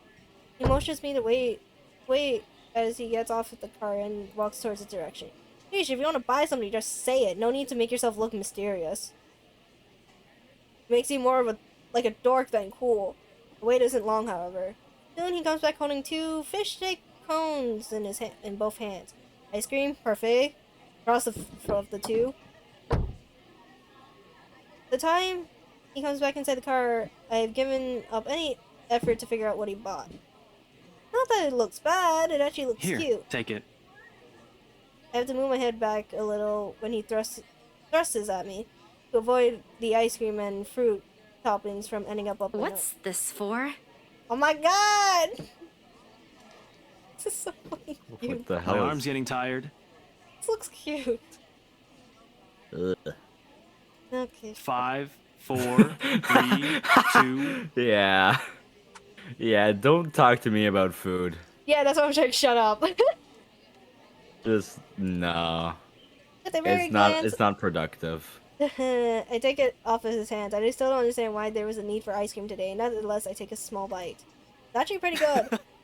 I must have shown him my face because he chuckles as soon as I take Saw the place another open one. the other day when we watched Zach's movie. Thought I should give it a try. It actually looks better on the side one rather than the fucking animated one. What? Oh, you mean like the one right now is better? Yeah. Again, Yeah. that's my opinion. It doesn't seem like a bad No, place to get no, food you're from not time to wrong. time. And you're giving me free ice cream because... Do I need to have a reason? Yes. Are you really going to ask me that? See, very much. Here's the thing with Ashton Frey. He does not just treat anyone to free food because he feels like it. He's that much of a Scrooge. Hell, he even asked me to teach him how to haggle once. Haggle! Of all people who asked me that. I'd have expected such requests from Becca, but Ash? Not at all. I want to be honest, he looks a bit constipated with that expression on his face right now. I think he's starting to regret ever buying it. The other day? The movie with Zach and Rebecca? Rebecca's there, yeah, I think so. Yeah. I'm calling it now, he likes us. I mean, I wouldn't be surprised. I mean, do you see his face right now? Yeah. Anyway, during the movie, And also, I've noticed that that is, for all the time that's I've been say here, you, he's been like the second most apparent character. So, Yeah. yeah, I'm gonna just should have written down guess. something first. Who wouldn't like us? In terms of the character, or in terms of like us two? Yeah, I was gonna say. Like, which are you referring to, Kaito? Get to the point, Ashton. No. You know what? We're perfect. We are great. We don't talk about the murders. We don't talk about those. We don't talk about Jenny Lawrence, okay? We're just gonna talk about how great we are, okay? I'm in denial, so, no, that's a lie. Right. We have I'm so sorry. many positives if you don't include the astronomically large amount of negatives. Just take out all those, and we're absolutely fantastic, okay? Sure. Actually, even then, I think I'm like a mediocre human at best. Not, I'm sorry for, you know, not getting to the point. Why is the music Yeah, what is it? Why'd it go to piano? I'm sorry for the other day. I got carried away. I said He needs things sad that music. upset you. He needs an entire shouldn't have done sad that. music I'm arc sorry. to apologize for being an asshole. Oh. That's amazing. I love it. I'm sorry. Oh. The music like abruptly Oh, cuts, okay. and it's just like, no, fuck you. Okay? That's all? That's all you're going to say? You're not still Very angry, much. are you? You didn't have to buy me anything. A simple sorry would have been enough. But food is always good, though. It's free food. I bite into the cone again. It's a small attempt to keep myself occupied. Bruh, I just see the fireworks that's like outside. This is really fucking close, though. I don't like that. It relieved the heat curling up my face. It doesn't work, but at least I don't have to look at him. Why I'm feeling embarrassed over an apology, I have no idea. It's not like it wasn't called for. They were being mean, especially him, and that fraction of a second it hits me. He skipped his day off just for today. Should be the one apologizing and silence is an awkward company while we finish our respective snacks. There are words for this. People like us for understanding in supplements like this. Yet, in this instant, they won't come. As promised, he dropped. Why is the sad music still there? That doesn't help! Yeah, this is He drops. I said it's a narc. I didn't mean it literally. He drops me off at a park right after. Phrases unsaid, still hanging heavily in the air. Why do we? Oh my god! I know exactly where this is going. Well, actually, no, I don't. In this weather, the city parks give off a lazier and more lucid vibe than usual. Where children are usually seen running around the park, running around and playing, there are people leaning back in on their picnic blankets, simply enjoying the afternoon. The smell of food drifts from nearby carts, and if the wind blows in the right direction, one would catch the whiff of freshly trimmed grass. Sorry, I'm oblivious. Can you explain? Which do I need to explain on? Maybe I should try walking home today. Take my minds off things. Try and find words somehow. I haven't done it. Thanks, Ash, for today. I bet No you she problem. gets kidnapped or Say hi some to shit. Rebecca for me. I'm like, what do you want me to explain? The fact that these two fucking like each other at this point, but not fucking saying shit about it? Oh, I don't know, maybe. I may be wrong. It just seems that way to me. maybe it's one-sided. I hope it's one-sided so you can just like be like, no, actually, fuck you. That would be funny. Yeah, I will. It would be. Are they fucking— No! Even so, I linger. We both do. A mild, humid breeze brings the smell of dry leaves, warm earth, and a far-off distant memory. Of false starts and awkward first meets. Same place, same people, playing the same parts. Funny how, of all the days, my brain chooses to remember it Wait, now. Belle. Ash exits his car. His strides are unsteady when he approaches me. Maybe this is his uncertainty showing. I'm not quite sure. He has never looked uncertain to me before. Always calm, always sure, always collected. He stops a short distance from me. Why is this going into sentimental value? What the fuck? Close enough, he's within an arm's reach, but just far enough for his words to be heard over a decent small talk. If this is what is going to be. He fumbles for something in his pocket. Here, catch. Huh? The small bag lands cleanly on my outstretched hand before it hits the ground. I raise an eyebrow at him, and he responds by shrugging and stuffing both his hands back into his pockets. Somewhere to the side, he finds an interesting spot to look at. Sometimes you have to wait, Papa said long ago. Once, this time I listened. His voice is halting, hesitant. When he finds it My again. mom used to make me carry around one of those when I Oh, was this young. was a fucking horror to game. ward off evil and bring you luck, she said. You know what? I'm eating food right now, so I'm gonna be muted.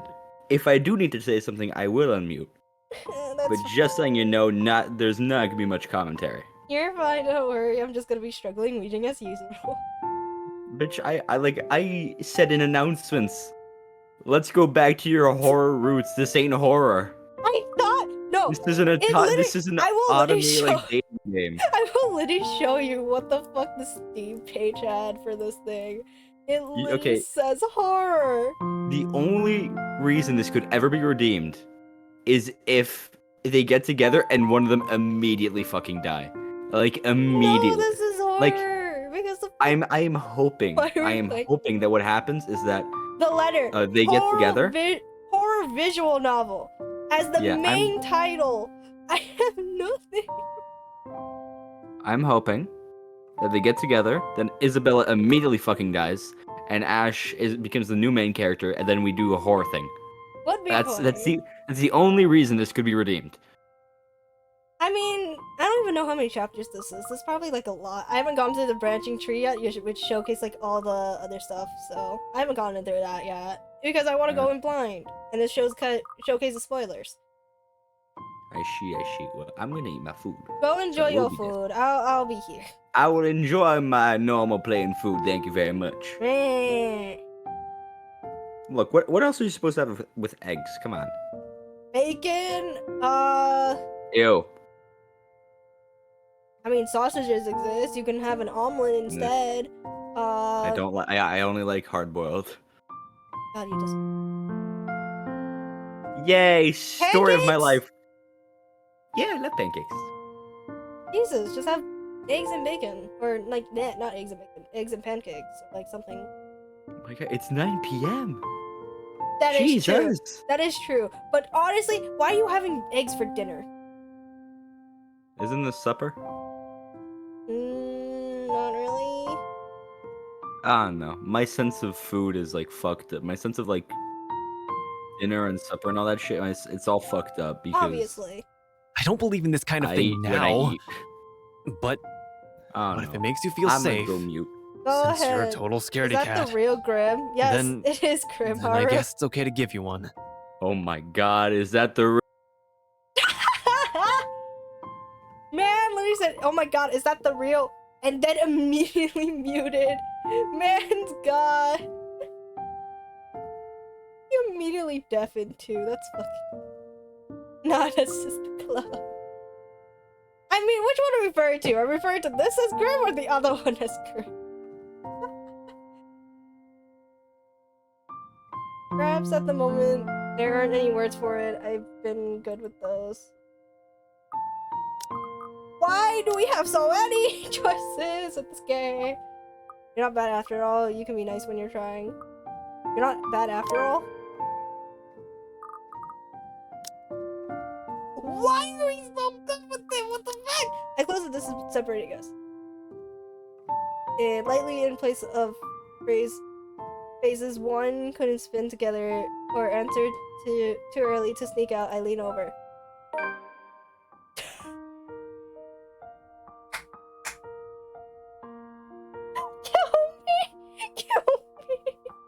You sure, dude, naughty? I was fucking right. I gave him a small peck on the cheek. This is cute, though. This art is really cute. Bro, this is no. I said art. Bullshit. I said art. Bullshit. I said this art. Is I don't know what you said. I don't really give a shit. Nah, this is bullshit. This ain't horror. I want one of them to get stabbed. Nah. I refuse. I refuse. Doesn't even... What is this? This is supposed to be a horror. It should be. My soda can has more red here than everything else on my screen right now. This soda can is about to commit manslaughter and get sued for it, and I don't know how that's gonna work out. Anyway. It's gonna be interesting. I don't know. We'll see soon. It's probably in the later chapters. The touch is short, fleeting. The kind that separates volumes of I'm going boundaries back to eat my food. don't often cross as friends. Nevertheless, the thought is there, lingers. In the gentle autumn wind that passes in the empty space separating us when I step back and looking at him with a smile. This is really cute artwork, though. You can't blame me. This is really cute artwork. I can't say you're wrong. It's really it's really cute. artwork. But at the same time, making a dating simulator, don't make it a fucking horror game. Just because you have one ghost does not make it a horror game. Well, we'll see soon, because I don't think this was supposed to. We were saying you're single without saying you're single. Wait, what? Kaito literally says, say you're single without saying you're single. Like us? or that what? It just, oh my god, don't worry about Is it. that supposed to be like directed to us or to like the game characters? I'm confused. Am I just stupid? I think it's towards Probably us, I think. Bruh. Or specifically to me. Haha, fuck you. I don't care. It's easy to express gratefulness this way, isn't it? Hey, I'll fucking say it. Shit, I appreciate good artwork, okay? Damn. At least with my own family, that's the case. Haha, fuck you. Shut up, Kaito, you're also single. For the two of us, I'm not quite sure. Did he understand? After all, gratitude is considered considerably hard to put into words. When you spent the latter half of your friendship teeter-totting between good-natured gestures and ruffling each other's feathers. Nah, I got bitches. Where, bitch? It's good art. It's literally just good art. It's really cute. Seconds pass before he clears his throat. His face has gone remarkably red whether from the heat or something else. I can't quite tell, but he understands. I know he does. Because the smile on him when he finally meets my eye is the gentlest I've ever seen him shown. They're hidden from the chaos of everyone. Is it called your imagination, Kaito? Because if so, I believe you.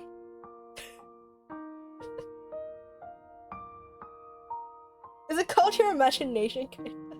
I, gotta go. Got some reports I forgot to file the other day.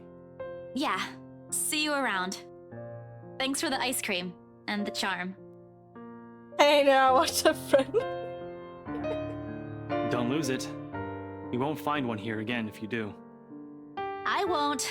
I might move like I have 2 left feet, but I know how to take care of my own stuff. I'm not a total The klutz. single people need to destroy the couples.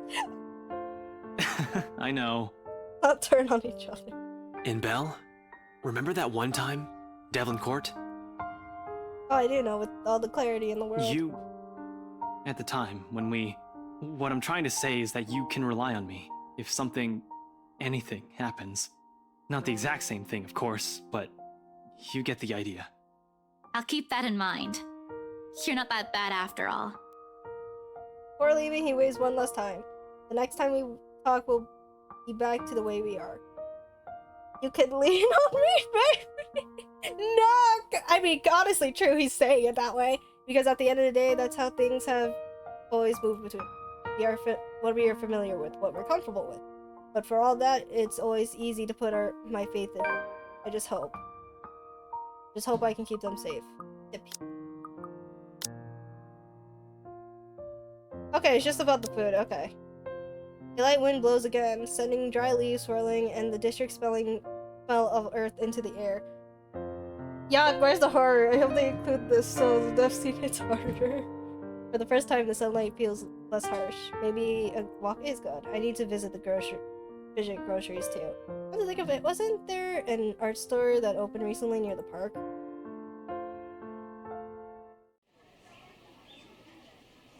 I am so... Okay, happy music, light music is gone! Holy fuck.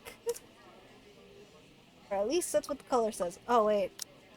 The cat name is Burial, or at least that's what the color said. The wrong name to give to a cat, in my opinion. But it speaks grace, much like the other, like the one that it carries. It shows in the way he swishes his tail and his eyes What's the following color him. for? This is a cat, apparently. Huh. I'm not sure what he finds Okay, fascinating. back to in me. Definango. Yep. To be honest, I wasn't the very picture of grace when he found me after.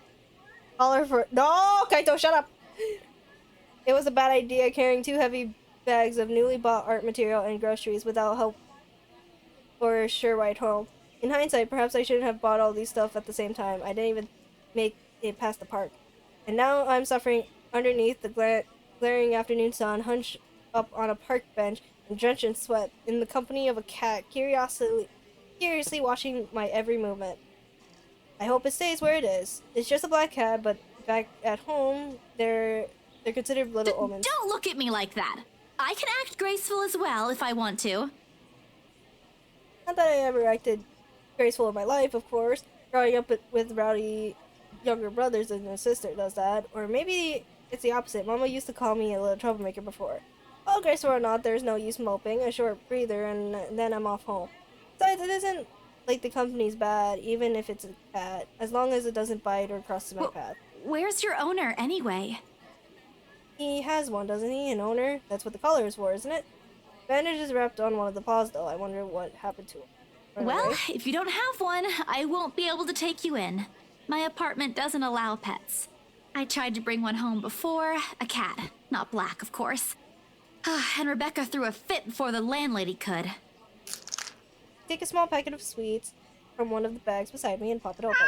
I'm about to put one in my mouth and he meows. My hand stops. Do you want one? He doesn't meow again as I expect him to, but I take his unblinking gaze as a yes. I shift the piece to my palm and hold it up rarely.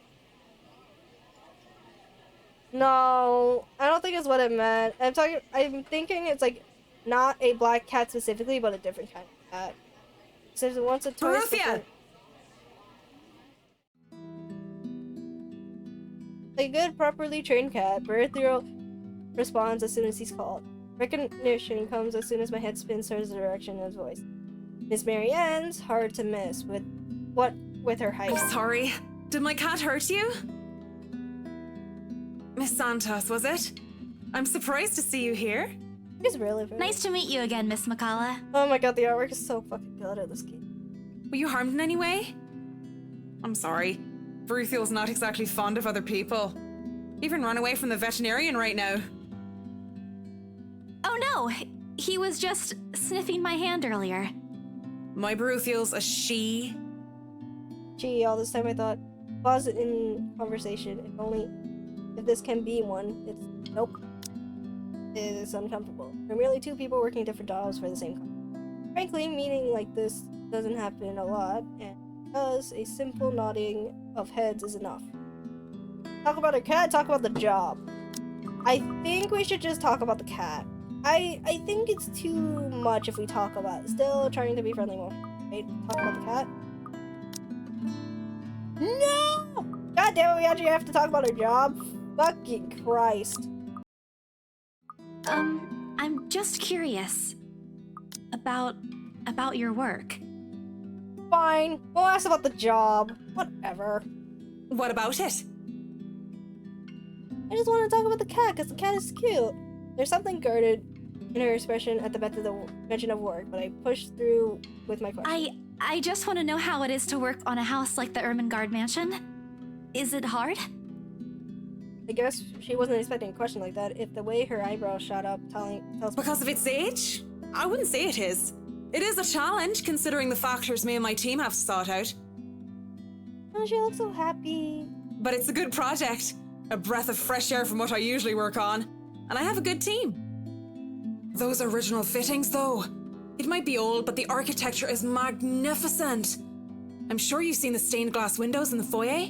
Oh, I can already think of so many things I could do with it.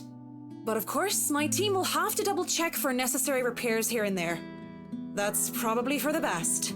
It's easy to break some key elements with a rush restoration job, and who knows what other hidden issues there might be underneath. People can be so careless. I'm sorry, I spoke too much. No, it's okay. You seem to really love what you're doing. It's not really like that. I'm just lucky to have found work in an interesting field. Anyway, Bruthiel's due for her visit to the vet. Nice talking to you, Miss Santos. I wish you luck with what you're planning to work on. It seems like a big project, too. Gestures with her heads toward the bag. The one filled with stuff I recently bought from the art store. It's a project for a friend, actually. All the same. Good luck. I watched as she leaves, though she stopped shortly before crossing the threshold, separating the park and the streets.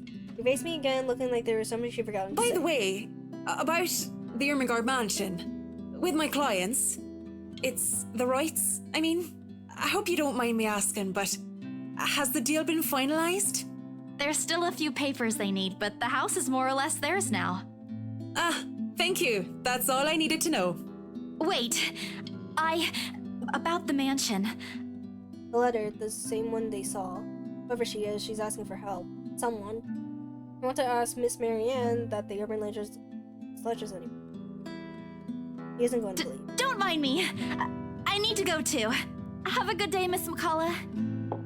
I hastily picked up all the bags I've left on the bench and ran as far as my legs can take me. In that moment, when I'm carrying in my hands way far lighter than that overwhelming guilt trying to consume me.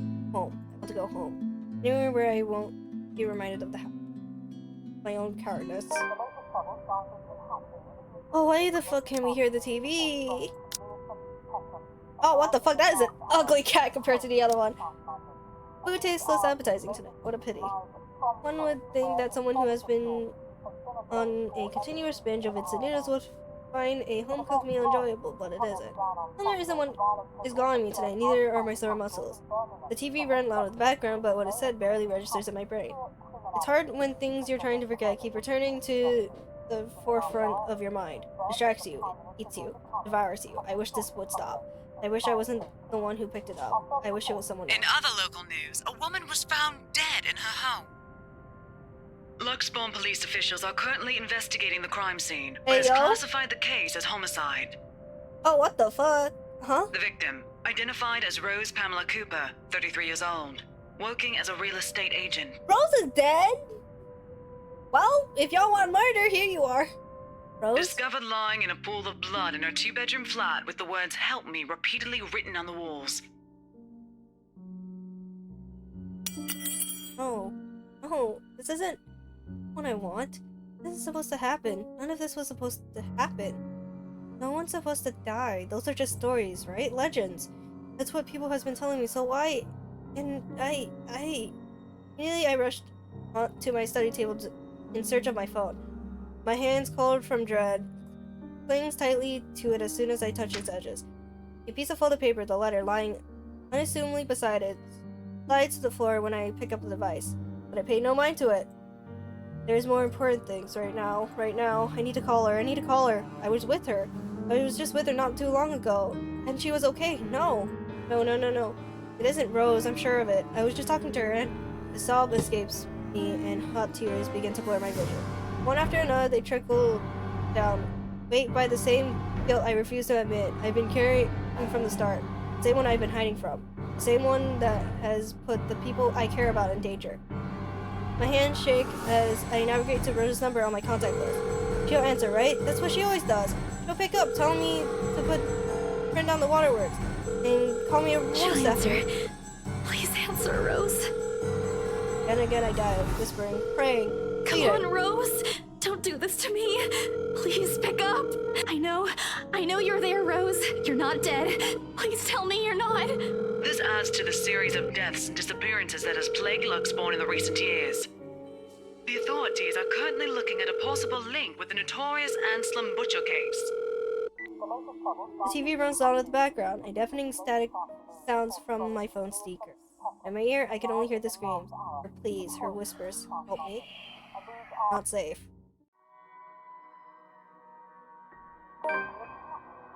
A buzzing sensation jolts me awake. My body still wants to sleep, to forget what I heard, what I saw last night. But it is, nudging, pondering at me.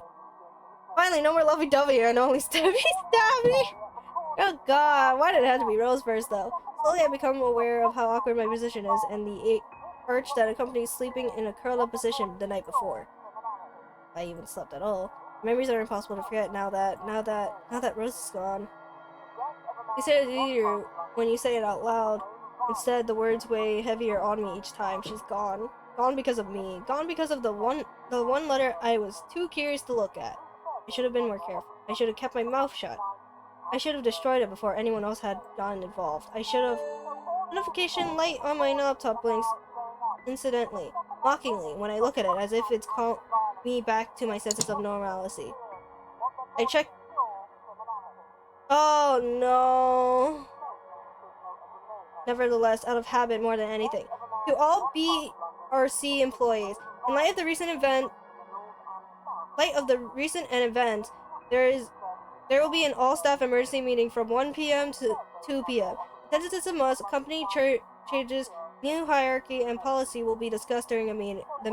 Everyone is expected to bring a copy of their own attendance logs and sales reports for the last 6 months to be submitted to your respective managers for review. We are expecting everyone's coordination. Thank you. Joanne Alice Grucher, BSC Manager. If this was one of those typical days, I'd be happy to comply and get myself in our office. Today my limbs just feel heavy. On one hand, one will keep me busy and take my mind elsewhere.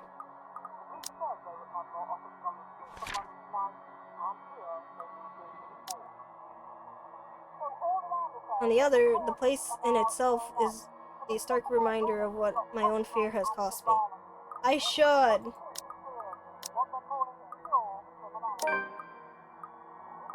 Hoping won't get me anywhere. This is just like one of those things, isn't it? You deal with it with a smile no matter how bad things get and hope for the best. Although my whole body feels like lead and my limbs are sore, I push myself away from the chair and head to the shower. The letter I dropped on the floor last night flutters open as I pass it, unfolding for no one else but me to see. Every word written on it glares back at me. Sneer, their ridicule, like living beings fully aware of what they've done. With a huff, I pick it up and shove it in my bag, perhaps with more anger and frustration than I'm used to showing. This too, I'll deal with it. Somehow I found a way to make things right. I have to. Or it takes more people from me, even if I have to do it on my own. Papers rustling, phones feet shuffling. Overall, today looks like a typical... God fucking damn it! Hurry up! Looks like a typical workday at Blair Retail Corporation, except it isn't. The air is thick with tension and unspoken question. No doubt everyone's present has already heard about Rose. If they didn't miss last night's report, they likely see it in the morning news in the paper or on various news sites on the internet. Everywhere is a bit of a reminder. In fact, everyone's giving me a wide berth, as though the mere mention of Rose would be enough to trigger something in me. Don't need to be angry over your own redeems. I know! It's appreciated, but it only serves a bigger hole in the place Rose has left. After lunch, my boss calls me for a meeting. I don't have to look up for my work to know what it's about. He's in a strange, pensive mood today, probably out of respect of a dead colleague. Oddly, I appreciate it more if he just shouted at me today. I'm sure you've all heard of what happened to Miss Cooper. She was a valued member of our team and she will be missed. There's no date for a funeral, yet, but those who wish to attend, kindly speak with your respective supervisors. By the way, has anyone heard about our still AWOL staff? None? HR, you know what to do. Santos, a word? In my office? At the end of it, I've been given the entirety of Rose's workload, including finalized the rights papers, and have been promised an ample compensation for my work. I think he expected me to be happy about it, and said I embarrass myself and I have to, and if I want to.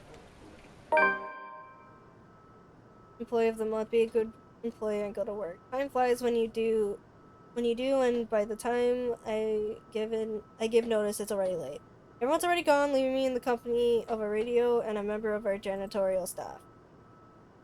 I don't even know his name. Rose likely does. She remember. The Luxbon Police Department continues its search for the following reported missing people.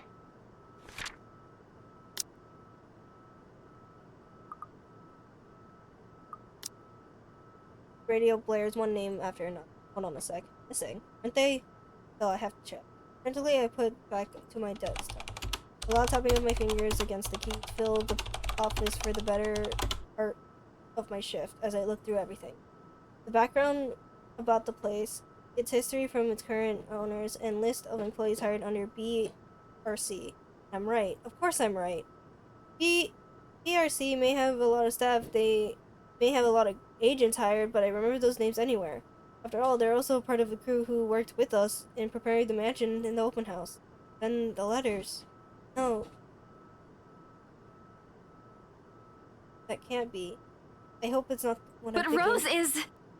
Something snapped into place in a fraction of a moment. Those people. Rose, I need to... No. If it's like this, they still won't believe me. I have to make sure of it first. Evidence doesn't lie. That's what Ash often says, right? If I have proof, then maybe. I don't want to get my hopes up yet, but maybe there's still a way for I can save them. The letter, my phone, papers, anything that will be useful. I grab all of them and stuff them in my bag. I can't stay here. There's something I need to do. There's something those people should. The nose cut sharply through the room, stopping my hand short of cramming a pen into my bag. Hello? Anyone there? Someone must have left the printer open again. I may be in a hurry, but if I don't turn it off, another person is certainly going to have a fit tomorrow over wasted company resources. After most of the time, it was Rose who does the nagging, but the click of my pen in my hands is a welcome distraction as I search for the said object. Every stride of my feet also echoes throughout the empty workplace. I've lost sight of the janitor minutes ago, and with me being the only one left, the tapping of my feet against the wood floor is something I soon learned to appreciate. It doesn't take me long to find it. By the time I turn it off, 5 papers are already strewn about on the ground. The paper tray has also been left ajar. Sighing, I pick up each of and put it on somewhere proper, but the pages that greet me next makes my blood run cold. The chill that makes it way up my spine is as numbing as the day in the attic. The sheets crinkled under my tense grip. All I can hear is my breathing as it rasps through my gritted teeth. But before I can even gather myself, take the first steps in total darkness, something envelopes me. Fucking damn it! Now I actually have to set the fuck up. God damn it.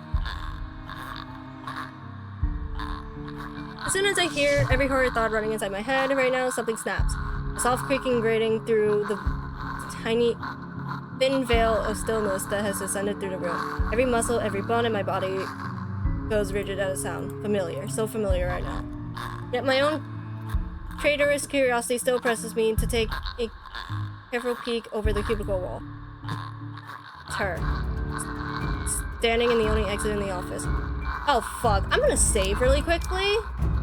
Staying away from me. She doesn't even need to turn around for me to for me to know that it's an unshapen face, tattered clothes, and unguarded gait. Same person from the attic. I take a step back, the pen I'm holding still in my hands, and her entire head turns.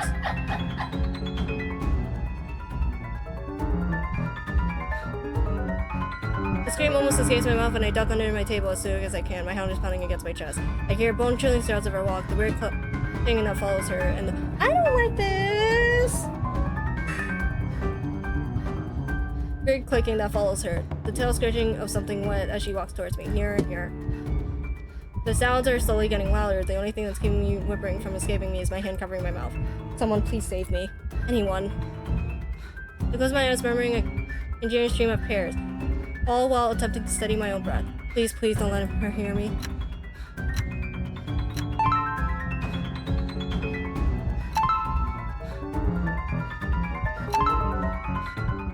Doable! Okay, that wasn't as bad. The seconds, minutes stretched out before my agonizing. Is she gone? Slowly, I open my eyes to take a peek. I don't dare to make a noise. In the face of such terror, I only beg, let a silent plea to whoever out there. Please, please don't let her notice me. I want to live.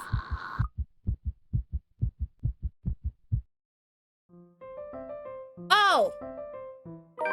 We did it! And we have a new profile now. So I think it goes in this particular order.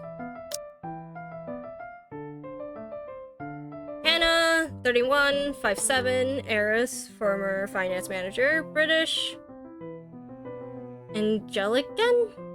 Masters in Business Administration.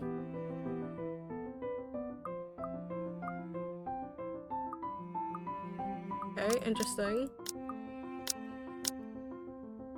No new profile though, or nothing new. Okay, so we're at the Hannah stage now. We'll probably... Now the question remains, do I want to keep going? Is a better question.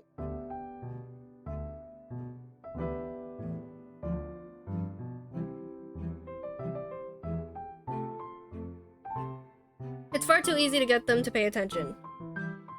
Enraptured. They hang on to my every word and follow my every move.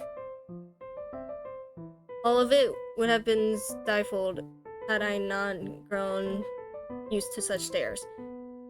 Most are respectable, some are hostile, if we were being honest. And a few are downright inappropriate. After all, Kinda right! Oh my god, what's with these realistic looking fuckers? There's a moment of agitation as a familiar, but less than a welcome face approaches me with a suggestive smirk on his face. Of course I had to keep my benevolent smile and greet him as I greet any good friend. After all, this man can turn heads, being famous on his own right. Officer Lee! What a pleasant surprise. I didn't think you'd have the time to attend tonight's party. He's more of Luke's friend than mine, really, and I'm quite sure I only invited his wife. More like I'm only friends with the chief inspector because of Luke. Luke is only friends with Wash Bell because of me. Unlike how I treated Lee, however, Luke never hid his animosity for the Lee merchant. It was a very odd friendship where we would have awkward double dates. I don't ever recall his first name. It starts with an N, I think, but I might be wrong. Aside from being chief inspector of Luxembourg Police, his wife Lochbel Lee Vance owns a General Electronics company, fridges and Oh, I always have time for my favorite socialite couple. Might I say, you look positively ravishing tonight. I see the husband isn't with you. The way he eyes me up is enough to make my screen call. I just wish Luke was here to fend off the more unseemly of our peers. You know the ones. Men who are just a bit too friendly, staring too long at my assets, and getting close just because my husband is not here. To think they have the gall to do this at my own party, in my own house if I may add. But, like any high society woman worth her salt, I know how to handle it with grace and dignity. I suppose you're looking pleasant as well. Luke's busy with work, unfortunately. Michelle isn't here? A shame. I do hope he isn't causing you much trouble. That husband of yours can be a bit daft sometimes, acting like he's still some young bachelor. The wife sends her regards and her apologies, but something came up with a doctor and she needed to attend to it. You know her, being pregnant and all. He makes small talk. Rather, I'm forced to do so, as he would not leave my side after finding his place there. Much to my chagrin, I have experienced from the few who flock in hopes of flattering, or I can tolerate them far better than Lee. He is a nice enough person, and I adore his wife, who is oblivious to obviously the brains behind the two.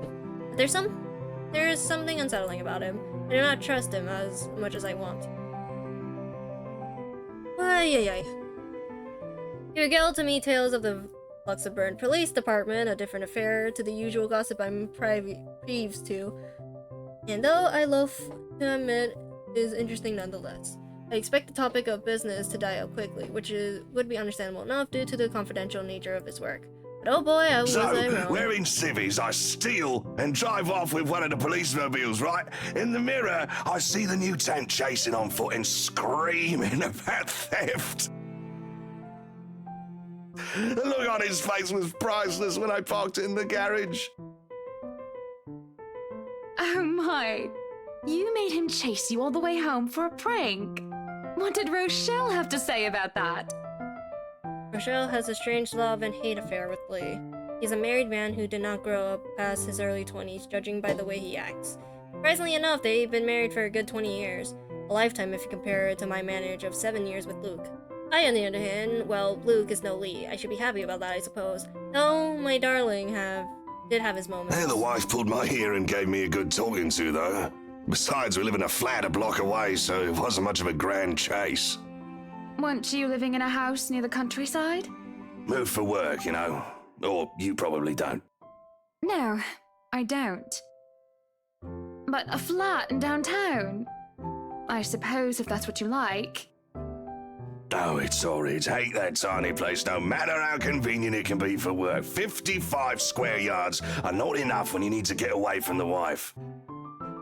I wouldn't mind a place away from the city. Even started looking at the ads. I spied an interesting lot, actually. Heard it was finally put up for sale, or that something mansion. You know the one with all the ghost stories. I know what he's talking about. Really only a few urban legends around here. It's the Ermagood mansion? Is this before they bought the house? Because this looks like the house party. This actually just looks like the house party. That's the one. Worthy of a king it is. I'd buy it myself, but Rochelle would only gripe if I brought it up to her. Not to mention all the expenses a place like that will be a real fixer-upper. You also have to find someone willing to work there with how superstitious people can be. If it becomes a problem, just hire someone to do an exorcism. Actually, I do know of someone who could be up to the task. You remember the Ludgates party at their Christchurch summer residence? Of course. It was an excellent soiree. Everything was so classy, too. Such good taste. Oh, that place was a pigsty until they hired out this interior designer and they turned it into a bloody palace. She worked for the Exodus for their apartment in Soho too, and they recommended her when we were looking up pieces for our beach house in Porto Colom.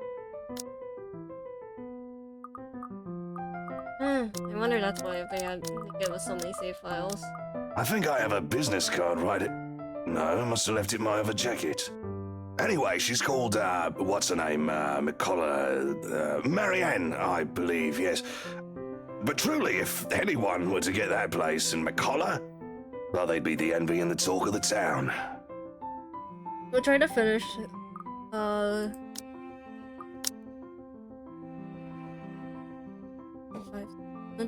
we'll try to finish Hannah's and then we'll come back, or at least end stream.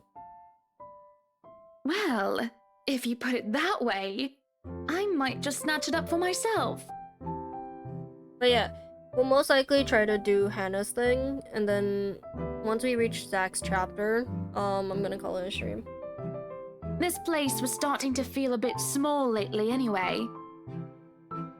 Surely a 3-story penthouse might not fit the definition of small for some people. Okay, maybe a lot of people, but it isn't big enough to have grand parties in. As if I only invite about 30 people to this one and it already feels cramped in here. It certainly would be nice if I didn't have to ride an elevator up and down several floors before I can get anywhere as well. All Luke's words, not mine. Besides, I've been looking for a good anniversary gift. Luke might like this one. Where is he anyway? Hello. Hey y'all. I'm gonna be honest, I finished my food, and then me being me, I got completely and utterly sidetracked.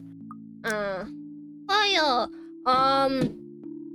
So, we technically nearly died. Well, technically no. We did decently well. We had the ghost thing again. But it was actually easy. Yeah. It was actually easy. Oh, yeah, no shit, it's just like, done. No, it's different variation. This one is actually more of like, oh, time it in the, like, in a certain area. It's a reaction time thing, it's still easy. Yeah. And the thing is we're on normal mode. I know that because we're on fucking normal mode. Damn. There's not a hard, just normal? I think you have to finish the entire game normally first, and then there's a hard mode, but I don't know. You have to finish an entire game to play it all. That's stupid. I don't know, I may be wrong. I don't think there is a hard version of this game, I don't think. Luke is dressed to the nines, as he usually is, and he looks ready for whatever the day throws at him. His brother and Valet wait at his side, just in case he isn't ready as he looks. You know what? Oh wait, I keep loading. Save. I'm actually curious what happens if we fuck up.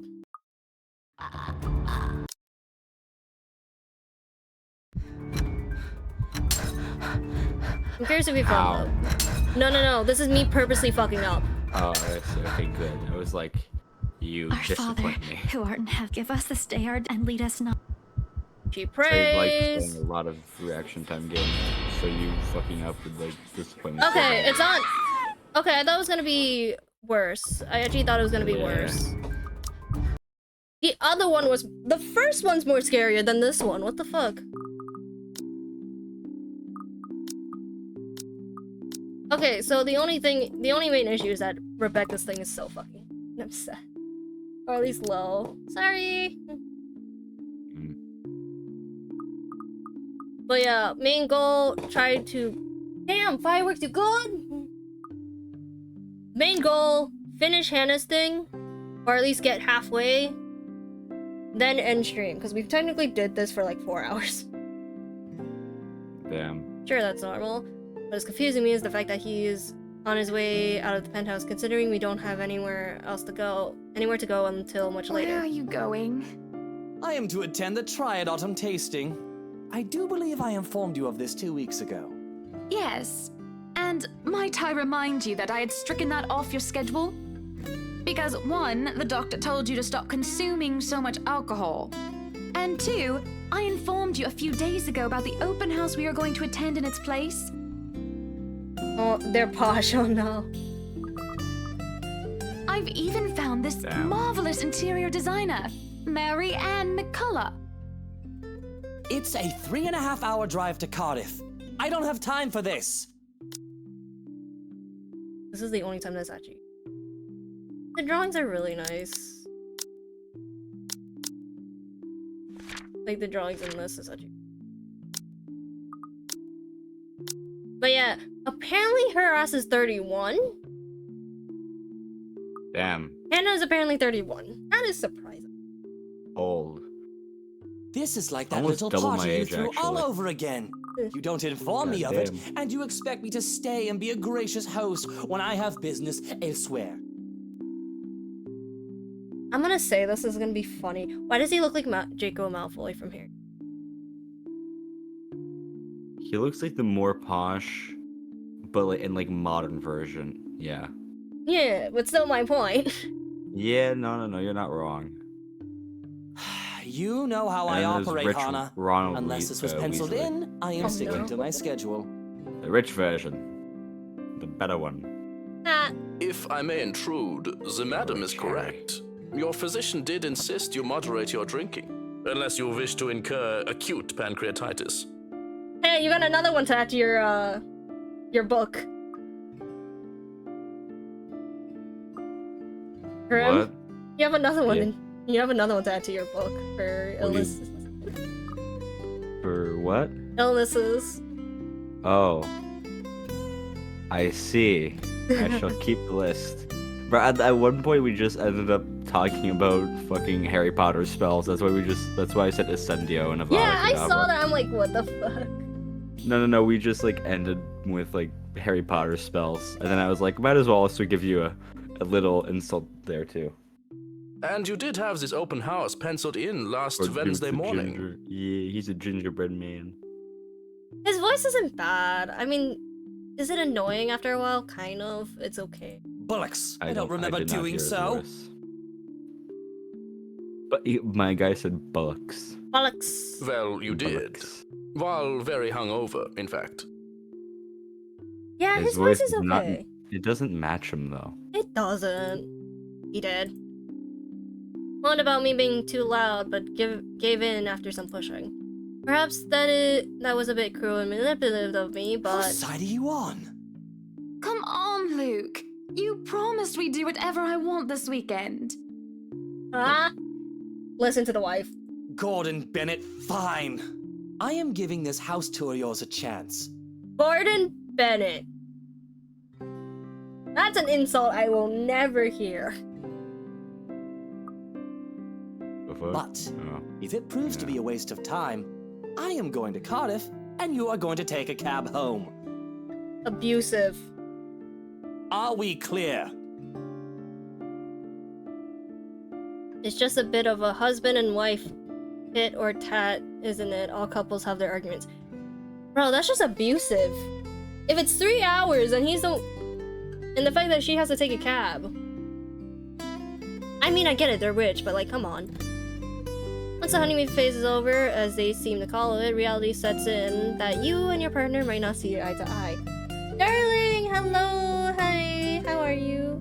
I just realized, wouldn't you mostly go on Frosty stream right now? Huh? Because Darling's in chat, that's why. Oh, hello, darling. Perhaps it has been years. Well, how about you? Hello. Have I'm you okay. moved to Canada yet? I'm okay, I'm just really good. I'm lurking. Enjoy your time in the comfy cloud. I think that's what I'm officially calling it now, because my Discord is the same way. We're on a cloud. 7 of them is nothing to scoff at.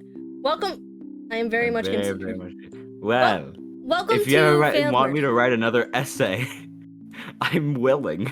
Welcome to questionable horror visual novel now? Basically. Yeah, no, it's not horror. Don't lie to yourself. I said this is questionable. romance. I said questionable because technically we got like 2 horror aspects already. You'd love. Okay, no. You know what? Yeah, Aspects, I'm I'm writing. not- You know what? I'm writing another essay. I'll fucking do it. Let's see. It's 2 aspects of horror right now, but but we accidentally got a love story out of it technically, Yeah. or like some form of affection somehow. So if you want to see the art again, I can just quickly save right now. I need to make a new essay on Canada, but what do I talk about? Love story? More like love art. Give me 2 seconds. Yeah. You Yeah, see it's You weird. see this? You see this? You see this, darling? And this is It's supposed to good be a art. horror game. It's supposed to be. Yes. But the art No, is the- really pretty. The art Yeah, is it's really really pretty. But the only way this can be forgiven is by one of them dying immediately. Okay, damn, God. I'm not wrong. It was horror, in my opinion, because love scares me. Damn. My guy has lied to himself so badly he truly believes that he's single by choice. But the art is really pretty. 7 of them is nothing to scoff at. Cannot bloody believe I agreed to this. I was really looking forward to the triad tasting. Oh my god, this is literally just Draco Malfoy. Damn. Sounds like Draco Malfoy. No, Okay, darling, I have to ask, what do I make this essay about now? sometimes I think I'm fucking doing it, but just what? I think it's something a bit more than just simple disagreements, and I have to stop myself from wondering where we went wrong. Draco in the wrong era. There's always the Triad Christmas tasting in Really Manchester is. next month, and that'll only be an hour and a half drive. Draco and Rich Ronald Weasley. I hate his name. Ronald Weasley, such a shit. Have I been neglectful? Have I offended? Have I acted shameful? Yes, but Cardiff. So, Draco's an alcoholic. Yeah. We always need more of those. I guess about the I guess with the workforce, how workforce, they how they compare. Oh, I can so do that. You do understand that it's better overall in Canada in workforce wise, right? The people in their daily lives. Because we have less people, so we need more people. Certainly, any problems can be discussed, as long as he doesn't turn me away. Well, there goes my good mood. Are you happy now, Hana? Remain silent, defend self. Has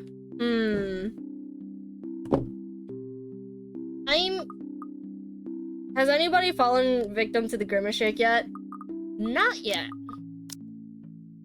We don't have that in Canada. I have not. I'm gonna save. Why must he treat me this way? Okay.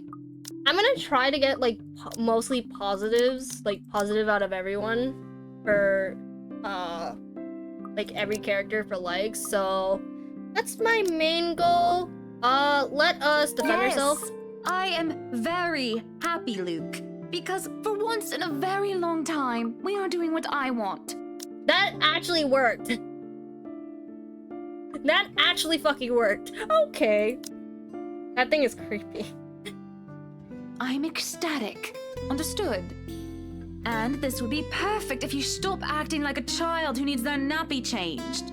Hey, get roasted, bitch. We will be leaving after lunch for the Ermengarde mansion.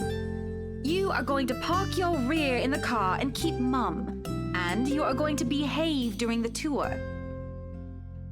The voice actors? The voice acting is nice. I will bring up Ash right fucking now, darling. I will bring Ash right fucking now. If I could. I will bring up Ash right fucking now, my dude. I will. Please. Okay, give me 2 seconds. Hold on. Let me quickly save this so I don't have to result in going back. Where is a quick one I can do? We'll do this one. Just let the story go on. Let me just skip this. I, gotta go. Got some reports I forgot to file the other day. Yeah, see you around. Thanks for the ice cream. Don't lose it. You won't find one here again if you do. The ad. While. I won't. I know. I mean, if you're ready, I could just... Wait, Belle.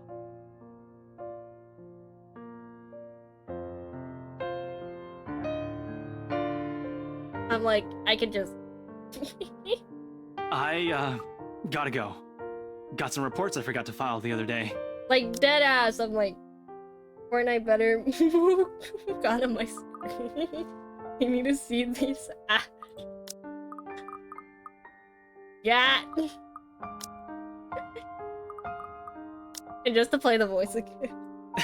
I know.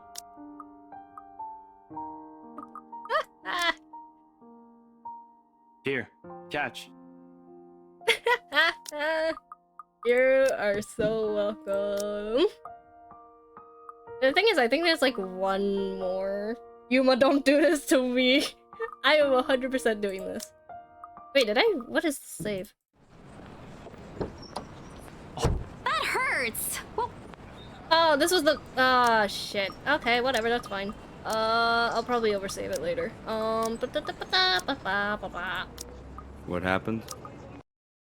Darling, I already caused it, don't worry about it. What happened to Darling? What? Darling's freaking out after I just showed, or at least let Darling listen to the Ash voice lines. Ah. Yeah. I see. Needless to say, Luke is looks a bit shocked at my outburst. No! No! I see. I mean... Nice. I am very...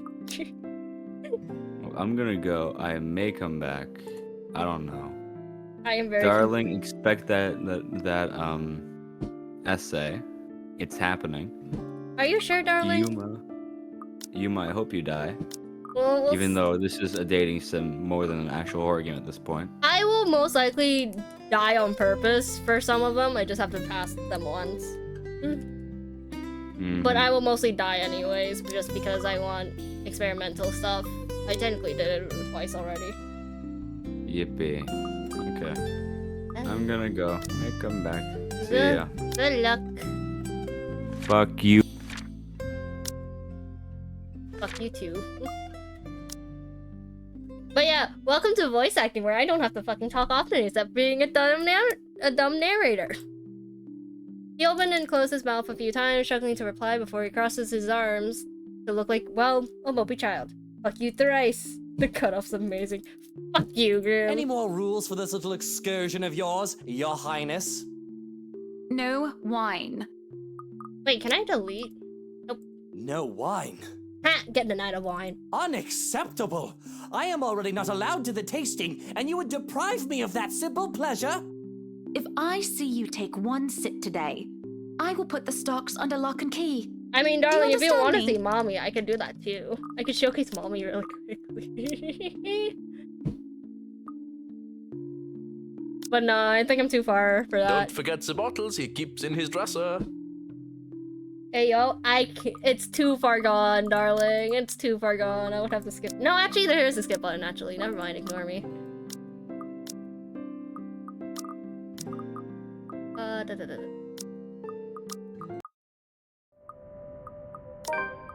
What? The mansion isn't, however. I thought something looked odd. Well, excuse maybe, me, mommy, I need to call but, my secretary. Please, praise the Lord for the skip. That's what I'm saying. Technically, I would call her mommy. Technically. Whose side are you on? Oh my god, that voice cracked though. And she has a cat. She has a cat, by the way. She has a cat. How many times in one day can you ask that? She has a cat, by the way. As many times as I need you, traitor. She has a cat. The ride to the mansion is quiet.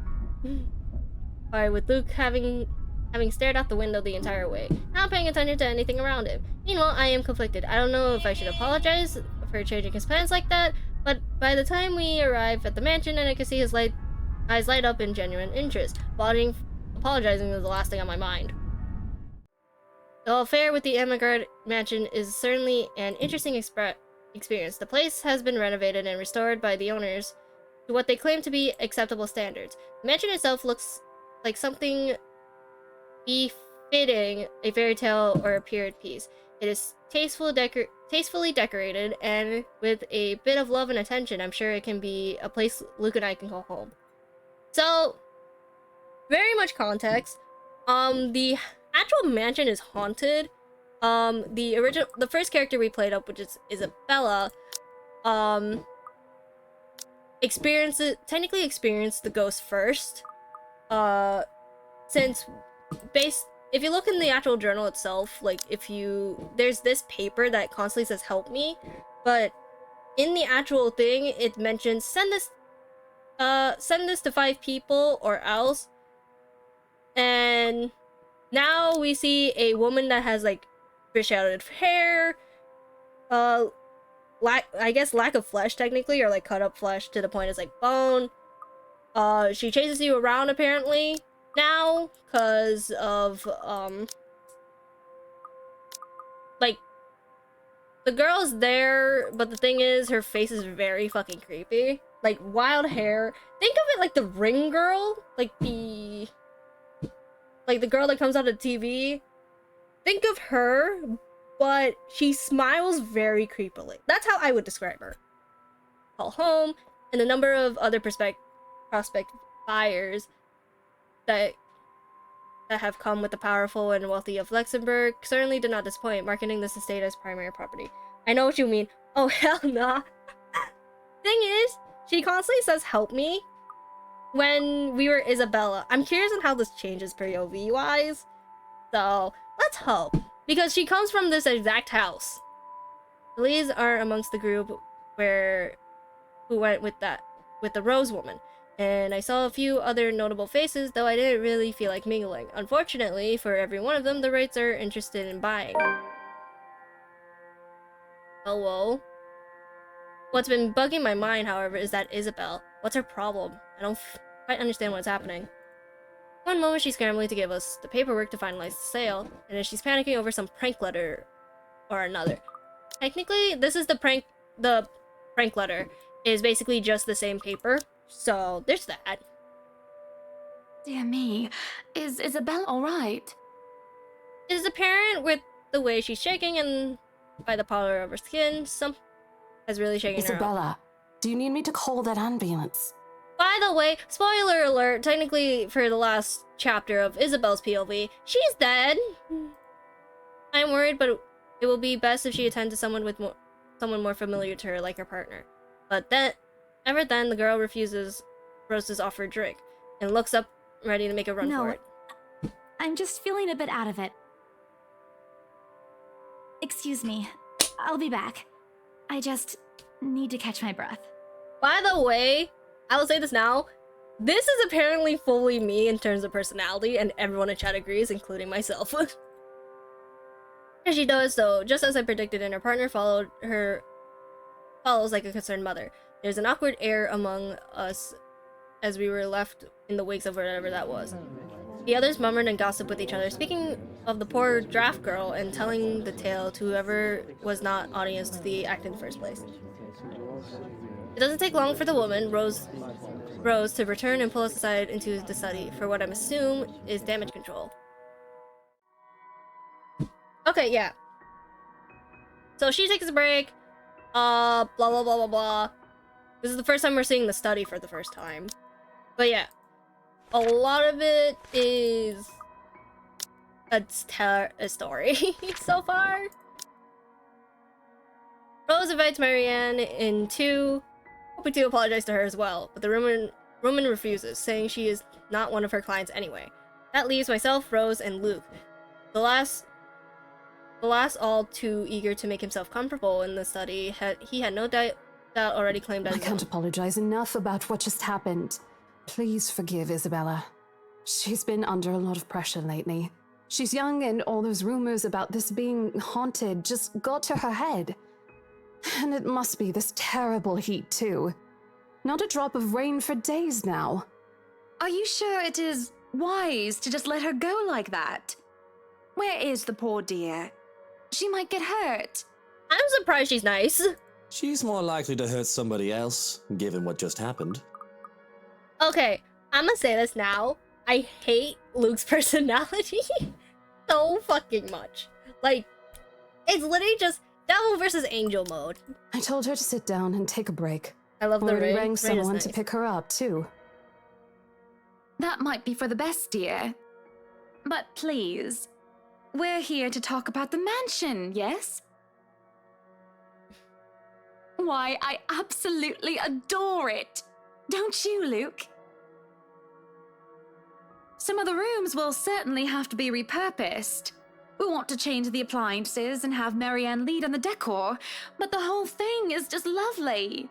I guess. It's certainly a lot roomier than our penthouse. Darling, I should warn you now. Other than the blood warning, there's booba physics in this game. There's a lot of physics in this game, don't worry. Exactly! Lots of space for guests, parties, a lot of room for little ones to run around too. Let's not discuss that right now, Buttercup. Anyway, I do think it would be a shame to let this mansion slip past us. I mean, how scandalous.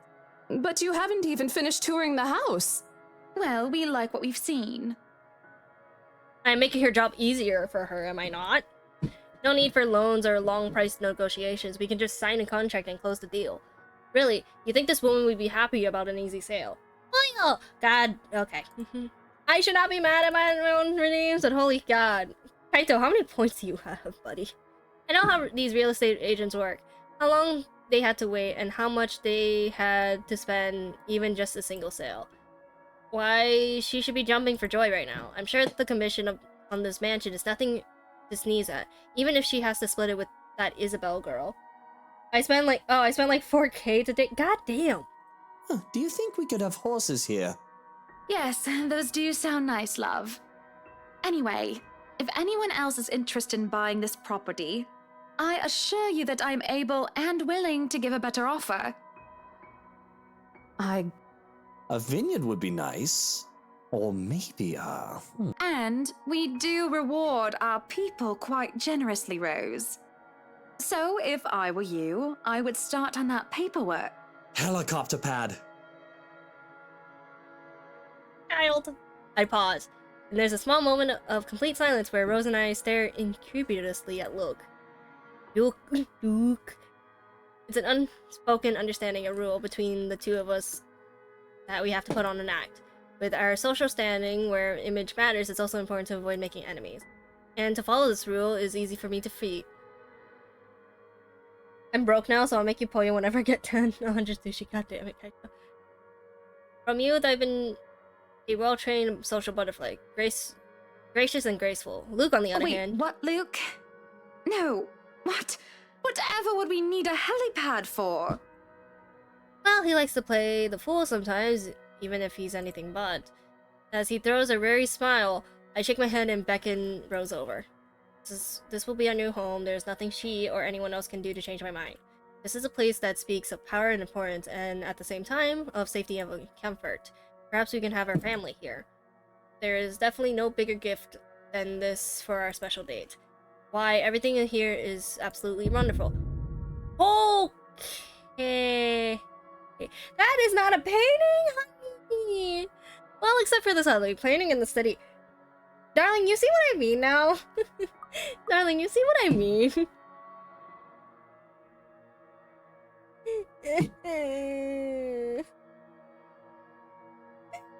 Oh God. Do you see what I mean now? You see what I mean by my reference of this is basically the girl from the TV just coming out. I accidentally punched the mirror. It looks like a real fake of a Everett Munch painting. Here's the deal. I'm willing to pay 10% higher than your listing price. Bruh. I'm just like, man, woman just said, everything looks so great, except for the painting, which is just an instant jump scare. If anyone tries to outbid us, just add another 5%. I doubt anyone can, of course. But you see what I mean now? You see what I mean? Or, you know what? Just add 15% to the listing price, and we can sign all the paperwork now. You see what I mean, darling? You flexing money. Yeah, because her and, what the fuck is his face? Luke are rich as fuck. I guess, if that's what you want. That won't be any trouble. But you see what I mean by describing that ghost. Yeah. I don't have all the papers now. Didn't think this would be a quick sell. I'll have copies sent to you so you can look over them.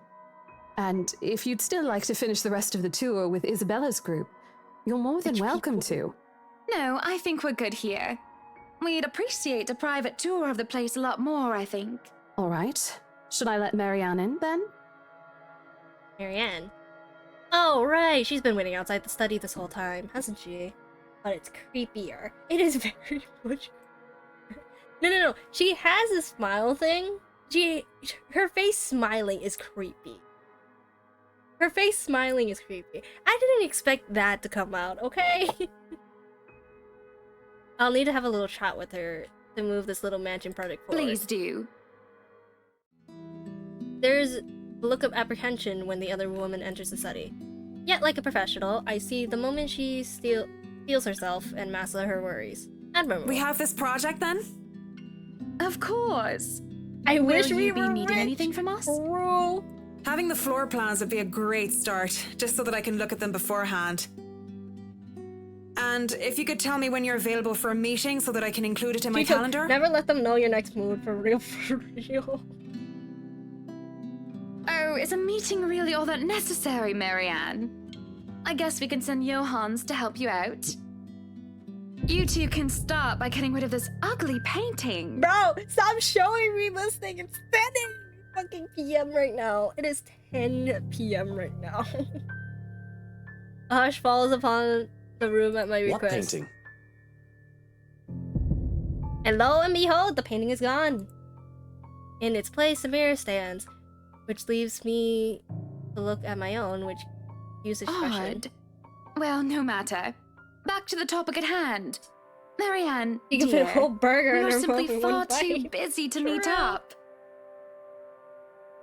Okay, let's save. Question the need for a meeting. Free up my schedule. Free up my But schedule.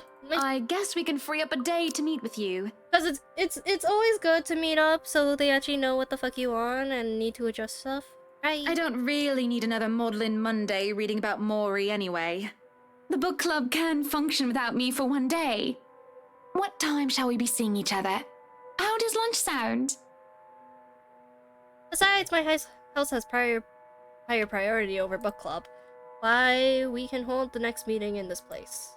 Surely the beauty and garter of it all will inspire spirited and lively debates about whether modern-day writers should match up to the classics. I might as well clear up the rest of my week to handle whatever affairs buying this mansion requires of me. Any social activity can be put off until the eminent, or rather, the right mansion, great debut. Debut. I'll have my fill of great parties and gatherings, especially when I organize them myself. That sounds good. Although, with a project of this scope, we might need most of the day to tackle your concerns. A more thorough inspection of the place is also preferable. Breakfast then! It's a date. It's really not. All right. Monday. 10 o'clock sharp. We'll see you then. Why did she consider a date? Naturally, Marianne suggested that we meet at 9, but who was even awake at that unholy hour? Me! Why are you calling me out, bitch? I was lucky enough to wake up this morning before Luke went all the way to Chanfif. At 5th. Chefafa. We say our goodbyes, shake hands, and make it clear without outright saying it that we now own this house. No, for real. No, I've been basically called out too many times in this game. I've been too called out. We say our goodbye on the house. By the time we left the mansion ground, sunset is almost upon us. So, you really want to buy this place then? That's a bit of a big impulse buy, even coming from you. Not that I'm complaining. I feel elation when I hear those words from him. It's not every day one is able to please someone like Luke. Like, no need to pick apart my horrible attributes. Nah, this game called me out for a messy room, technically. Because, technically, my desk is more of a mess than anything. It's not every day one is able to please someone like Luke. He gives away false flattery to sway those who starve for his attention and approval. But, me, my desk is foul. My desk is unorganized, okay? There's a difference.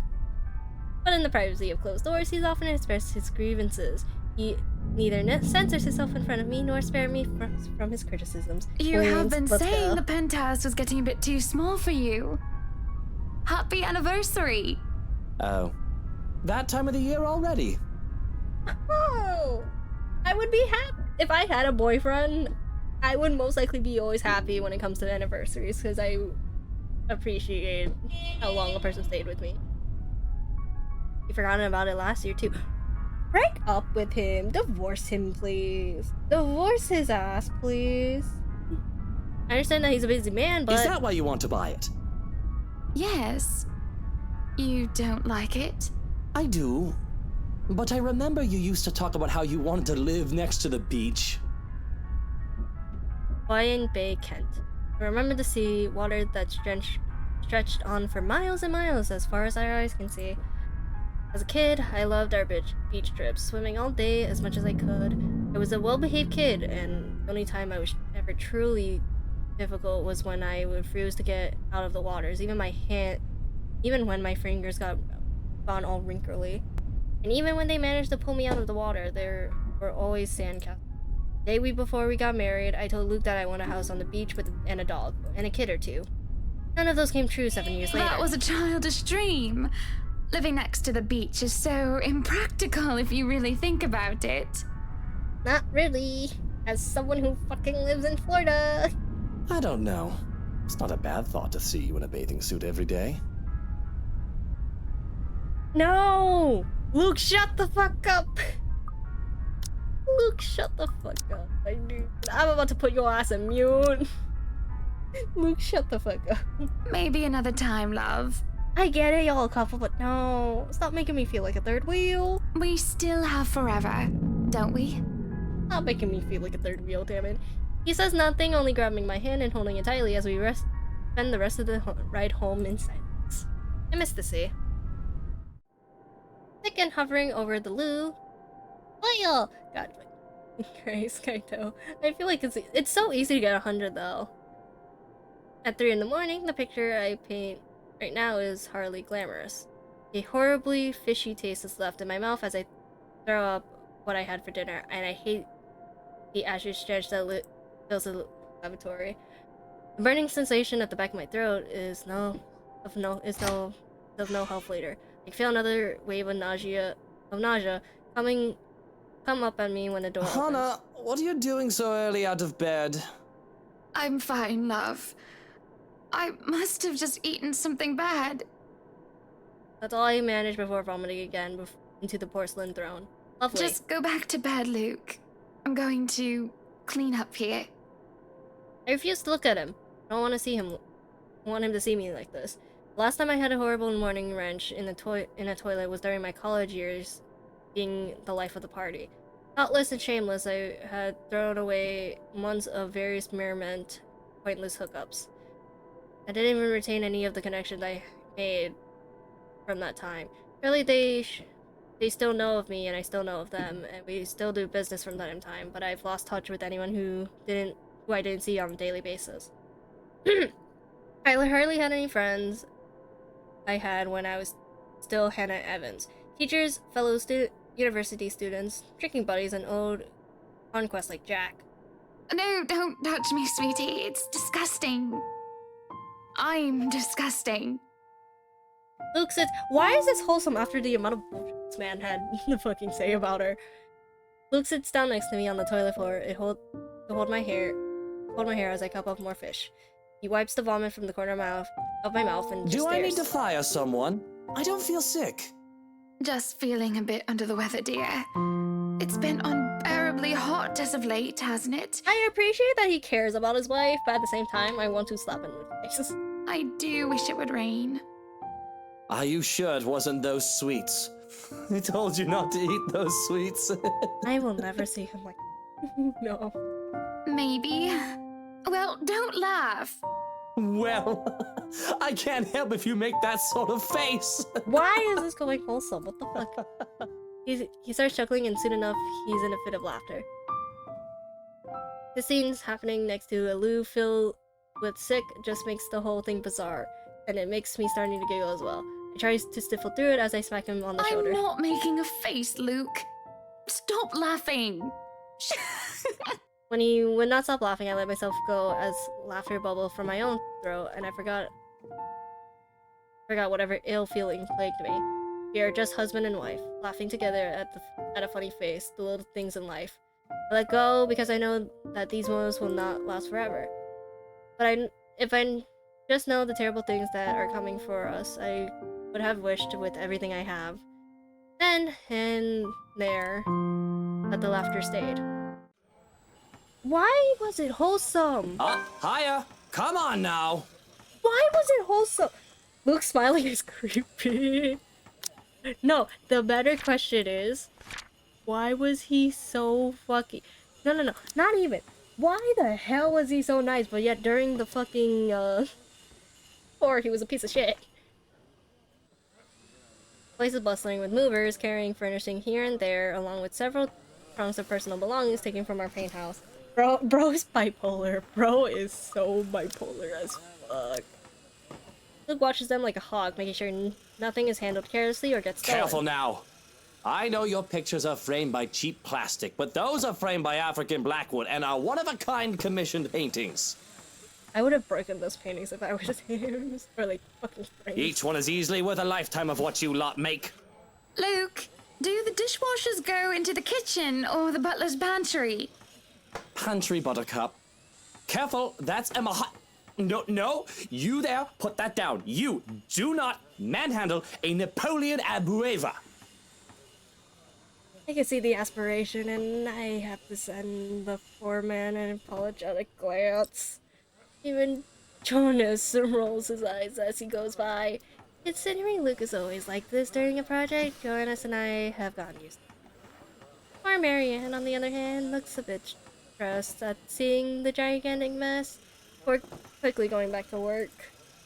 Everything just has to be perfect, exactly the way he wants it. One little thing out of place, one little thing that didn't fit the image he clearly constructed in his head, and Luke gets bent out of shape. Sweetie, why don't we go and sort your suits upstairs?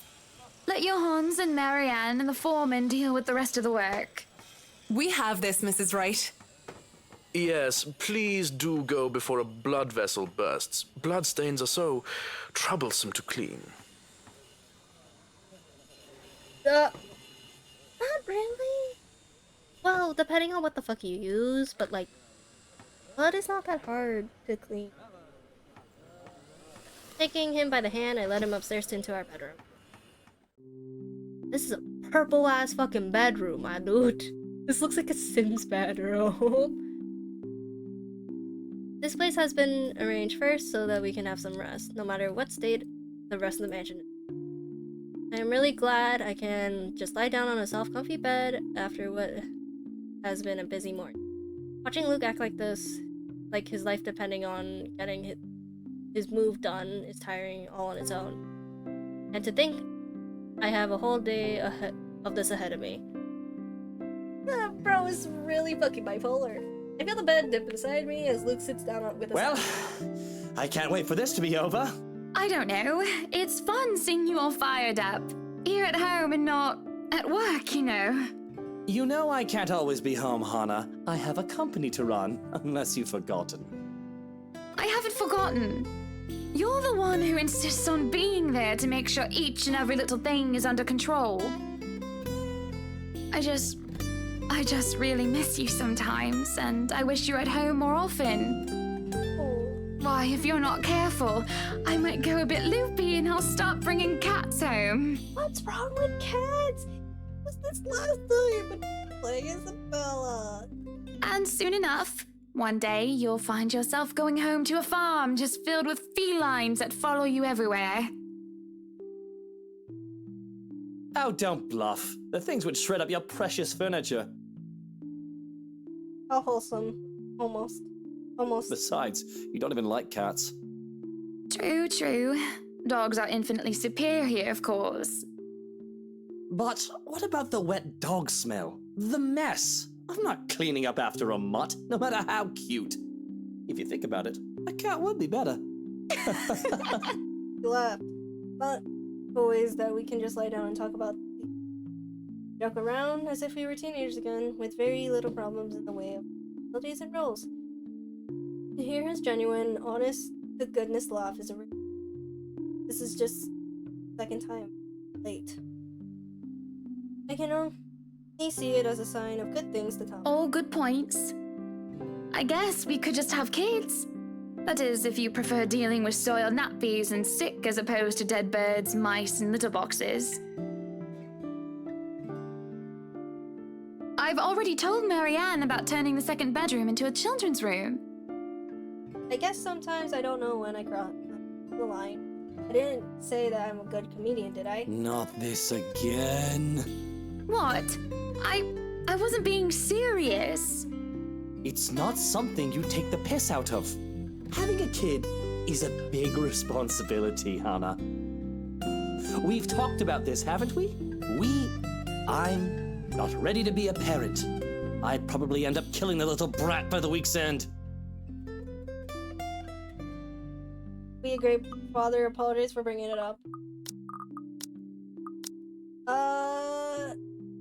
Let's... Oh god. Apologize for bringing it up. God damn it. Okay, fine. You want me to confidence boost your ass? Fine. Kylie likes you well enough. The mention of our little goddaughter places a conflicted look on his face. I want to murder him so bad. Sometimes it's cute when he denies having a soft spot for the little girl.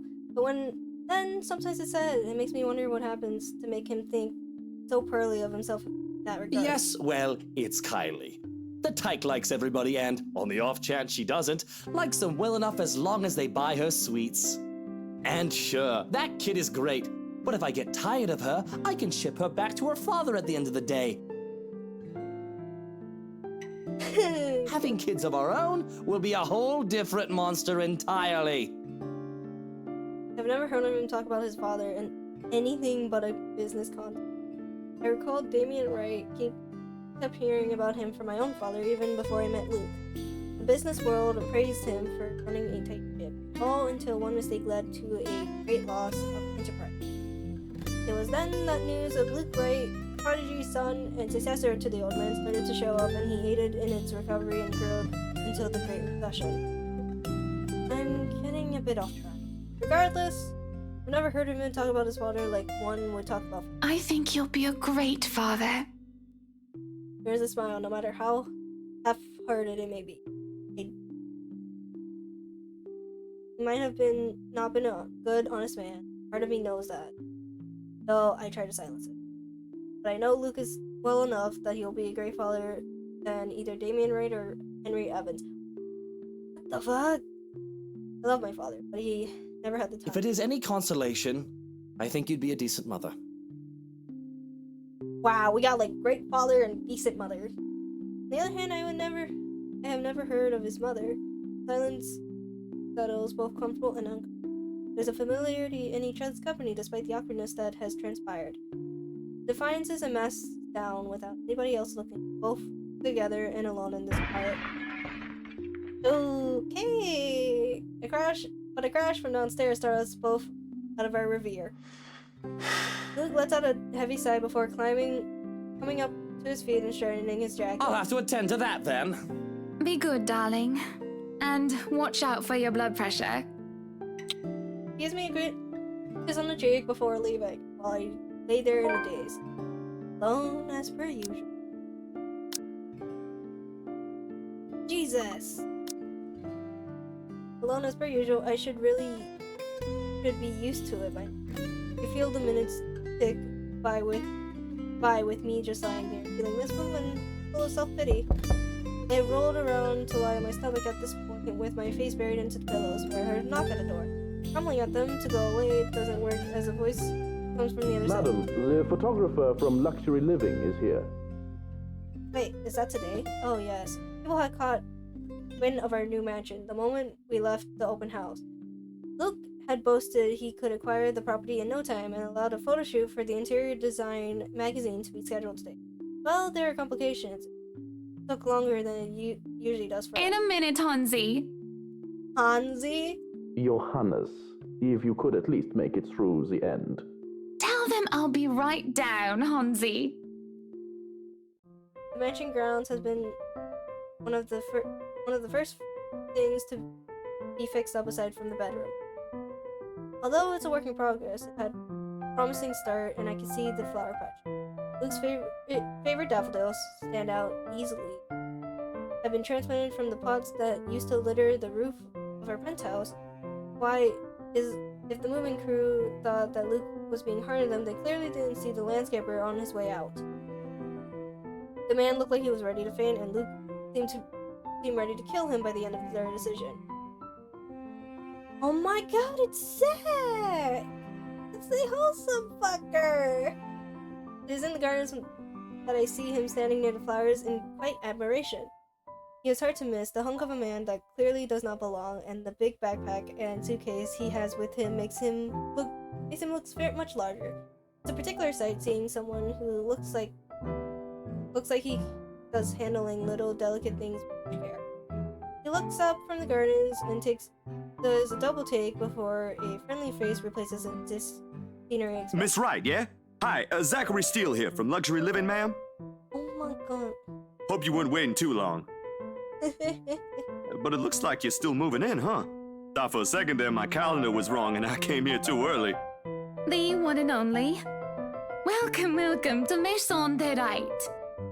Maison de Right. God. And yes, we've been in the process of moving in as we were delayed, but it won't be a problem. They're just adding a few things here and there, and you should still be able to do your work. Where's the rest of your crew then, Mr. Steele? Zach is fine, please. Mr. Steele makes me feel like I'm a mascot for a cleaning product. Mr. Clean. Anyway, I'll be your one-man crew for today. Don't worry, been doing this gig for a while now. You must be quite the veteran to handle this on your own. We've had a full crew coming into our penthouse the last time we were covered in your magazine. Veteran? Oh, your words are too kind, Miss Wright. Hannah, if I get to call you Zach, you have my permission to call me Hannah. Alrighty then. Anyway, I'm no veteran, but I know my camera well enough to make sure this is a good shoot. You can trust me on that, Miss Wright, Hannah. Achievement. Connoisseur le photograph. I fucked that up so bad. I just can't. Zach proves quickly enough that I can. In fact, trust him. His skills with the camera and experience in the industry, at the very least. He is kind and courteous, listening and following as I lead him around the house. A really nice fellow, and he treats our household staff well. Whether he cross paths with them, I answer his questions to the best of my ability, and he is patient enough to answer mine when they're curious enough. Once, I asked what the bags are for. They are quite the magician toolkit. From inside, he had proceeded several items to embellish the interior with.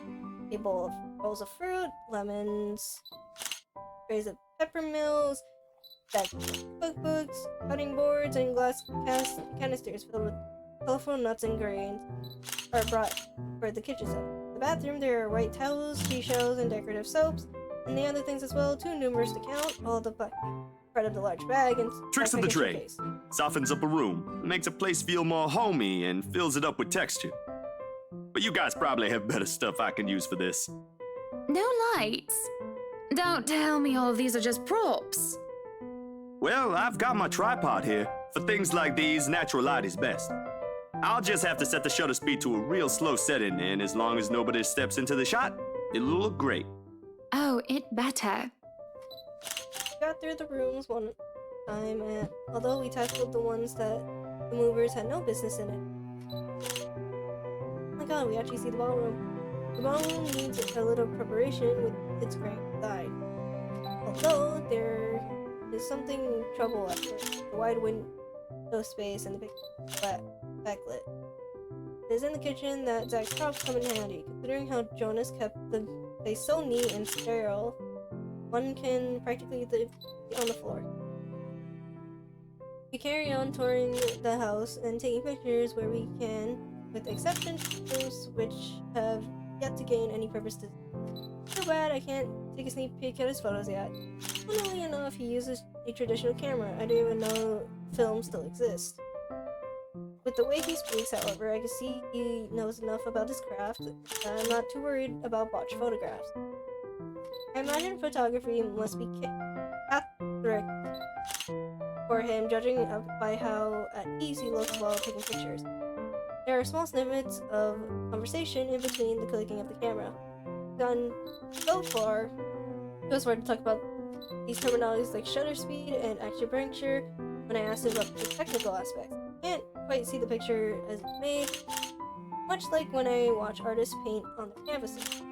But just watching someone passionately practicing their crafts such as this is exciting in its own way. Going through the many rooms, quite the exercise for the both of us. Oh, okay, this is really pretty. Despite that, he has been so nice, and I find myself putting on my best smile.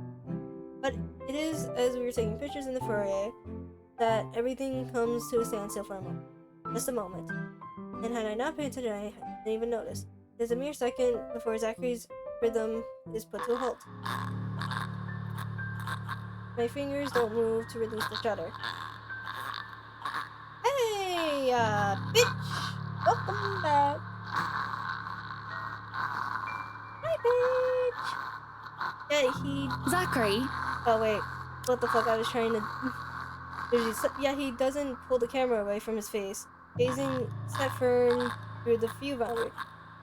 His hand's shaking and there's a nice sheen of sweat down his forehead. No response. Zach, is something the matter? So we're not gonna question this. Lowering his camera, he blinks and stares at something behind me before shaking his head. Turning around, though, I see nothing that could have gotten his attention. Oh no, there's nothing wrong. I just remembered something, that's all. Let's get back to the pictures. Can you move a bit more to the left, yeah? I struggle to respond in time. There's some weight on my butt. It's indescribable tightness of everything stops. Everything starts again as I manage to If out. you're sure. I don't know what just happened. Probably just did. Fine. He says he's fine.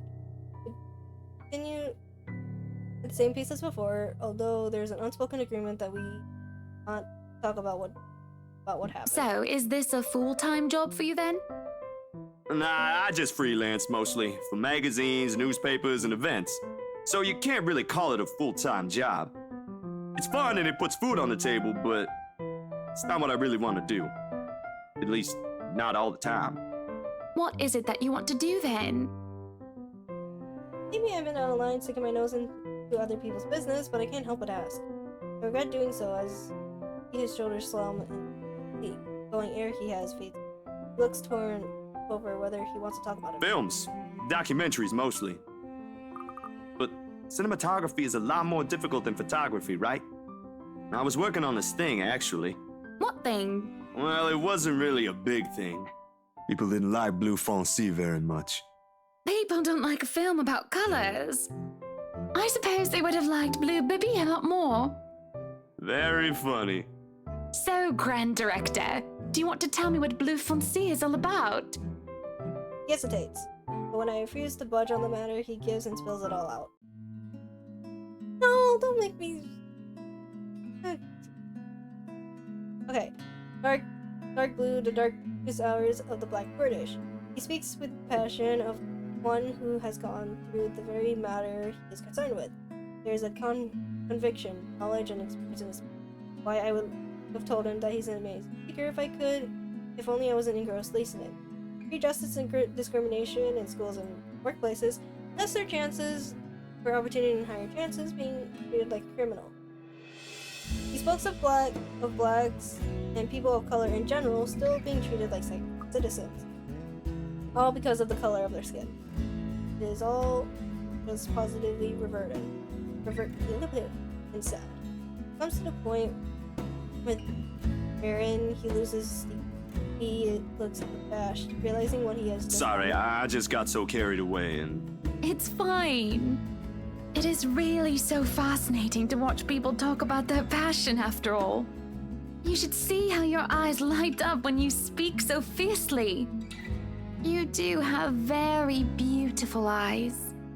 Uh-huh. Thanks, I guess. I want to say that I understand where he's coming from, but we really don't, do I? I was born with a silver spoon in my mouth, lived a charmed life. It hasn't been perfect, but difficulties I've been through pales in comparison to what others experience on a daily basis. I certainly don't know how I would have fared were it any different. Would I still have met Luke? Would he still love me the same if I was... What was your home like?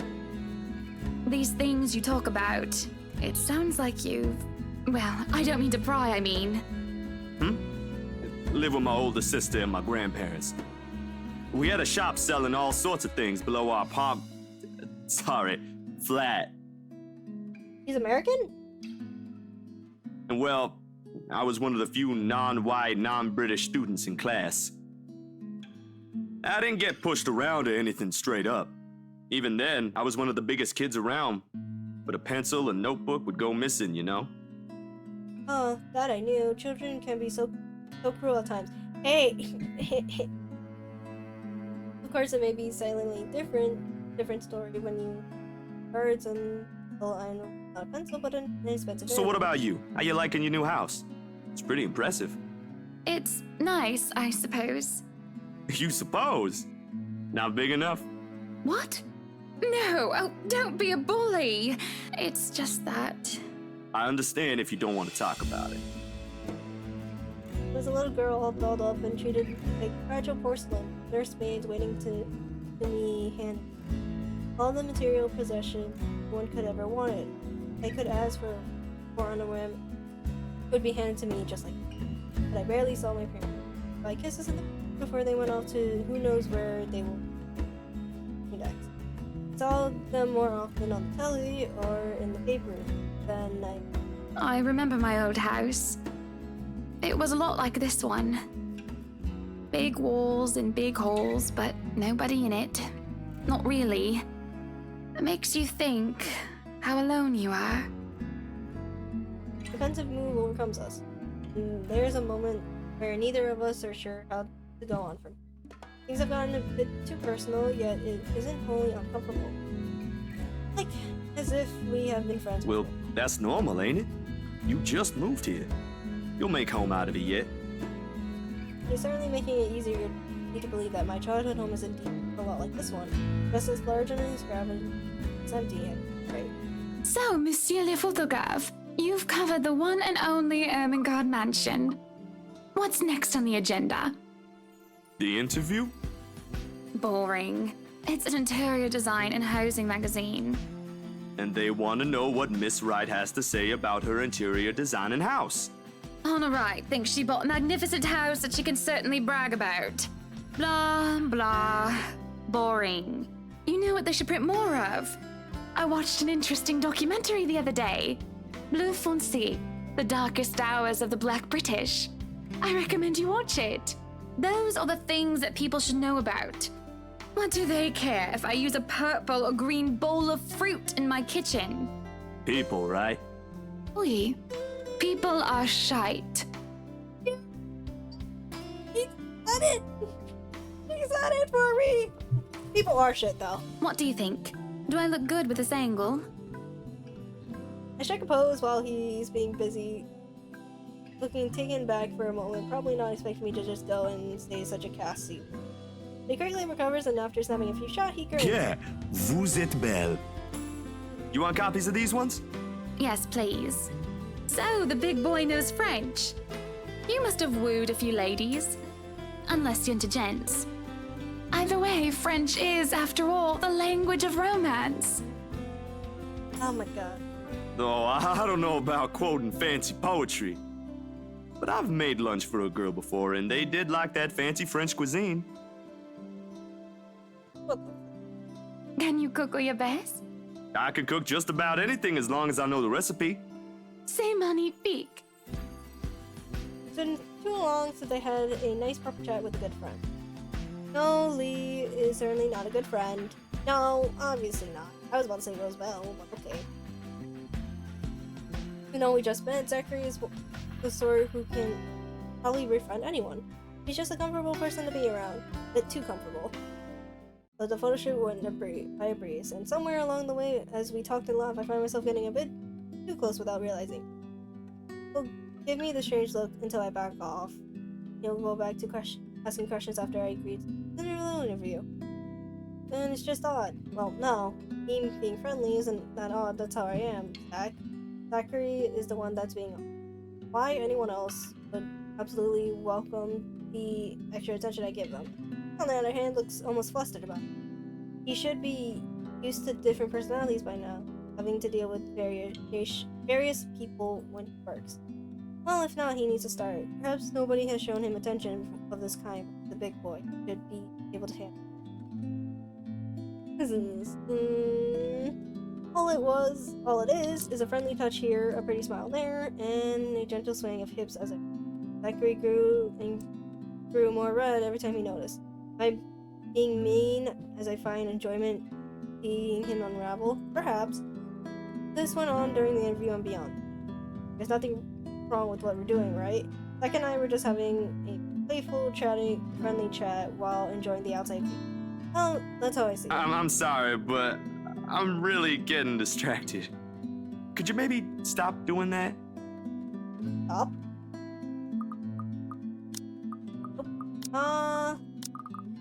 Let's... I'll stop if it makes you uncomfortable, sweetie. Sorry. No, I should be the one apologizing. Why, you're a shy one, aren't you, big guy? It's not that, but... He gestures to the ring on my finger and lets the fact of the matter hang heavily between us. Being told implicitly that I'm too forward is not a common occurrence. I think I'm more stunned in the fact that he pointed out rather than, well, be corrected. Not that anything is going to happen between us in the first place. It was just going to be some harmless flirting, right? So, you've never had a girlfriend? He said he had a girl with her. No. No boyfriend either. You know, just in case you were gonna ask for that one next. And you haven't even had your first kiss? Not a one, ma'am. God, I feel so sorry for Zachary. I want to hug him. Do you want to have your first kiss today? I can't help it. I really, really can't help. Can't, and I'm going to apologize lots later. Surely, by the catty smile on my face, it's obvious that I'm just plain silly. That laugh I failed to contain certainly gives it away, if it's still not obvious. But still, he lightens up in embarrassment, stammering and sputtering objections. You're married, and this will be extremely unprofessional. I would agree. Oh, Zach. I never said I would kiss you, silly. Oh, Johans! Hey, y'all! No, what? No! Don't call your butler. She's Hannah! That would be for the better. I don't think his husband would appreciate it if I made him kiss another man. Aww, Horizon has a fucking husband. That's cute. I do not think you can hear us from here either. But it is hard to think you're not taken, Zachary.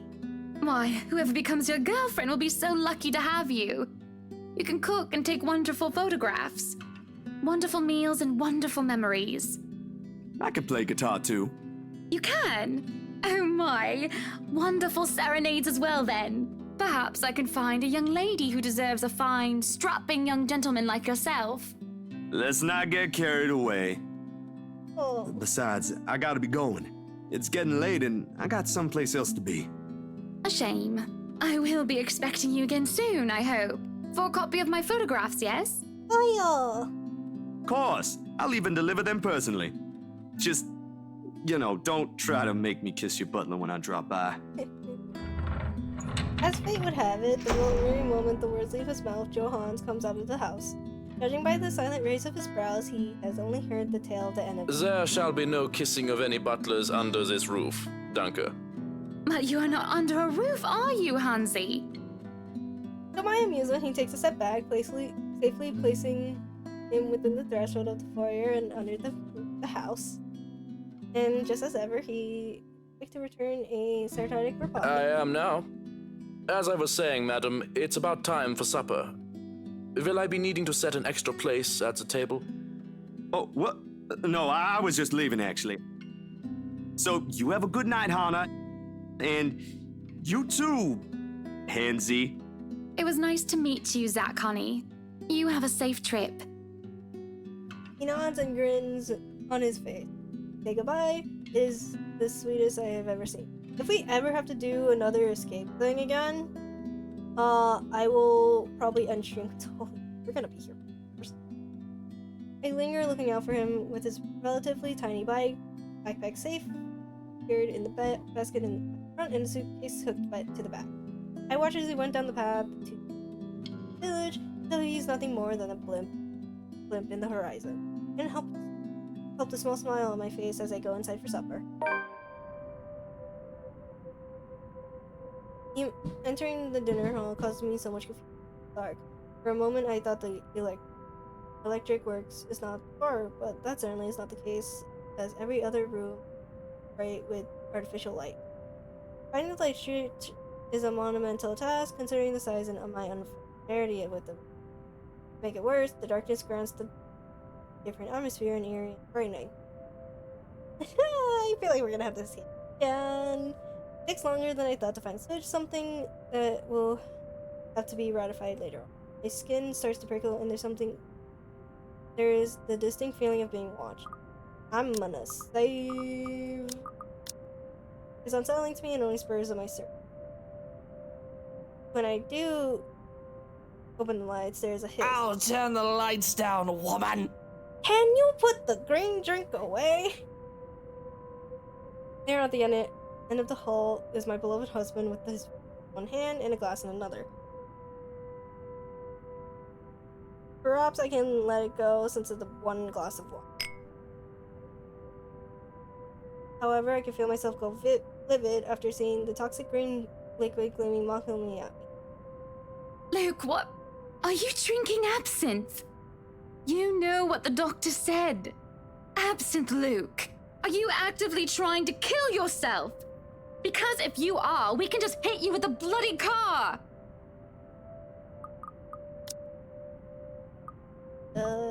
Honeybee, Buttercup, not too loud, please. Besides, it's Lelouch, not too strong. Just hair of the dog that bit me. Helps with the hangover, dearest. You drank? When? This morning, love. Don't be mad. I just needed a few drinks, having to deal with those simpletons. And maybe I had one too much. You don't see me whinging about you leaving me to handle them on my own. I had to attend the photo shoot and interview with Luxury Living. You know that. Let's not make this about me, Luke. This is about you and your drinking problem and... Oh, I don't know, Hana, darling. What if my drinking problem, as you like to call it, is linked to you? Okay, you have no right to say that. If we think about it that way, this discussion is about you. That was pretty mean of you, leaving me alone to do all the work like that. You can't use the interview as an excuse either, honey. I was informed the moment your little interview was done. So, what was it then, What were you doing? This is accurate. I was tending to gardens.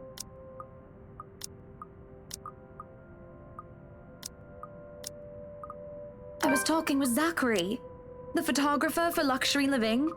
Okay, I was curious. I was curious if we were being truthful. I guess I was we just lied. tending to the garden, sweetie. I was curious. You were? For a moment, he looks skeptical. I can tell by the gleam of his eyes and the way he sits up in attention. He thinks I'm lying. There's no point in bringing up Zachary and aggravating. I did tend to the gardens for a bit, so it's not a complete lie, just a little white lie. Besides, I know just how to please him.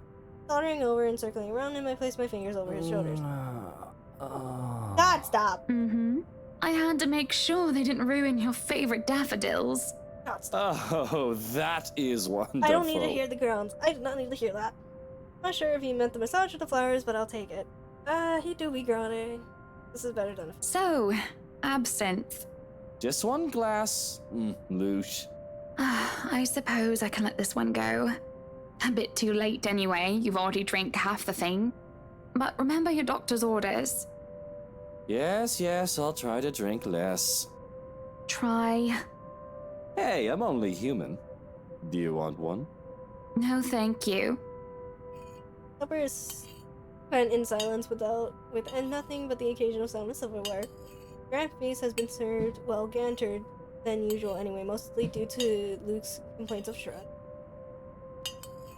A platter of native oysters for starters, and tranked of turbo with purple sprouting broccoli, lemon, capers, and anchovy sauce for the mains. To finish it off, black tea and gold syrup sponge pudding with custard. That actually sounds good. The custard actually sounds good. Okay. But when our appetites are pleased and the plates are cleared away, Luke stands, kisses me goodnight, and leaves me to stare at my hat. Only in a lieu of night, I sit in a house too big and too empty, foreign and unwelcoming. Even with the warm tone with horror, it feels cold. There's no need for tears, however. I know I can get through this like every other obstacle I face. It's a minor setback, but I hope to remind myself that this place is for Luke and for our future children fills me up with renewed freedom. Besides, someone's already crying already.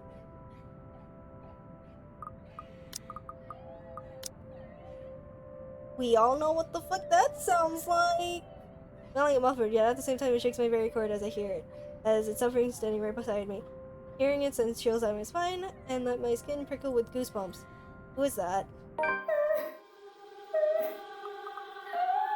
Y'all know what that sounds like. Curiosity sinks as I follow the sorrow room sound in the kitchen, into the wine cellar hatch. Hello? Is anybody down there? Knowing me, I'm going to kill myself beforehand, so I'm just gonna quickly say. I'm curious and concerned, but the way I'm going down there in the dark human underground, I am not as enthusiastic as Luke, who considers himself quite the connoisseur. However, I cannot bring myself to go to bed where I can go. It's one of the household help, they'll be sure to need some talking. After all, this wouldn't be the first time I've gone and one of our maids sobbing their eyes out over one thing or another. As professional as our staff are, they are still human. It wasn't Jonas or I to calm them down, blah blah blah. Unfortunate, yet call them out, open the hatch.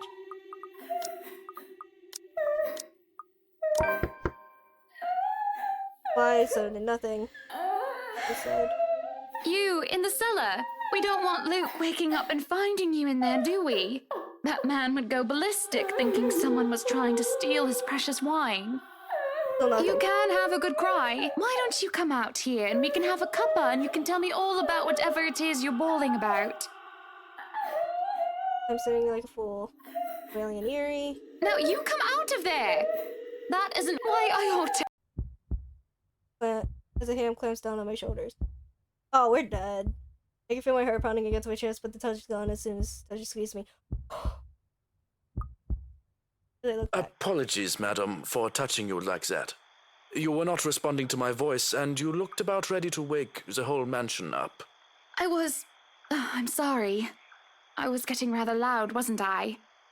But that crying woman in there... Looking quite concerned. Drop the concern. I beg your pardon. What crying woman? Are you feeling well, madam? In the cellar? Can't you hear her? Madam, Hannah, no one is down there. What? The cellar is locked. Only Luke and I have duplicates of the keys. Nobody is down there. Third, I'm in disbelief. I want to hear more. I need no hear, no listening. They're good birds. The thing won't budge unless I had a key. Short of using power tools. Perhaps it is time for you to go to bed, madam. You are simply tired and hearing things, a perfectly normal human experience. Normal? But if you are still experiencing auditory hallucinations in the morning, you are free to consult with me. There's a cold feeling in the pit of my stomach as he helps me to my feet. He uses a doctor. I'm tired, that's it. Yes, I suppose you're right. I just need some sleep, that's all. I feel like we're gonna die. Of course I'm right. Yeah, I normally hear a crying woman. Go on then. Gute Nacht. Good night, Johannes. Good night, house. I telling myself, although I can feeling in my guts. Either there's something wrong with the house or there's something wrong with my bed. Sleep will be intrusive. Damn, you're still streaming? Yep. Okay, I'm pausing this thing. I can't. Okay, we'll do one quick thing really quickly, and that's what happens if we just try to open it.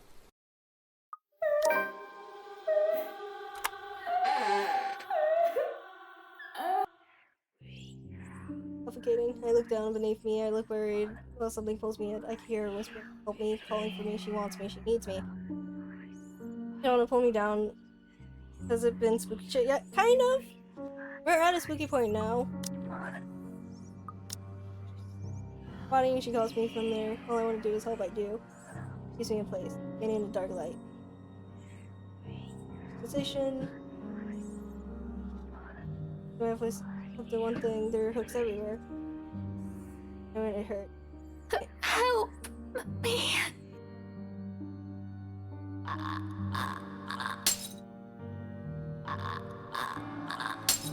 Okay, wait.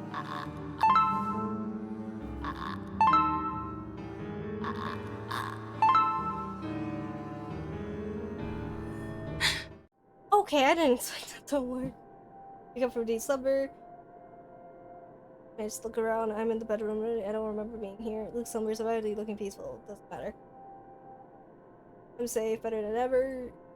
Better come home. Okay.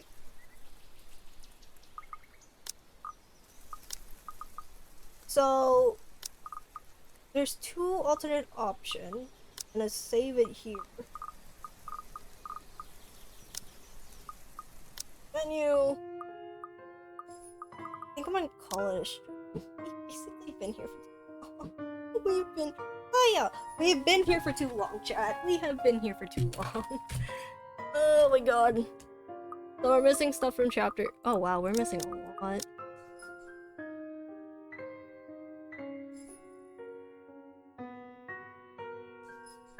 Oh wow.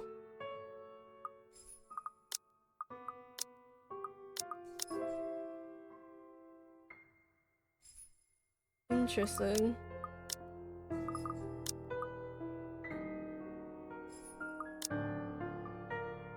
So apparently we're missing a lot for CGI. Never too much Yuma content, what do you mean? There's 7 chapters in this game. I'm not f***ing all. I think I'm just gonna call it a stream. It's been so fucking long. And you know what? Just for this, give me 2 seconds to change into VTuber mode. And it's actually 11 AM, or at least 11 PM, sorry. So, I may just pause stream. Finally, she's done. I'm so done. I basically did wrap it up, boys. Oh my god. Pack it up. I'll probably stream this tomorrow. Not tomorrow. I'll probably stream this Thursday. Because I am tired brain as fuck. Might as well switch into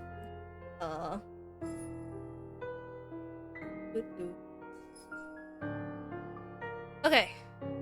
So it was a good, how long is it? It's been a good 6 hours. I'll probably play this on Thursday.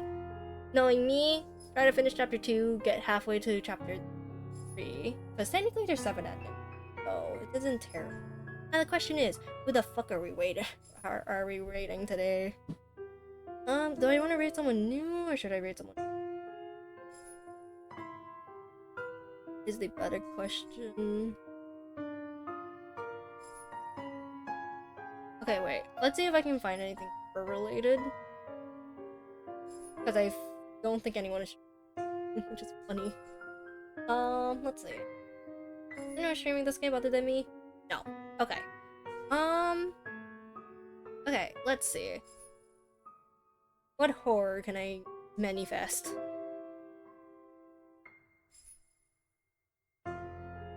Let's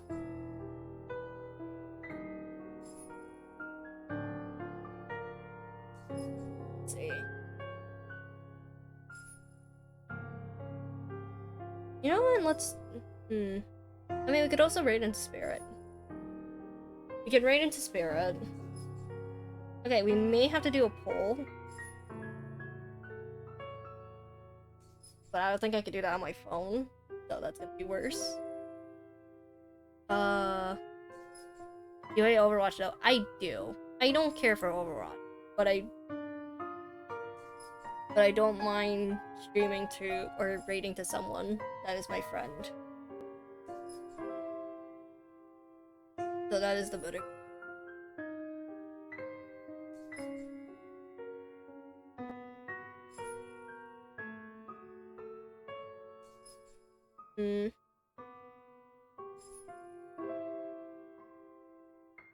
Wait, I get not caring for it, but why do you hate?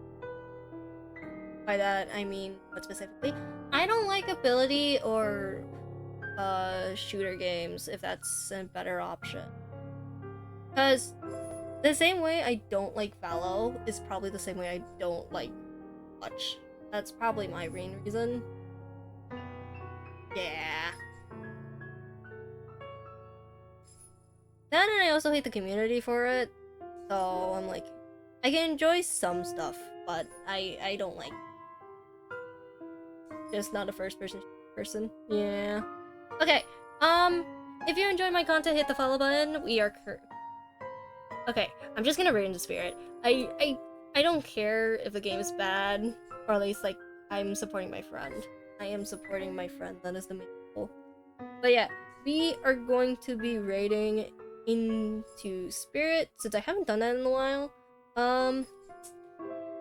Other than following, if you'd like to support further, you can sub as well. I am actually doing a face reveal whenever we do a mall stream. But we are going to be raiding to Spirit, as he dropped by earlier as well. So if you're a sub, use the second one. If you're a non-sub, use the first one.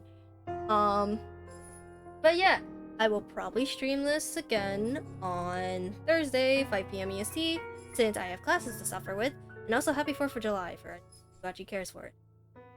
Damn, at the end. What the fuck? How fitting. Then... Jesus. How sad. Anyways, also follow my sadness called Twitter. But yeah, I think I did everything. Okay, let me prepare the raid. But yeah, I will hopefully see y'all on Thursday. I will try to stream more often. But other than that, I'd rather go crazy. Okay, I will hopefully see y'all soon. Hopefully more horror, or if not, probably something else. More brain damage. But other than that, have a good night, have a good day, depending on your timing, as well as have a good afternoon as well. See y'all soon!